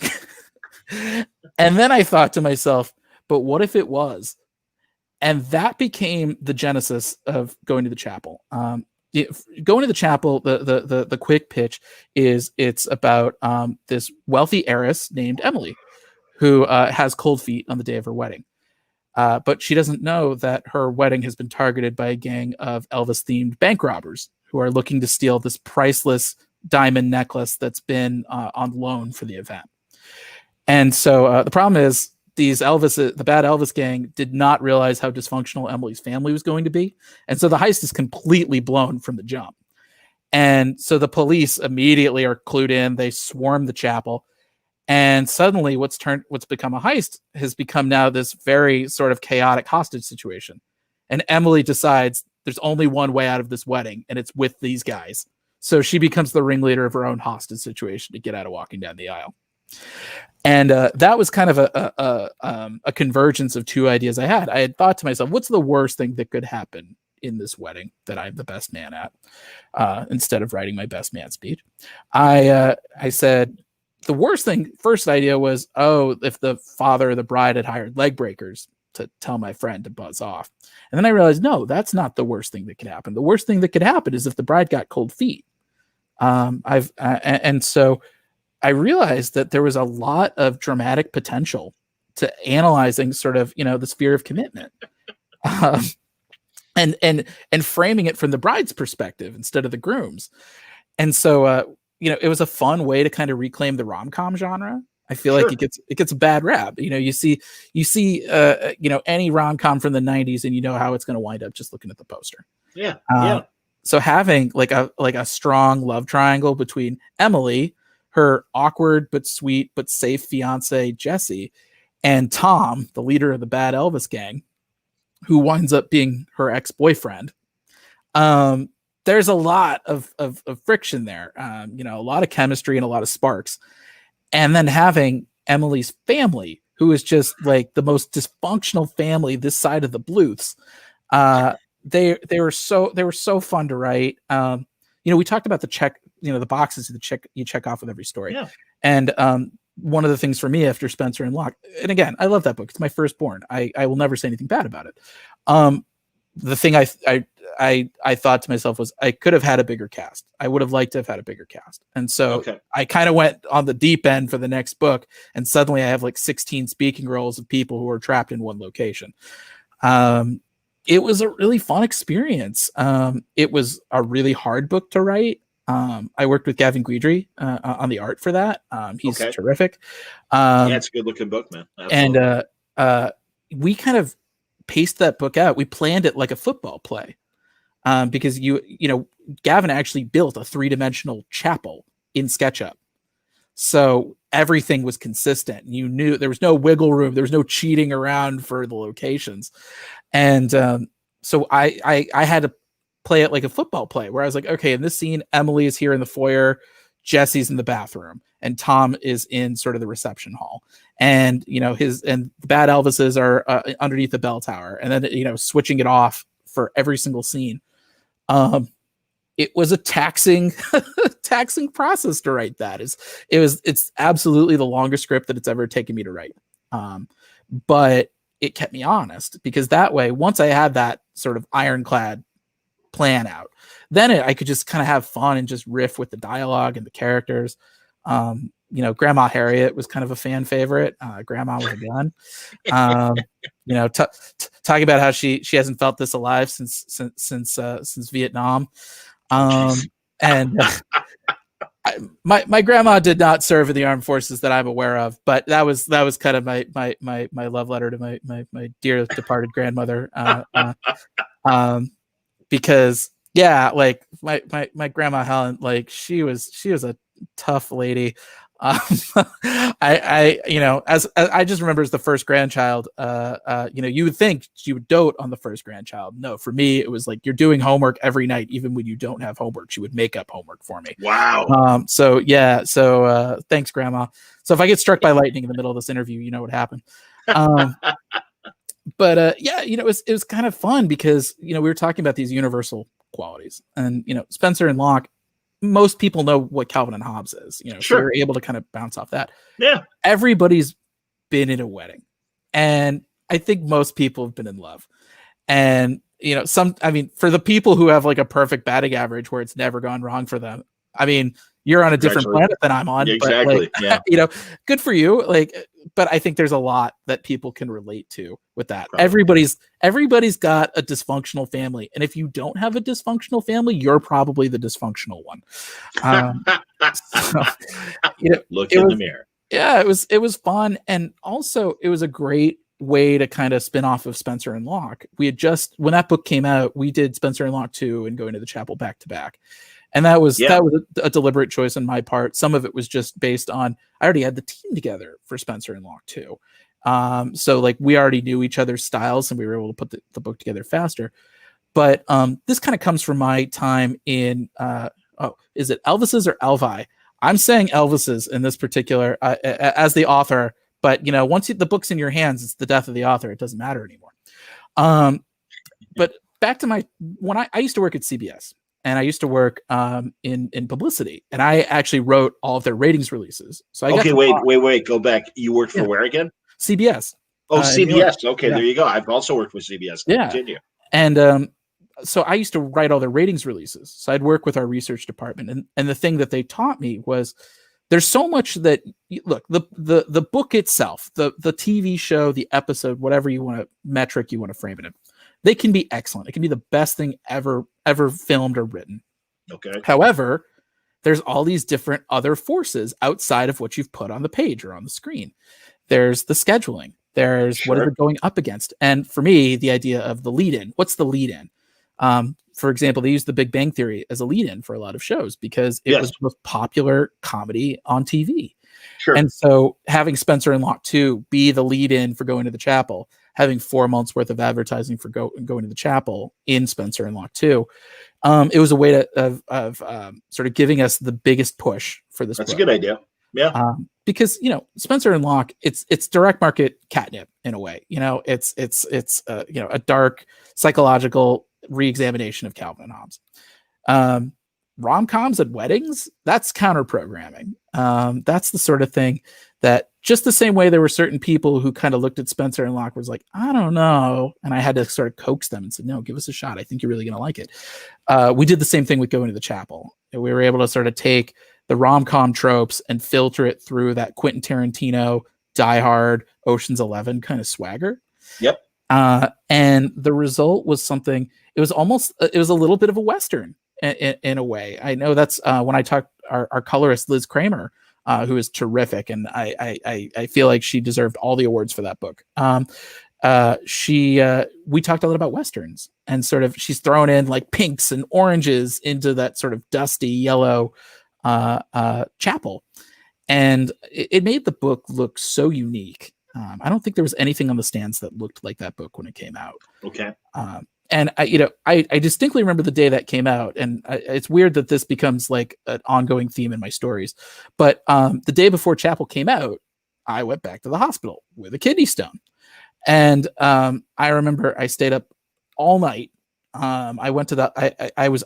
I remember distinctly. I was working my mailing list. I was adding in names, and then I felt something shift in my back, and I turned to my girlfriend and I said, "I got to go to the ER right now." And so I stayed all night in the ER. I think I slept for 2 hours, went to my signing for Chapel. This now the day has come out. Jeez. And suddenly my phone starts blowing up because, as we would then discover, our book had been discovered by Patton Oswalt. Oh, that's great. And he is such a gracious and supportive guy. He has had no reason to shout our book out. He certainly had no reason to tag me in it, and he certainly has had no reason to like actually like respond like to like us be chatting over DM. That's great. But that like it felt very validating in a way. Sure. That was Lord, the book. Yes. That was the book. I tell you, John, I pitched that book all over town. I believe it. And the response that I got was, we love this concept. We think it's hilarious. We don't know how to sell it. And for going to the Chapel or for going to the Chapel. Spencer and Locke, I'll tell you a story that I pitched this to I'll just say a top 5 publisher. And they told me, and in a very kind way, they said, this is the best thing we'll never publish. Interesting. And again, wait a minute. Now that was for going to the Chapel or for Spencer and Locke? That was for Spencer and Locke. Okay, go on. Best thing they'd never publish, because I get it. Like it's a parody of Calvin and Hobbes. Right. And so I think the thinking was, oh, well, if we ever wanted to do reprints, that might put the. Oh, I can see that. All right. Okay. Not that I think that Bill Watterson's going to be doing reprints through the direct market anytime soon, but I'm sure they were saying never say never. Sure. Action Lab, to their credit, I don't think got in their head about, oh well, they're not going to be doing Bill Watterson reprints. I'm sure they would be like dancing on the tables if they were ever invited, but like they're just not the publisher for that.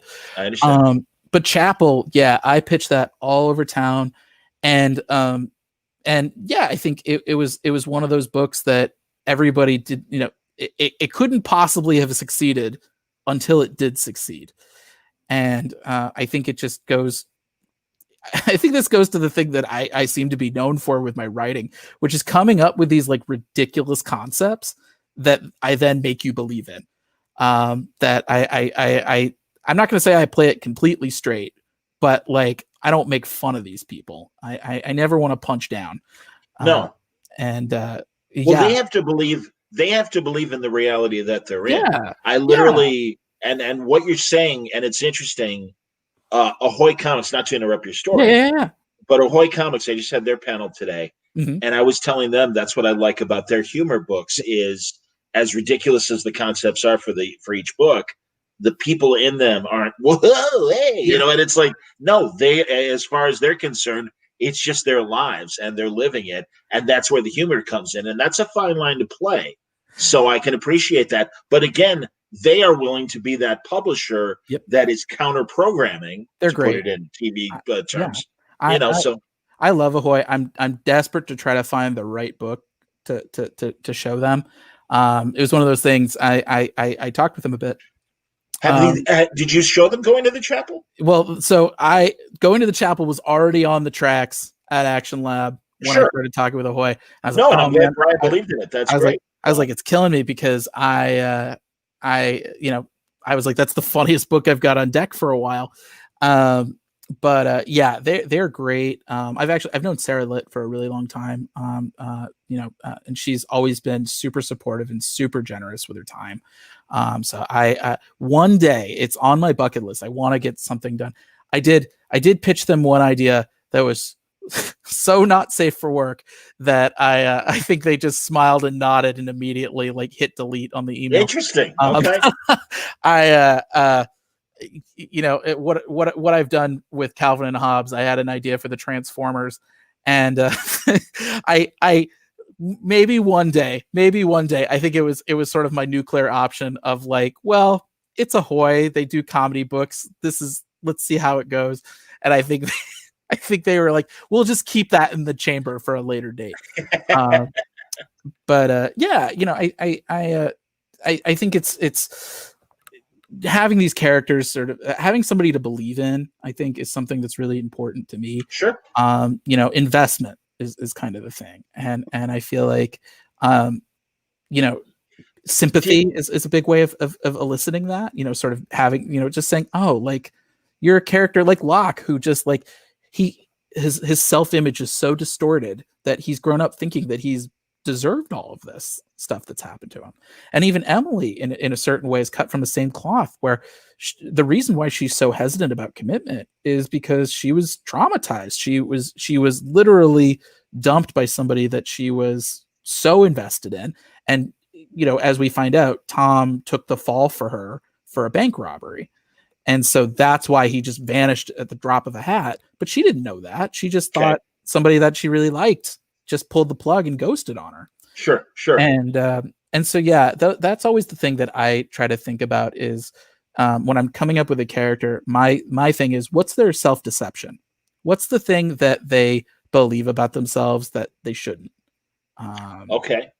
Because I think that's something we all kind of have that in common. I think we all beat ourselves up more than we should. And having that catharsis, that realization that like, oh, we don't have to do this to ourselves anymore. I think that's infectious. I think, and I look, I'm not an essential worker. Like, I'm not doing brain surgery here. But if I can make people feel a little bit better, especially now, I consider it a win. I agree with you. No, absolutely. What was the path to get going to the Chapel option? Was it, did Patton help, or was that a help in your pitch to potential studios? Patton Oswalt likes it. He's no slouch. Oh, so this was Spencer and Locke that had gotten optioned. And I see. Okay. Yeah. So Spencer and Locke, it's interesting. This goes to show you can do all the right things in Hollywood, and then it just becomes like random happenstance. So when the book first came out, I was living in the South Bay in Redondo Beach. I was living with my aunt at the time. My girlfriend and I had just moved to LA, maybe 6 months prior. We spent about 2 years living with my aunt, and so my local comic shop was the Comic Bug. And Mike Wellman, who had run the shop at the time, now he's branched off to Atomic Basement Comics in Long Beach. When the book was about to be announced at New York Comic Con, I went to the Comic Bug and I just said, "Hey, I'm a local creator. My first book's going to be announced at Comic Con, and I just wanted to introduce myself." And Mike was such a man; he introduced me to everybody there. I gave him some copies of the book, and that came back to pay off in a big way, because Adrian Iscaria, who was the producer who had optioned us, happened to go to the Comic Bug as a shop. And so the week that the book was coming out, he strolled into the Comic Bug and was like, "Hey, Mike, like, what's new? Anything good?" And Mike was like, "Actually, you should read this book, Spencer and Locke. It's really good, and it's coming out this week." And so the day before the book drops, I'm suddenly getting a phone call from this producer. And so yeah, it was crazy. Just sort of the way that snowballed very, very quickly, without even trying it. But the thing is and I talked about this a little in the Hollywood panel yesterday. That's the crazy thing about Hollywood, is once you're here and once you've sort of made anything, you can throw a rock and you can hit somebody who's connected to this business somehow. Sure. And so I've had other work since then that hasn't even been announced that's been optioned, and it's all been like based on like, oh, somebody happened to know somebody who was looking for work, so I was just like, here, look at this thing. And then it kind of snowballed from there. The thing that breaks my heart as a creator, and this is something a lot of people don't necessarily know, is that a lot of people get stuff optioned and there's no announcement. Like they want to wait until like there's a director or a star or a screenwriter or something. Sure. So that was the big learning curve for me, was being like, oh yes, I got optioned, and hey, I even got some money, and like can't talk about it. They you know, I can't name names, which breaks my heart because there have been some really fun names. But yeah, I remember talking to Anthony Johnson, and not to blow up his spot or speak out of school, when we first got optioned, and Atomic Blonde had come out recently, and I loved it. I have said, you know, if we could get that team or even that cinematographer on a Spencer and Locke book, I would die. And I asked him, I just said, do you have any advice? And he's like, nope. Like, just you don't have a ton of control at this point. Like, if you've signed the paperwork, that's sort of where you're at. Out of your hands, it's out of your hands. Like, you can sort of give input as best you can, but beyond that, there's so many different things. It's a wonder that anything gets made in Hollywood.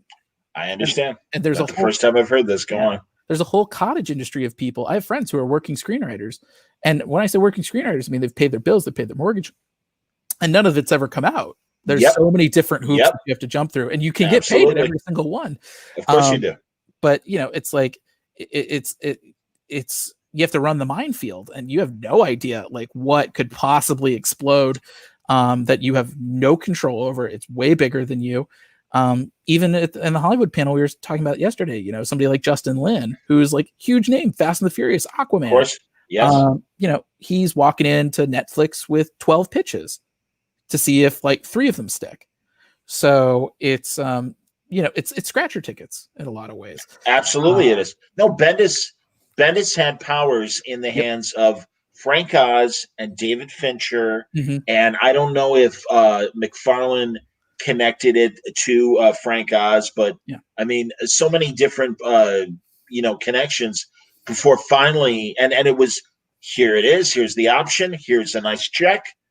It's on our filmmaker's list, and then the option expires, and then it goes to the next filmmaker, and the same go around, and then finally, being at Circle of Confusion, and then making the deal with Sony, Powers became a reality. It became a TV series. You know, it's funny. I read recently Bendis's sort of memoir about his time in Fortune and Glory. Sure. Yeah, and it makes me laugh. It's the funniest joke that I think Bendis has ever written, which is how many development executives does it take to change a light bulb? And it says 1, but does it have to be a light bulb? And it cracked me up hearing that, because it's absolutely true.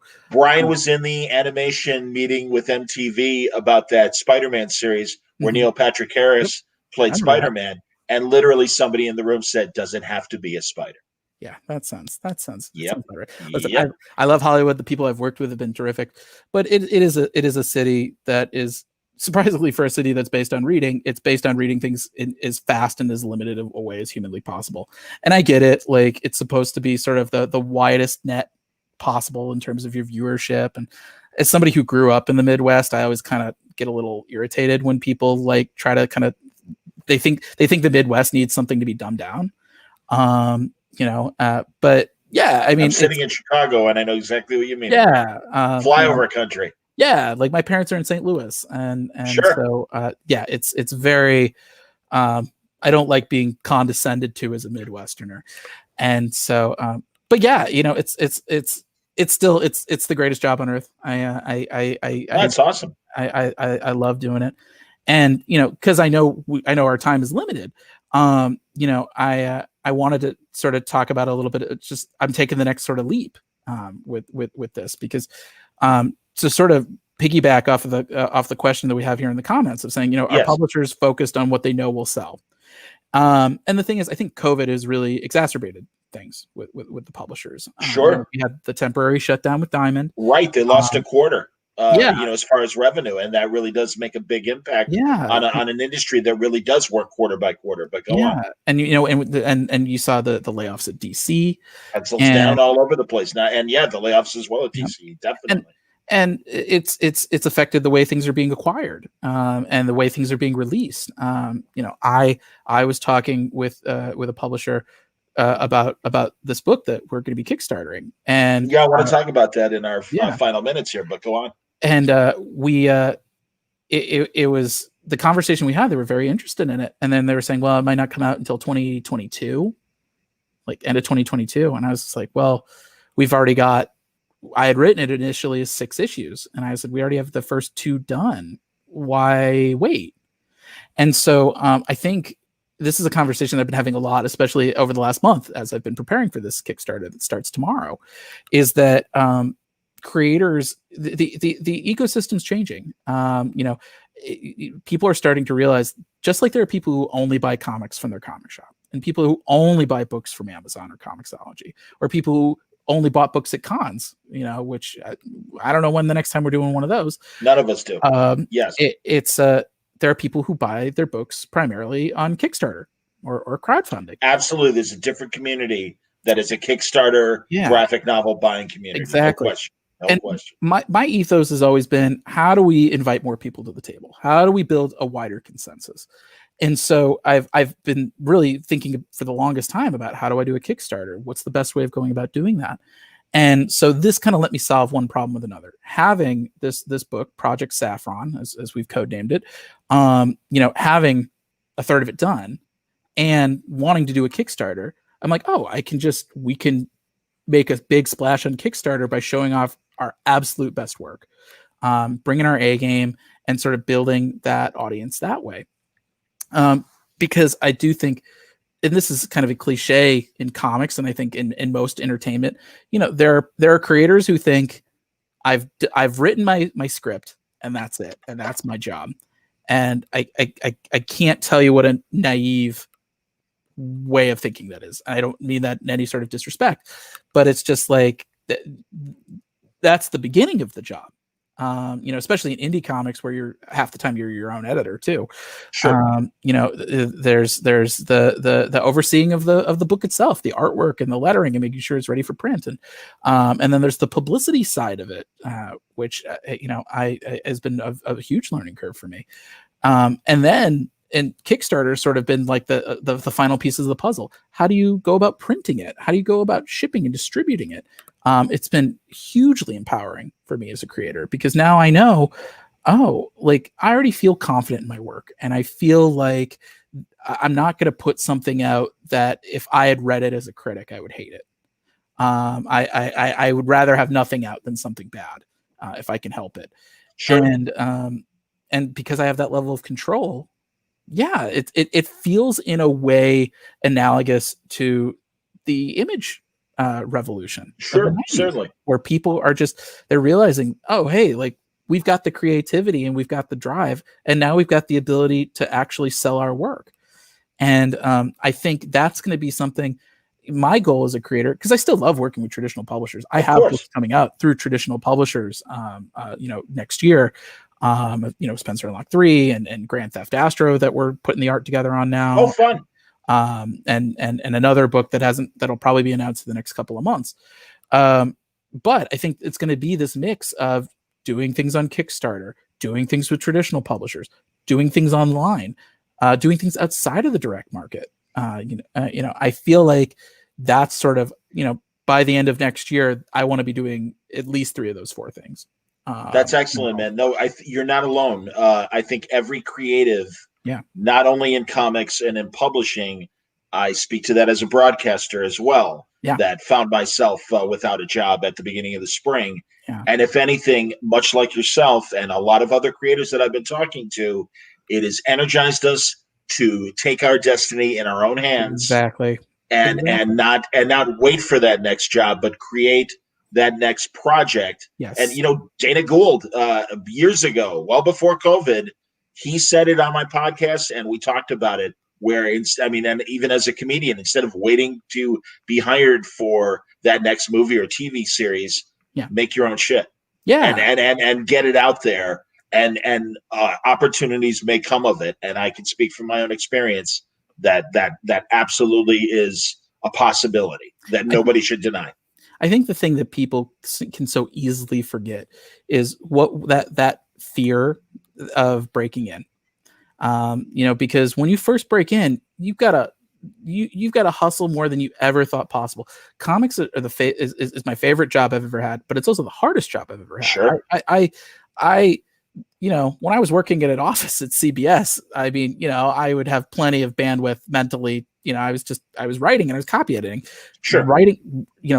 Writing something like whole cloth out of your brain, that is taxing. But it's, love of the game. Having that book come out, I think, was it Brian K. Vaughan who said, he's like, I hate the process of writing, but I love having written. Oh, he was quoting. Oh God, what's her name? Algonquin Roundtable. Shame on me. Cannot think of her name. But one of the great 1920s writers. Dorothy. I can't think of her name.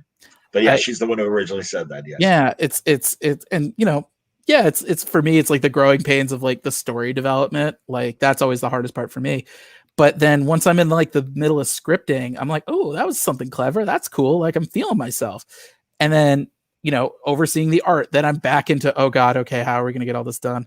And then when the art all comes together and when you see the colors and then you see the letters and you're like, oh, okay, this turned out, I feel pretty good about this. But yeah, I think once you've gotten established, and this is something that, in that way, COVID's been a little bit of a character building experience for me, is, you can't get complacent. You can't just be like, oh, well, I did one thing that people liked, and so I'm owed work. No, that's not how it works. And I think even if you are able to ride that wave, you shouldn't. You should always be trying to reinvent yourself. You should always be trying to justify every book you put out, because ultimately, your reputation is what you carry with you. Sure. And it's not to say you're not allowed to have bad books. I mean, if I stay in this business long enough, I will certainly have bad books. And I hope people don't pillory me too hard for them. Oh, stop. But it's just your reputation is what you bring with you from project to project. And if I can have a reputation of taking like these big, wild, crazy swings, I don't care about the numbers. I don't care about that. If I can go to sleep at night knowing that I left it all on the field and that I feel good about this project to the best of my abilities and my teams, I haven't lost any sleep over it so far. Excellent, man. So do you want to tell us sure. about the Kickstarter, or at least the story? We'll do a little thing just for the people who have been hanging out. As we're wrapping up, if you would, please. Because we'll be announcing this officially tomorrow morning. Outstanding. So this book that I've been teasing, and don't blow this up on social media, people who are watching. Let the announcement speak. And don't obviously we repurpose this for a word balloon, so that'll. Oh, okay, sweet. Oh, well then, have fun with it. So this book, I've been teasing it for months. It's called Project Saffron, but that's not the real title of the book. Okay. The book is called The OZ. It's what if the Hurt Locker took place in The Wizard of Oz.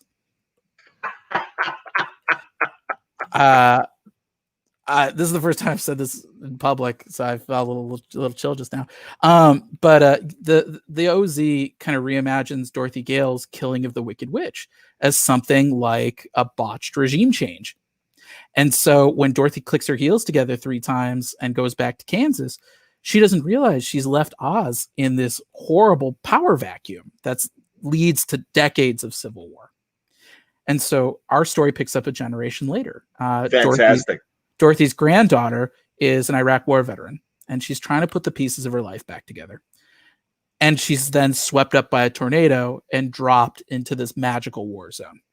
So she's going to have to confront her past and her grandmother's former friends if she hopes to bring peace to the occupied zone, or as the locals call it, the OZ. Outstanding.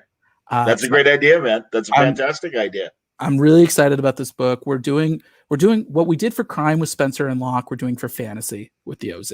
Yeah, why not? Who's your artist? I'm working with Ruben Rojas. This is sort of his big debut. He's worked internationally on some small press projects. He is going to be the next superstar. He is just terrific. He is he's an A-lister in the making. Cool. He reminds me of Sean Murphy with a more lush inking style. So he's very cartoony, but he's very dramatic, and he's able to switch gears between action and emotion very, very well. And his character designs are just magnificent. When you see our Kickstarter tomorrow morning, 9 a.m., you can go to bit.ly/Project Saffron. You can get on the pre-launch now. Okay. This is going to be a really fun book. We're doing double-sized issues, so 44 pages each. This is going to be the first of 3 projected Kickstarters. And the book's already written. We're already working on part 2 right now. This 3 is projected Kickstarters for this specific series. yes. Go on. So I had written it initially as 6 issues, just standard, and I realized that they paired together really well. And so having them as double sized for the Kickstarter market, it really rewards our early backers. And we're going above and beyond to try to offer more bang for the buck. So we're offering, for example, PDFs of my script. For almost every single tier. We're offering Ruben's Untouched Inks and Whitney Kogar's Untouched Colors. Whitney Kogar, the colorist of the Eisner Award-winning Giant Days. We've got 4 different covers, one from Ruben Rojas, one from my Spencer and Locke colleague, Mon House. Rio Burton from Destiny New York did a terrific one. And Kenneth Wagnon from Hearts Full of Sand, if you're not reading it, you should be, has a cover that is just this side of Daniel Warren Johnson. It is just astronomically good. And so yeah, it's just oh hey, that's some more Ruben art. That's great, man, and it doesn't surprise me because you've always had a great eye for collaborators. Thank you. And as you know, the artist is doing the heavy lifting, and that's what sells a book. And I will tell you that when I am and I really do appreciate aspiring creators showing me their stuff. If the art is not it doesn't have to be a list in terms of creator, sure, but it has to be a great artist that we haven't discovered yet. And there's a classic example of it right now. Put it back up, Alec, for a second, because I want people to really see. Yeah, that's what you're shooting for, man. When you want people to notice you, this is the level of art you need for people to go, okay, this is a serious project. Not that earlier and younger artists aren't serious about their work, but you've got to get to that point or find a good creator that will elevate your story to this level of art. You know, there's my editorial. For me, but the way I joke about it is I always want to work with artists that look so good that nobody's paying attention to me as the writer. It's very freeing. It's very liberating because I know that this book is unimpeachably good, not because of my work on it, but because Ruben and Whitney are such a dream team that it's going to blow your mind. And that's the thing, man. Yeah. And God bless you, man. Some collaborators don't have access to that level of art. And it's like, I understand and I sympathize. Yeah. You're not there. This book is not there yet. Yes. And it really, forgive me because whatever. I'm just another podcaster. Yeah. No. That's truly, David, honestly, any critic or whatever, we're in an ocean of a lot of voices and stuff. But that's the thing, man. It's like, you really need to break through, as you have done with Spencer and Locke and going to the chapel.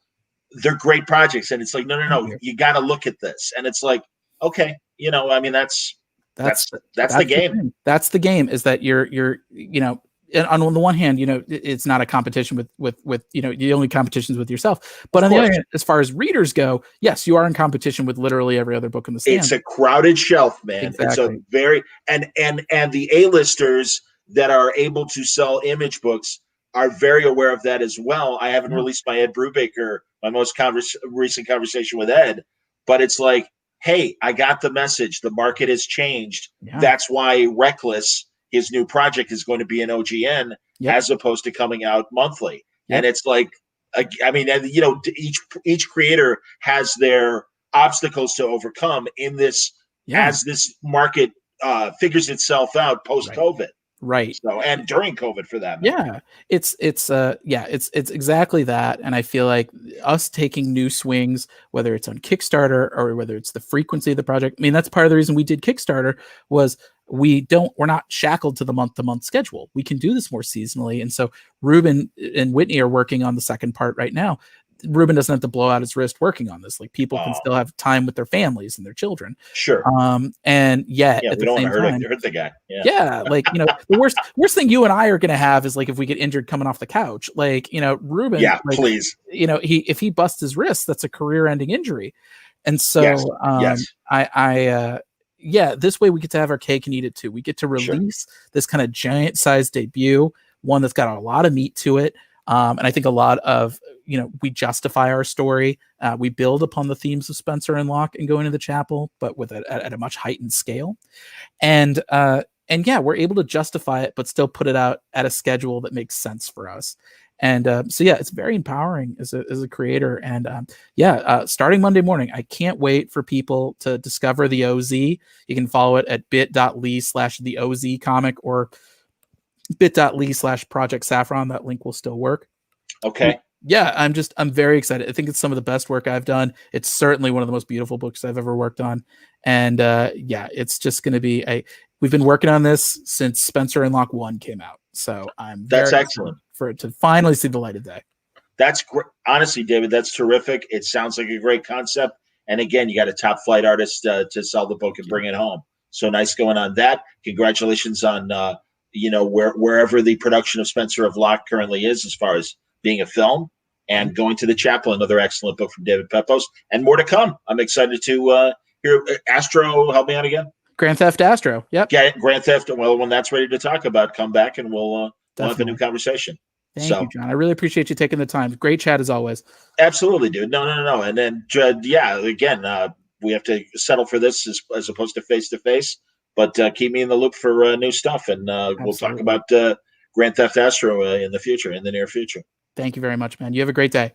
You too, buddy. Thank you very much. And more great panels on the way from Mainframe Comic-Con. I'll be joining you again at, I want to do the math right, 7 o'clock Eastern for a Neotext conversation with some of my favorite people in comics and cartoons, for that matter, Jim Afood and Howard Chaykin, to name a few, joining us for that panel. So, David, is this it for you as far as panels for the con? This is it. Back to work at the 11th hour of my Kickstarter. If you haven't watched the Hollywood IP panel that David was a part of, and were you on another panel as well? Yeah, I was on the Kickstarter panel as well. There you go. Watch both of those from yesterday, and hopefully we'll see you at the next Mainframe. That sounds great. Thank you, David. Thank you, everybody, for watching. Hit one of the other halls in the meantime. You don't have to wait for me at 6 o'clock. Plenty to watch. And thank you for watching this one. And as always, David, a great conversation. Thank you very much. Thank you, buddy. Have a good one. You too, man.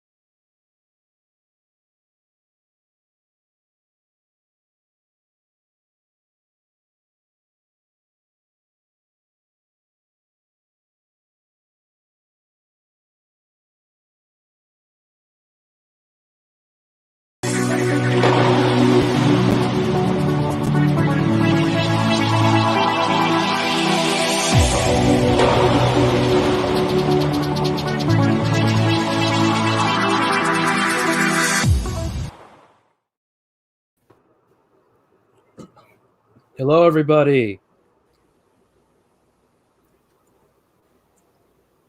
I'm having a. Can everyone hear me? I can hear you. Yeah. Hey, how's it going?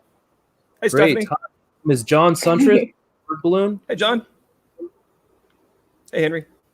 Hey, just kidding. My name is Henry Barajas, and this is the Top Cal panel. Thank you so much for watching. We got Matt Hawkins on the line. Hey, Matt. Hey, guys. How you doing today? Good. And we got Stephanie Phillips. Hey, Stephanie. Hey. Hey, guys. And we will have Zach Kaplan joining us shortly.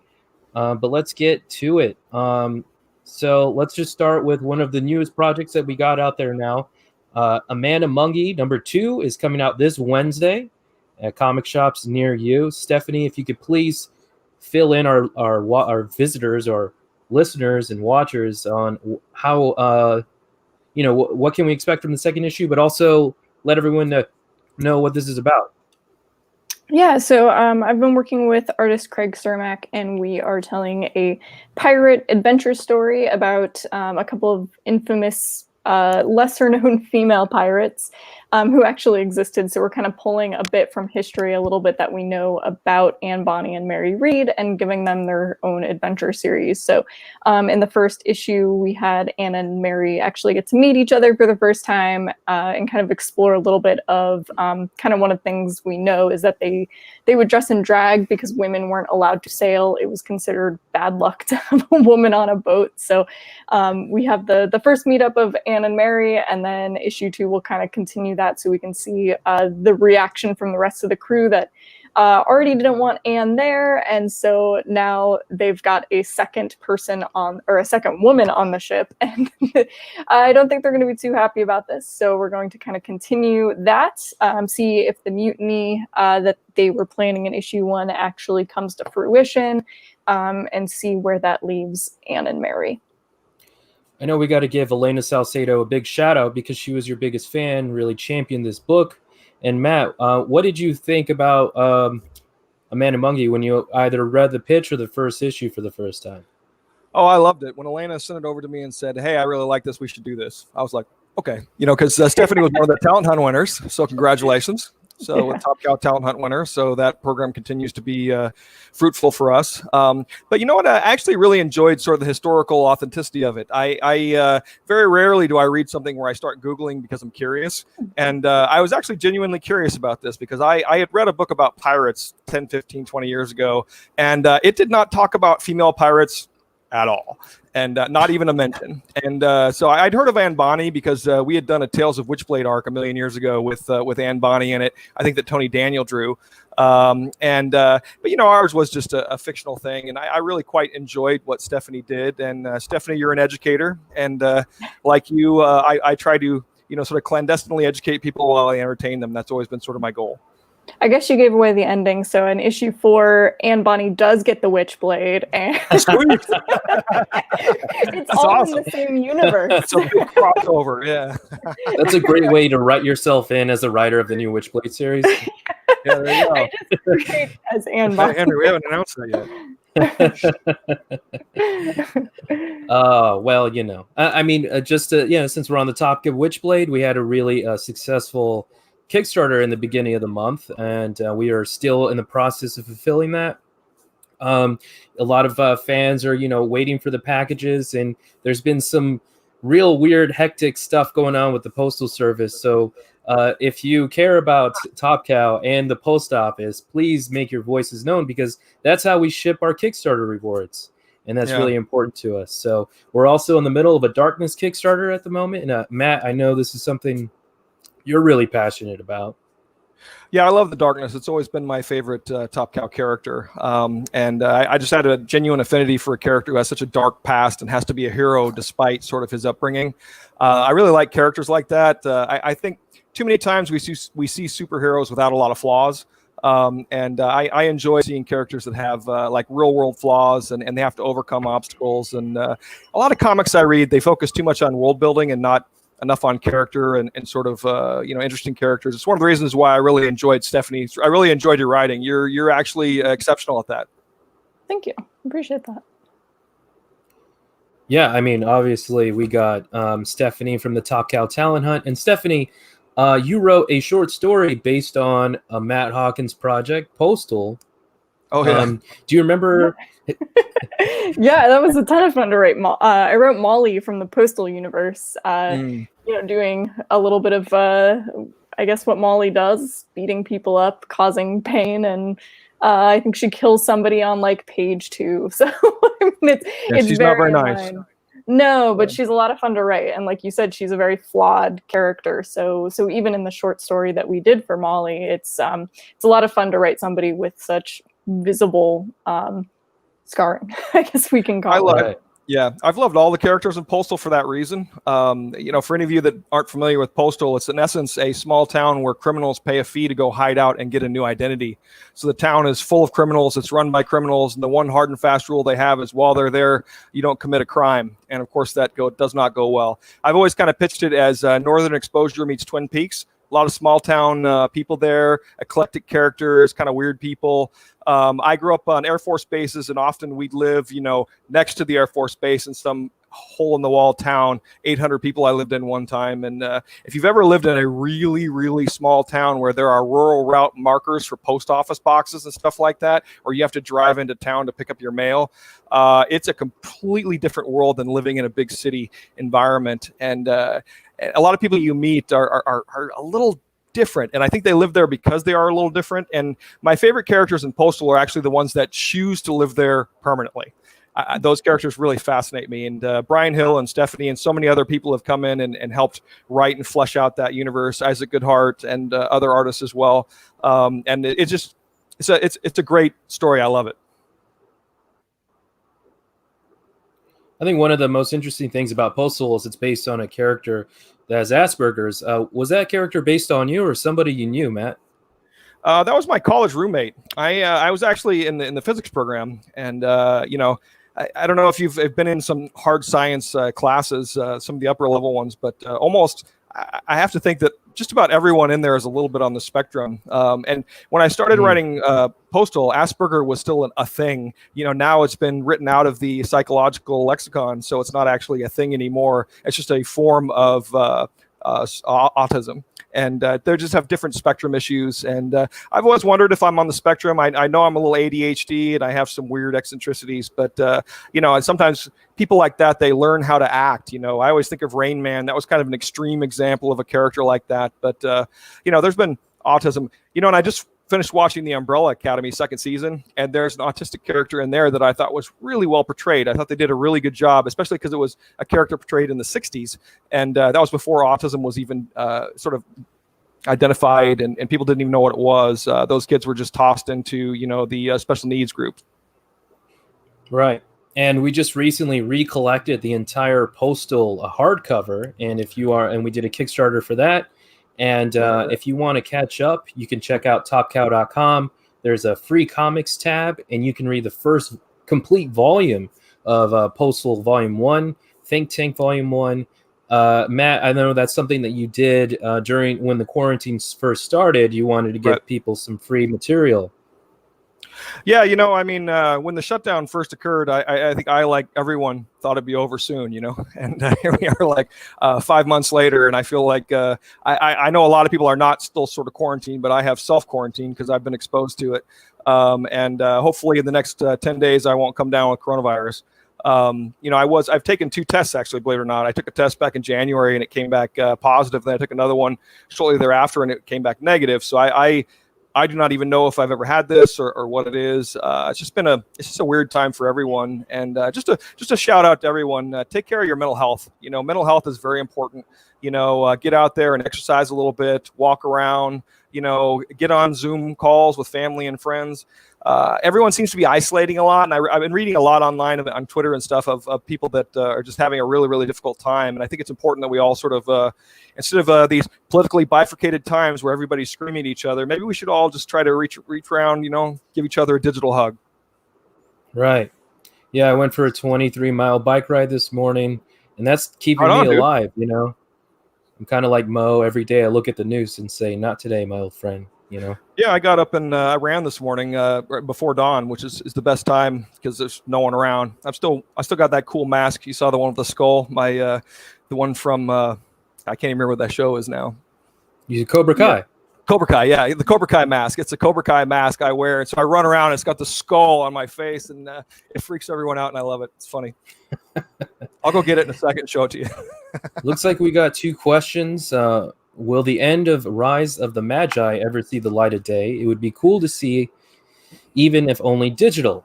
Matt, do you want to answer that? Yes, we have actually. We're going to be collecting the entire thing into a collected edition, including the ending, which was never put out. I believe we're looking at sometime in the first or second quarter of next year. It was planned to come out slightly earlier, but because again of the shutdown, so many things have been delayed.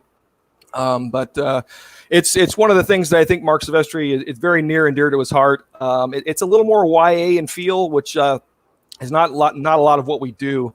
So I'm excited to see that coming out, and I think you'll be able to read the whole thing sometime very soon, next year. Definitely.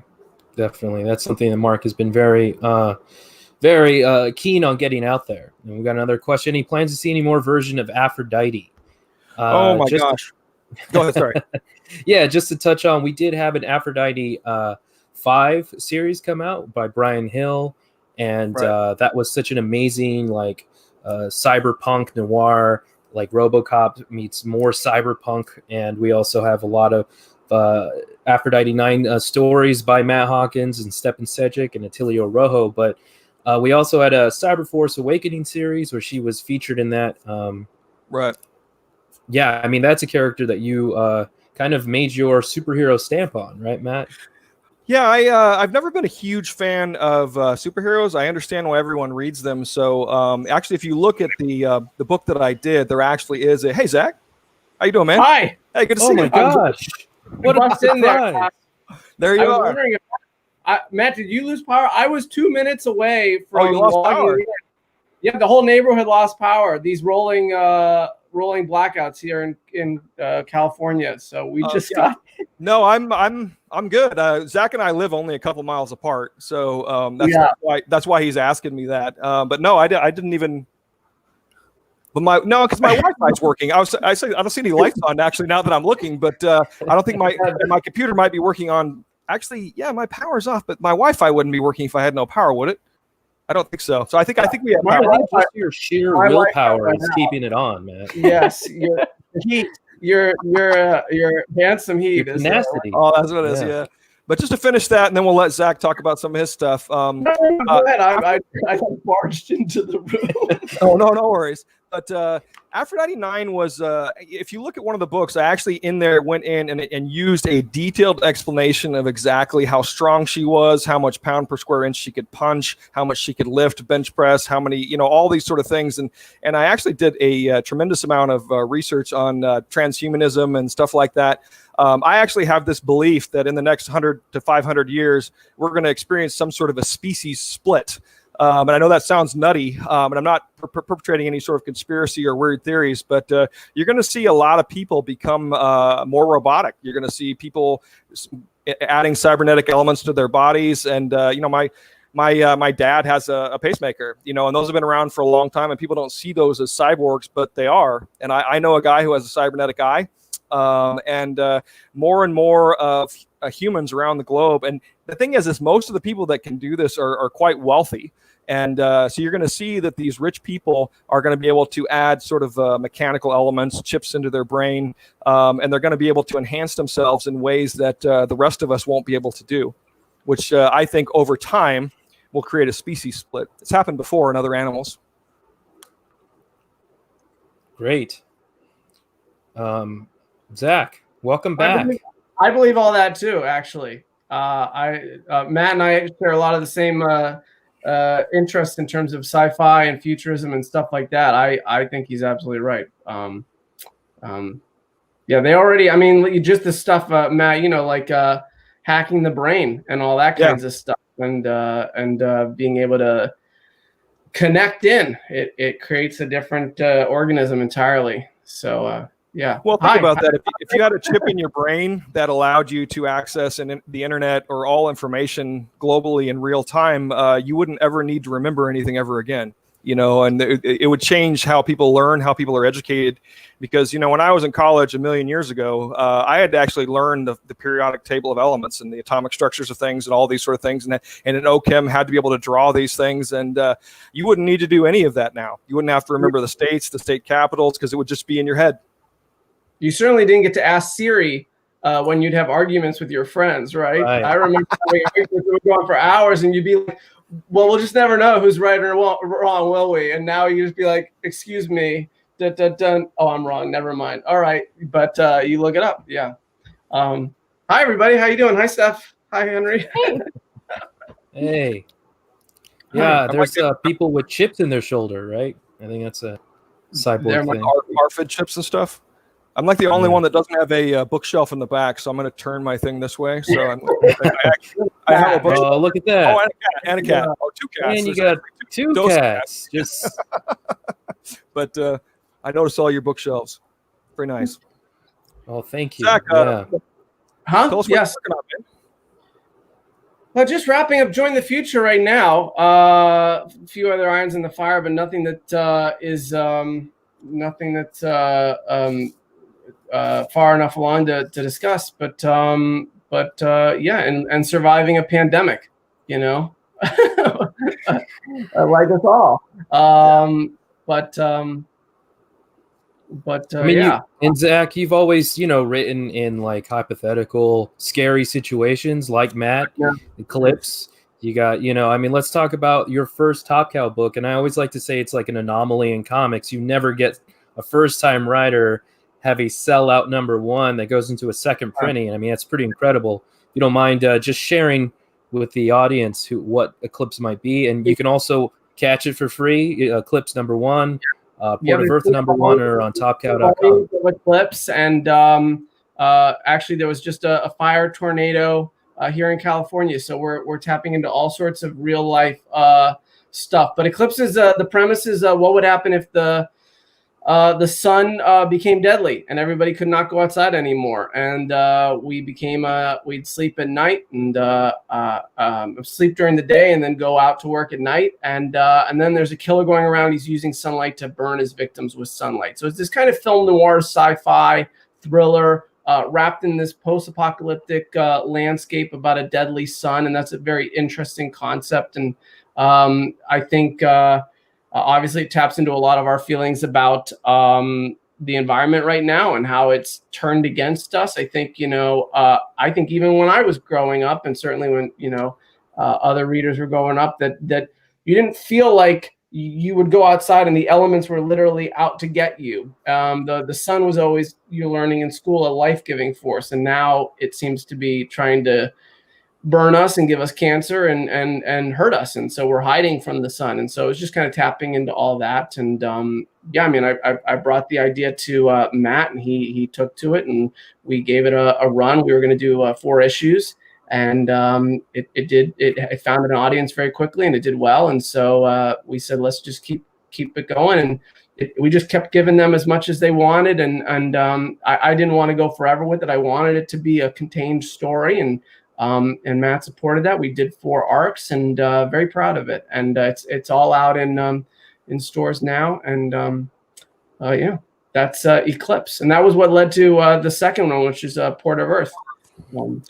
Just one quick thing I want to say about Zach. Just to, I got to tell you, Zach, I'm a pretty harsh critic of sci-fi because of my science background and because I like to write the stuff. I have to say, I pretty much love everything you've written, and you make me kind of jealous. So, FYI. Thank you. I actually read again all of Matt's stuff when I was coming in, because I was trying to understand the medium. I mean, I've been writing film and TV stuff before I found Matt, and I had loved comics, but understanding space and page turns and just the nuance of comics. I mean, I remember reading all of Think Tank and just kind of trying to understand the art form of comics, because you can appreciate it when you're a reader. And then when you get into it and you're actually doing it, it's just a different experience. So I'm sure, Henry, you experience the same thing. You're a reader, and you're an editor, and you're understanding it for so long. And then when you first do it, it's like, oh wow, this is how many panels am I going to put there, and what does that mean, and all this kind of stuff. So that it was very interesting process. Yeah, But, no, I mean, it's, learning the craft. And that's why I say your entry into comics is so interesting to me, because you didn't really have that fundamental understanding to make a comic until you kind of had to learn as you went along.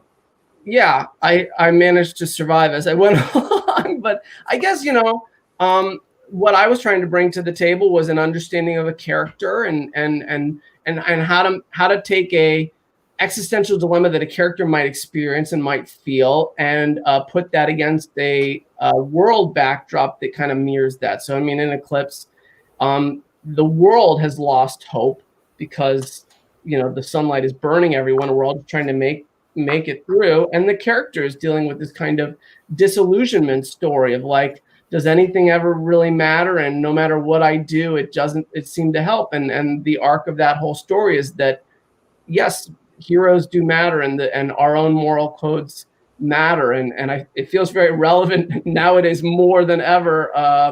And I think it's my way of expressing this was even being written in 2016 and 2017 and there, but it was kind of, my frustration with the world and wanting to believe that even when we're facing tragedy, that good values and good people can still help. So I think that if you have something you really believe in terms of a story and something you really want to say, sometimes you can find your way through the other pieces. I mean, so if anybody's trying to break into comics or write their first comic, my advice would be just admit what you don't know and try your best to learn and ask for lots of help, and then focus on what you do want to say.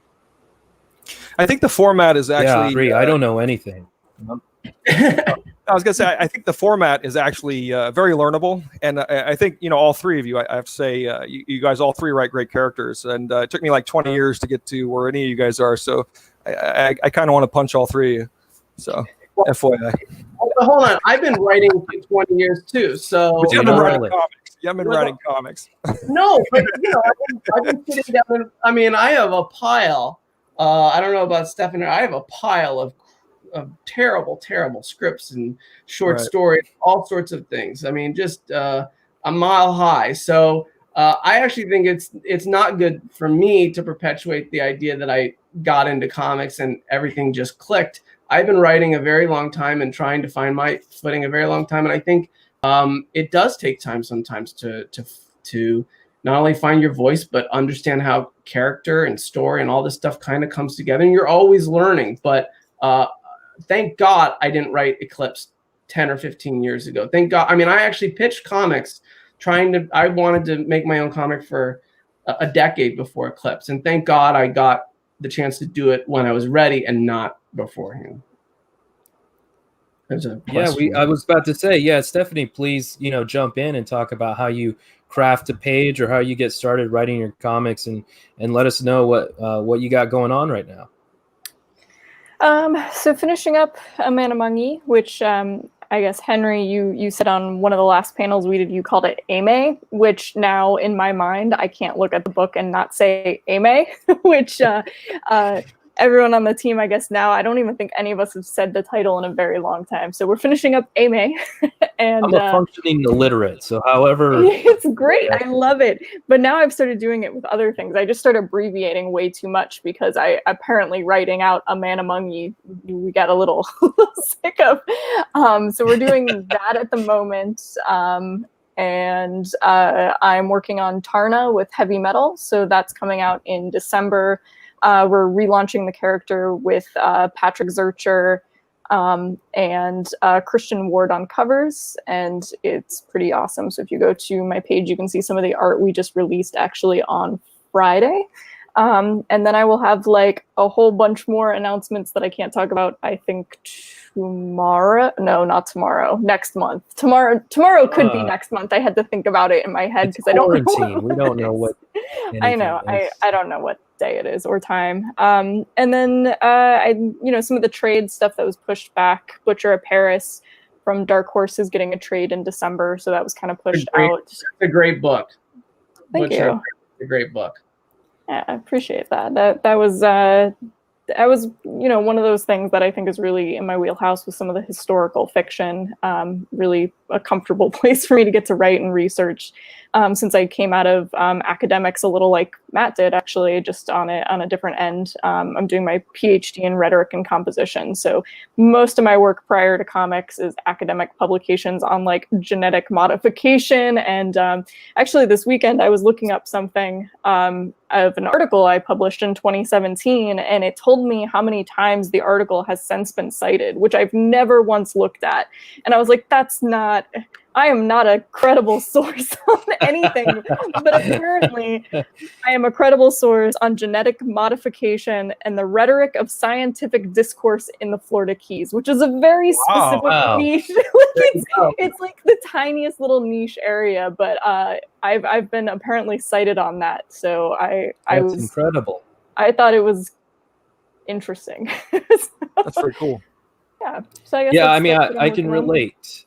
I can relate because my book is being implemented into like school districts. La Voz de Mayo, Tata Rambo. It's about my great grandfather's political activism. He helped one of the last Native American tribes gain federal recognition. School in New York and another university, and I paid for my high school diploma, so I have no business to educate anyone.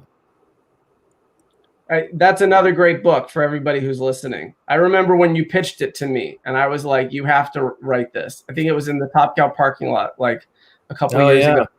That's where all the business happens, in the parking lot. I was picking up books. I was picking up trades for a convention or something, and you said, "Hey, I'm thinking about doing this story, but it's kind of autobiographical, and it's about my grandfather, and he was this war hero." And I was just like, yes, you have to do this one. This one is amazing. And Henry, you've got some great distribution into like libraries and some stuff. That's pretty amazing. Not a lot of comics in a lot of libraries, especially a lot of independent ones. Yeah, I mean, thank you. And one of the reoccurring themes in this panel is Matt is one of the people that has given us all a shot. So thank you, Matt, for giving us that push. Well, thank you guys. Well, that's one of the things. Yeah, I mean, within libraries, I mean, when I as you know, to talk insider baseball, I mean, we're kind of we're in the middle of a pandemic, and I saw the direct market shrinking, and I was like, where else can we go? And libraries is the other place I want it to be. So if you are trying to push your book, librarians are some of the biggest advocates in comics, especially within graphic novels, hard science, comics about women, STEM, and people of color. And Matt, you've had some stuff pushed back. You got The Clock coming out soon. I know you just wrapped that up. I did. And that was an interesting project because I wrote that the first issue 4 or 5 years ago because Colleen Doran, who's my artist and co-creator on that project, she was working with Neil Gaiman, Warren Ellis, and some lightweights in the industry, and I'm like, she really had to work up to you. She had to work up to me, but no, she lowered her bar a little bit and came to work with me. And no, I wrote it. I'd watched the movie Contagion right when it came out, and I love that movie because I felt like it actually scared me. Horror movies, Alien, this, that, the other thing. Those movies don't scare me. I know they're fake, but a movie like Contagion, when I saw it, I'm like, this could happen. And guess what? It happened, and we're in the middle of all this. And I think our way of life, honestly, has changed forever. I do not think we will go back to the way things were a year ago. I think things are always going to be a little different. It's going to be a long, interesting road to recovery for all of us. I remember whenever I would travel through the Asian countries, I would always look around and wondering, why are all these people wearing masks? And I'm like, that's what our country's going to look like going forward. I know I'm going to probably wear one for the next several years. Yeah, let's take a step back, though, because your book came out before the pandemic hit. Yes. And then issue 2 came out, and then you went straight to trade. So if you don't mind giving our readers a pitch on what The Clock is about. Okay, The Clock is it's a global eugenics conspiracy thriller. It's a lightweight, fun for the whole family kind of story about how a group decides they want to wipe out half of the world population. And I don't want to reveal too much of how they do it or why, but the story is told from the perspective of a immunotherapist, a cancer researcher who is trying to figure out why cancer rates around the world have exploded. And when they start charting them on maps, they realize that it looks like a viral expansion, almost like the coronavirus. When we look at these maps we see of coronavirus, you see how they kind of spread. And so this is what's happening with cancer. And they can't figure out why it is, because cancer is a different thing altogether. And they start going around the world to the areas of the world where there has not been as much of a proliferation of it to grab soil samples, blood samples, and these kind of things to try to figure out why certain parts of the world don't have it. And that is sort of the genesis of the story. It was really weird to have finished issue 1 probably sometime early last year, and then issue 2, it came out, I don't remember when it came out, December or January, and issue 2 came out shortly thereafter, and issue 3 was done and we were ready to put it out, and then the industry shut down.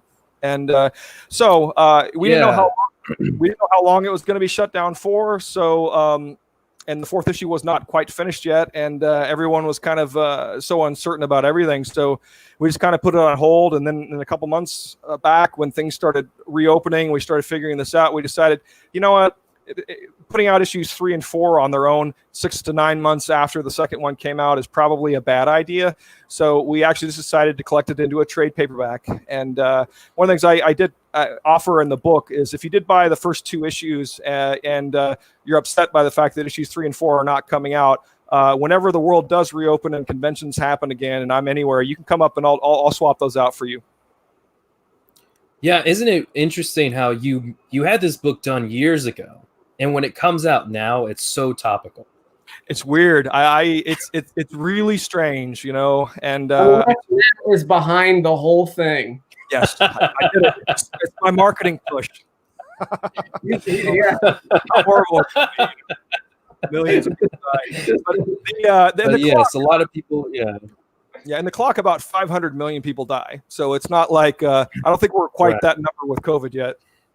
Yeah, I mean, it's just, just since we're on the topic, there's a lot of people that have passed, and try not to make light of it. I'm trying not to make light of that situation, just in case there's a viewer that has been affected personally. But I mean, it's just it's a great book, and I'm really excited for the trade to come out. Colleen Doran, Eisner Award winning artist, this last season, really just an awesome team. And if you want to check out the first issue, it's on topcow.com.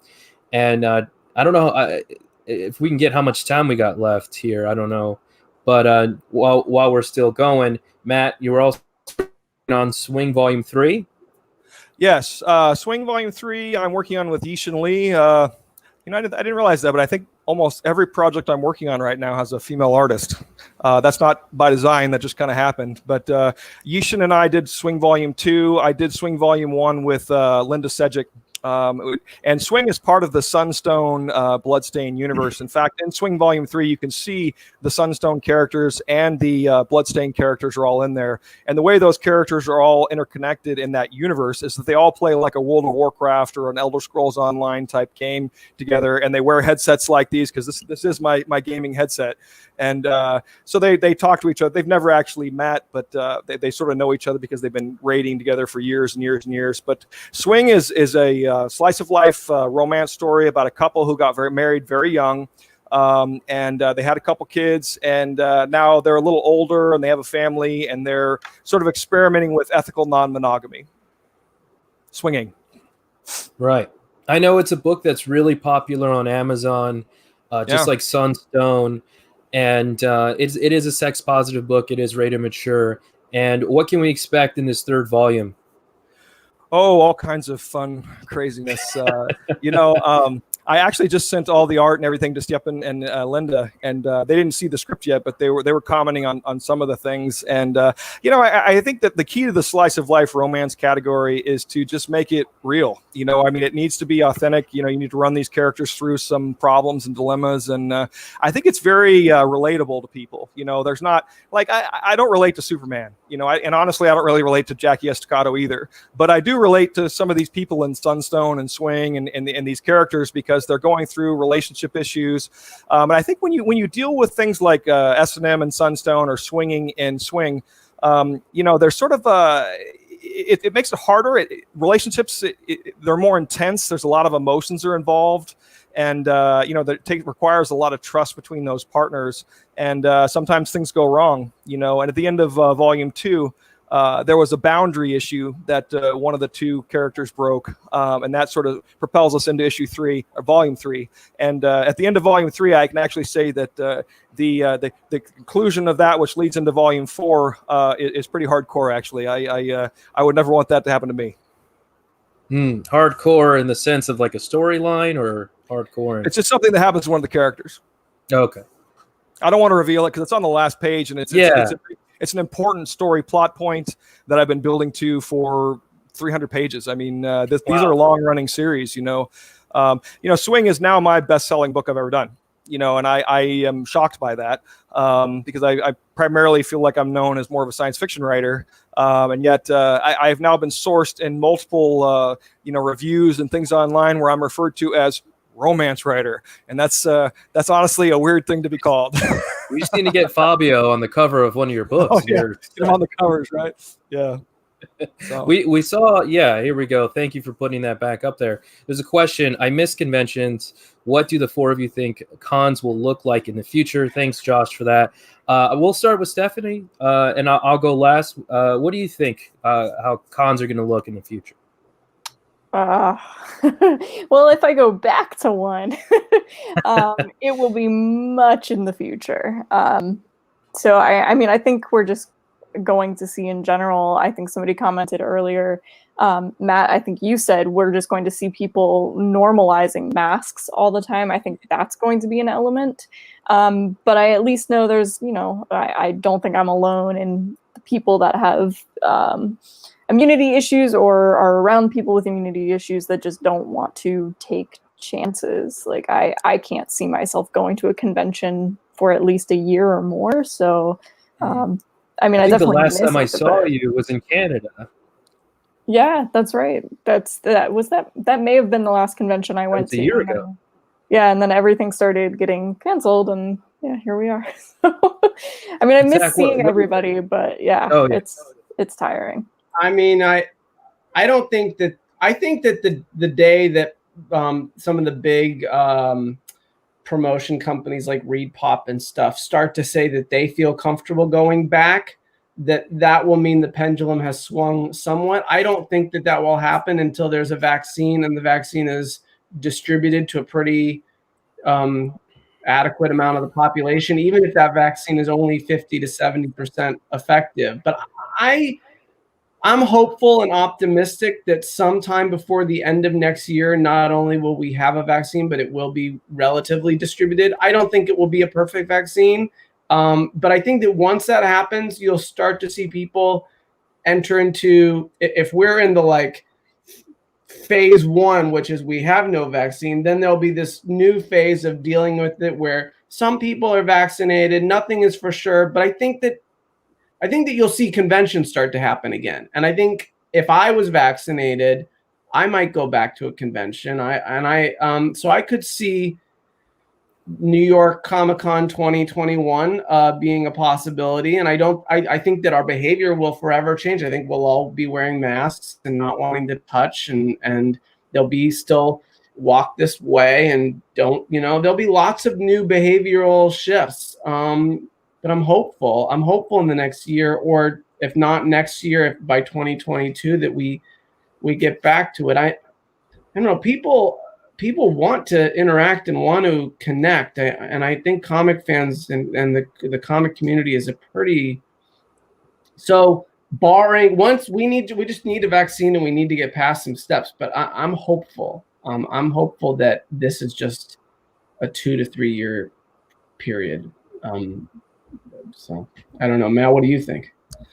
Well, Zach, you were doing a lot of cons. I was doing a lot of cons. I was supposed to do 14 shows this year, and I did one. I did Richmond, Virginia GalaxyCon in January. And I came back from that, and that's when I got really sick. I don't know if you remember that, Henry. I was really sick for like a week after coming back from Virginia for that.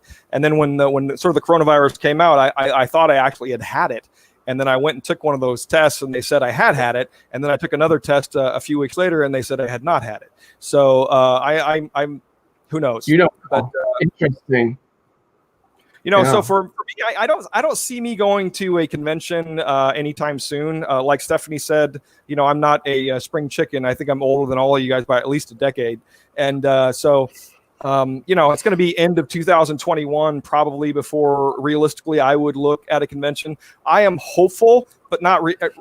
It's not probable that there will be a San Diego Comic-Con next year, in my opinion. I mean, we all kind of agree to that. Yeah, there's probably not going to be a San Diego, or maybe it'll be a small one. Who knows? But a big part of the convention experience is the fans. They want to come up, they want to talk to you, they want to put their arm around you and take a picture, or they want to shake your hand. They just want to sit there and jab back and forth 3 feet away, and that's just not going to happen right now. And it's really, I don't know about the rest of you, but I've been doing conventions every year for almost 30 years. I've been in this is 28 years. I've been in this business for 28 years last April. So 28 and a half years.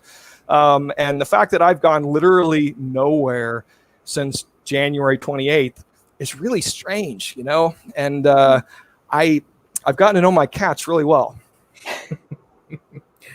As long as they're not talking back. Henry, you're a con warrior. What do you think? Well, I feel like Charlie Day and Always Sunny, I have this whole board with a lot of strings and theories going on. But if I was a con organizer, I'd be wanting to work with the city in obeying CDC guidelines. There would be a massively reduced amount of attendees coming in. I'm assuming there might be higher ticket options because there's less people that can be in a building.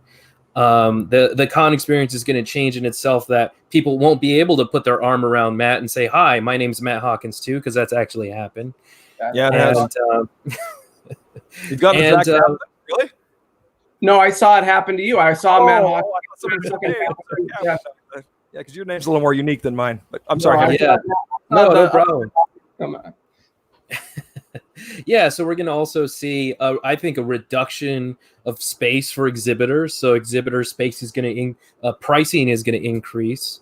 The con food experience, I'm interested to see how that's going to happen, because over the years, beer and food trucks have been available. We're also going to see, a lot of publishers, are they going to be in a financial position to be able to afford to get hotels, send products, buy tables, pay people, and incur that cost? I'm sure insurance rates are going to go up. Yeah. Traveling now. I mean, I had booked a con for this month, and they had just called me to tell me that, and I forgot that I hadn't canceled it yet. But they had just called last minute to say, "Hey, we had to cancel your flight." So, getting Matt to a con, flight getting canceled last minute. I mean, it's just going to be a really frustrating road to get back to to a regular con experience that we've all, I think, I for one started to take for granted, with all the shows, the amount of time and energy and effort that started to weigh on me after the last 10 years. Well, I think the loss of the conventions is a huge blow for independent comic creators, like the four of us, because that is where we are able to meet and greet and create new fans by shaking their hands and talking to them and pitching them our stories. This sort of online experience we're talking about is cool, and I enjoy doing it, but it's just not the same, and it makes me a little sad. Stephanie, there was a question in there about a macaroni cheese. Did you see that? Yeah. What's that? Is that an inside joke? No, it's because I think in a couple of bios on my website and at the back of my book, I have I'm very opinionated about the fact that macaroni and cheese, when it's in cartoon shapes, tastes different than other mac and cheese. I will die on this hill. It tastes different. It's better. It's substantially better if it's in shapes. So that's why they asked. I mean, the cartoon craft keeps changing. I wish they stuck with the Spider-Man mac and cheese.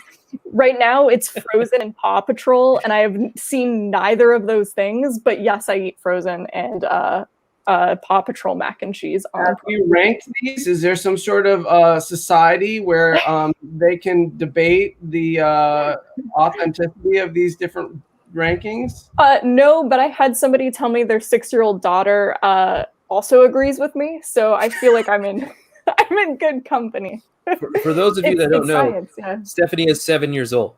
She is the youngest comic book. I have the appetite of a 7-year-old. That is absolutely accurate. It's like Well, Zach, I know you have young kids, so you could probably test this theory sooner than I can. We'll have some cans delivered to the house, and we'll do a little taste test. We got Frozen and Spider-Man, and then regular, and we'll see what holds up. Is that the idea? you see any cartoon character, it doesn't matter what it is, as long as the mac and cheese is shaped like a cartoon character, it tastes better than any other type of mac and cheese. That's I wonder if that has to do with the fact that the surface space would actually be larger on something that's shaped like that. Do you know what I mean? And it might have more. I was wondering if you were. No, I'm wondering if that's for real. Like, because you think if you have like a Spider-Man shaped piece of mac and cheese, it's going to have little crevices and stuff like that, so the cheese will get stuck in it. You know what I mean? Versus like it's a normal little thing. There's not going to be as much cheese attached to it. So maybe you just like more cheese. Or there's some chemical or something that they use to make it. So I have had somebody tell me it's because it has more chemicals, and I'm like, well, then it tastes really great. So whatever chemical it is, I want more of it. It's great stuff. Have you guys seen that Ryan Gosling commercial where he becomes obsessed with the Avatar font, Papyrus, the SNL sketch? Matt, when you're done with this, Google Ryan Gosling, Papyrus. Papyrus? Papyrus SNL sketch. This seems like this could be like I can see Steph. Yeah, that's exactly what I'm like. She's like, I gotta figure it out. Why is it? She just parked outside of the Kraft mac and cheese CEO's house.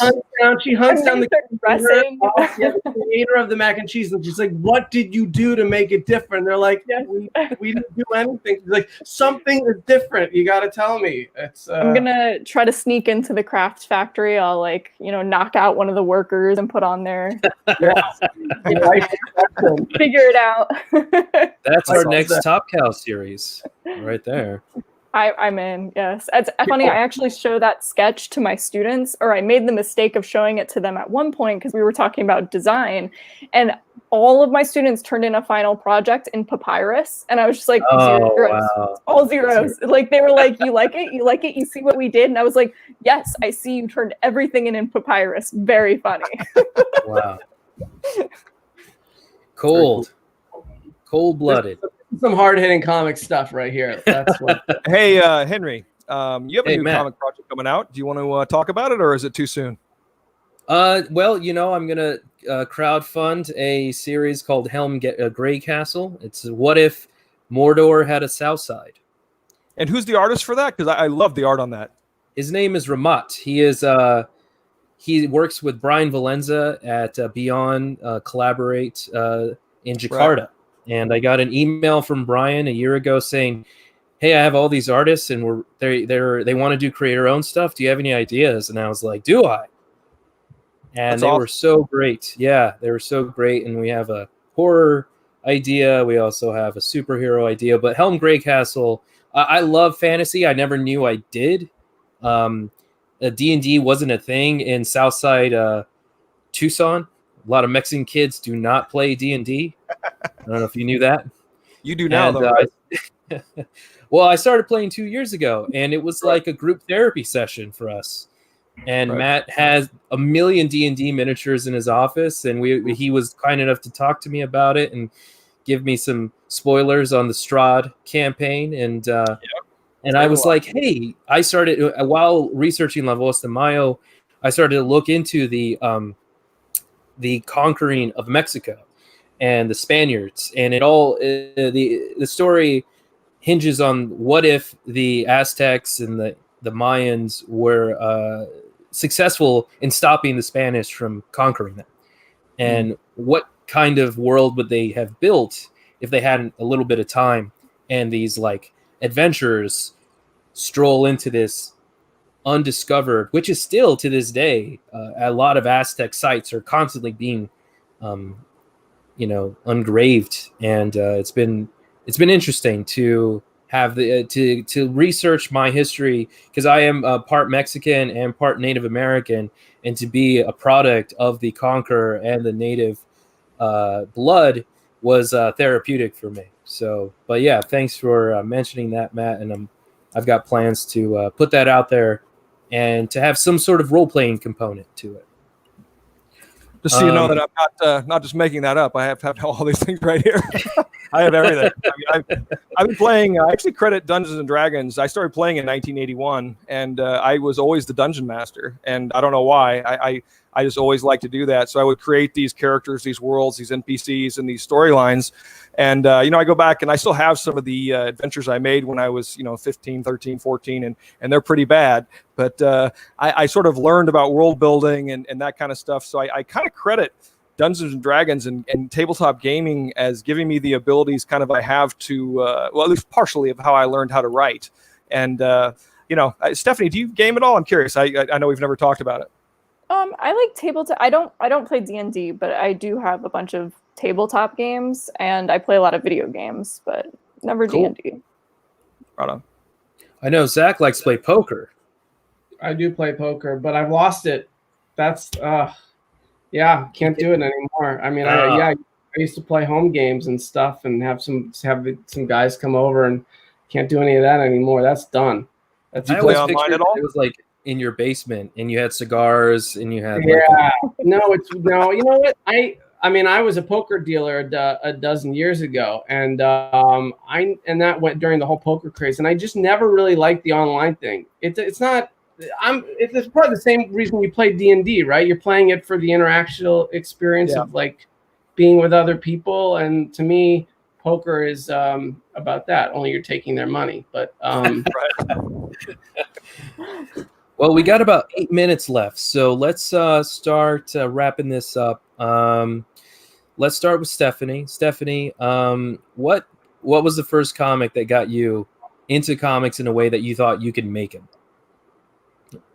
You cut out there. Sorry, I didn't hear what your question was. Can you hear me? Yeah, I think it was just okay. Yeah. My question was, what was the comic that inspired you to make comics? Ooh, that's a tough question. It's interesting, like getting into comics, like I guess a lot of the things that I pull from actually aren't comics. And that's, growing up reading Batman, that's what drove me to like the medium and want to be here. But I think about my inspirations are weird things like Bruce Springsteen, who I think just tells incredible stories. And so I credit him as like, this is why I tell stories in general. But if we're talking like, why did I choose comics? It was anything that had the bat symbol on it. Just as a kid, I wasn't picky. I was just like, I want Batman and every Batman thing imaginable. And the minute I turned 18, went and got Batman tattoo, I loved Batman. So, same. So yeah, that's about what drove me here. You should pitch them. You should pitch DC. I'm over at DC. I've got some stuff coming up. So is it Batman? Yeah. I can't say, and it's really, really hard not to say. That means it's Batman. You heard it here first. Rich Johnson, Bleeding Cool. I'm so bad at secrets. Stephanie Phillips does not deny, or she's writing the next Batman. That's so she's taking it over. She's writing the new Batman ongoing title. I will say I am writing something that is a dream character to write, and I still think it's fake. I'm being scammed. Like, somebody's gonna jump out and be like, "You're getting punked." But punked. No, Comics punked. I'm really excited. So 2021, the start of 2021, we'll have something really cool rolling out. So yay. Awesome. And we have an anthology coming out called Stairway. It's based on Matt, your Stairway graphic novel that was kickstarted with Raphael Lyanko. And your intro details what many would consider frustrating introduction into the comic book industry. So you've had a long life of working in comics behind the scenes. What was the comic that inspired you to say, "Hey, I can do this"?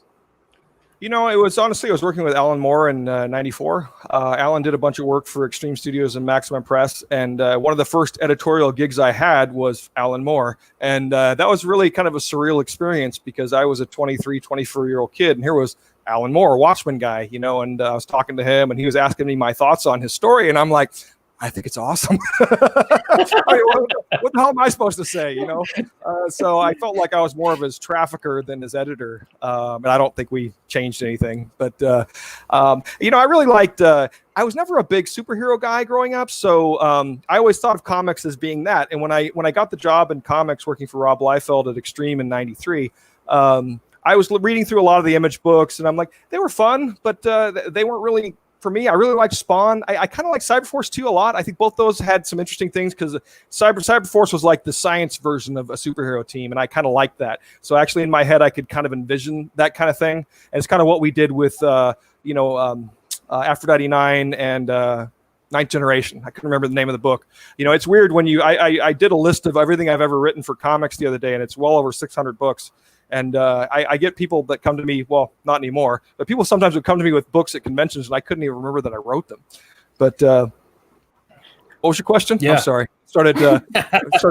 No, you answered it. No. Oh, And okay. if you're watching, check out ask your retailer to get our next sci-fi anthology, Stairway. It's a lot of fun. Based, another example of Matt Hawkins just giving a hand up to people looking to break into this industry. And Zach, you had mentioned earlier. Oh, sorry. Go ahead. No. Go to Zach. Yeah, Zach, you had mentioned you had written some comics before. What was the comic that that gave you that itch? It would be around 2001 and 2002, and it was kind of a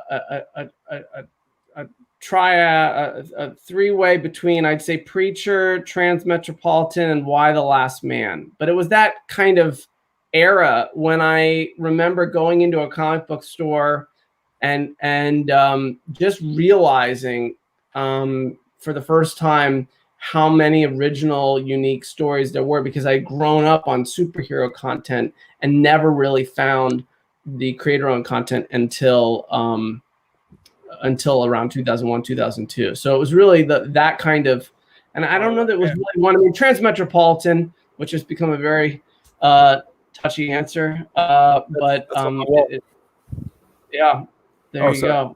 No, I was just, you said Why the Last Man. I actually have that cover. Oh, Why the Last Man. Yeah, I have the Why the Last Man cover on my wall over there. Yeah.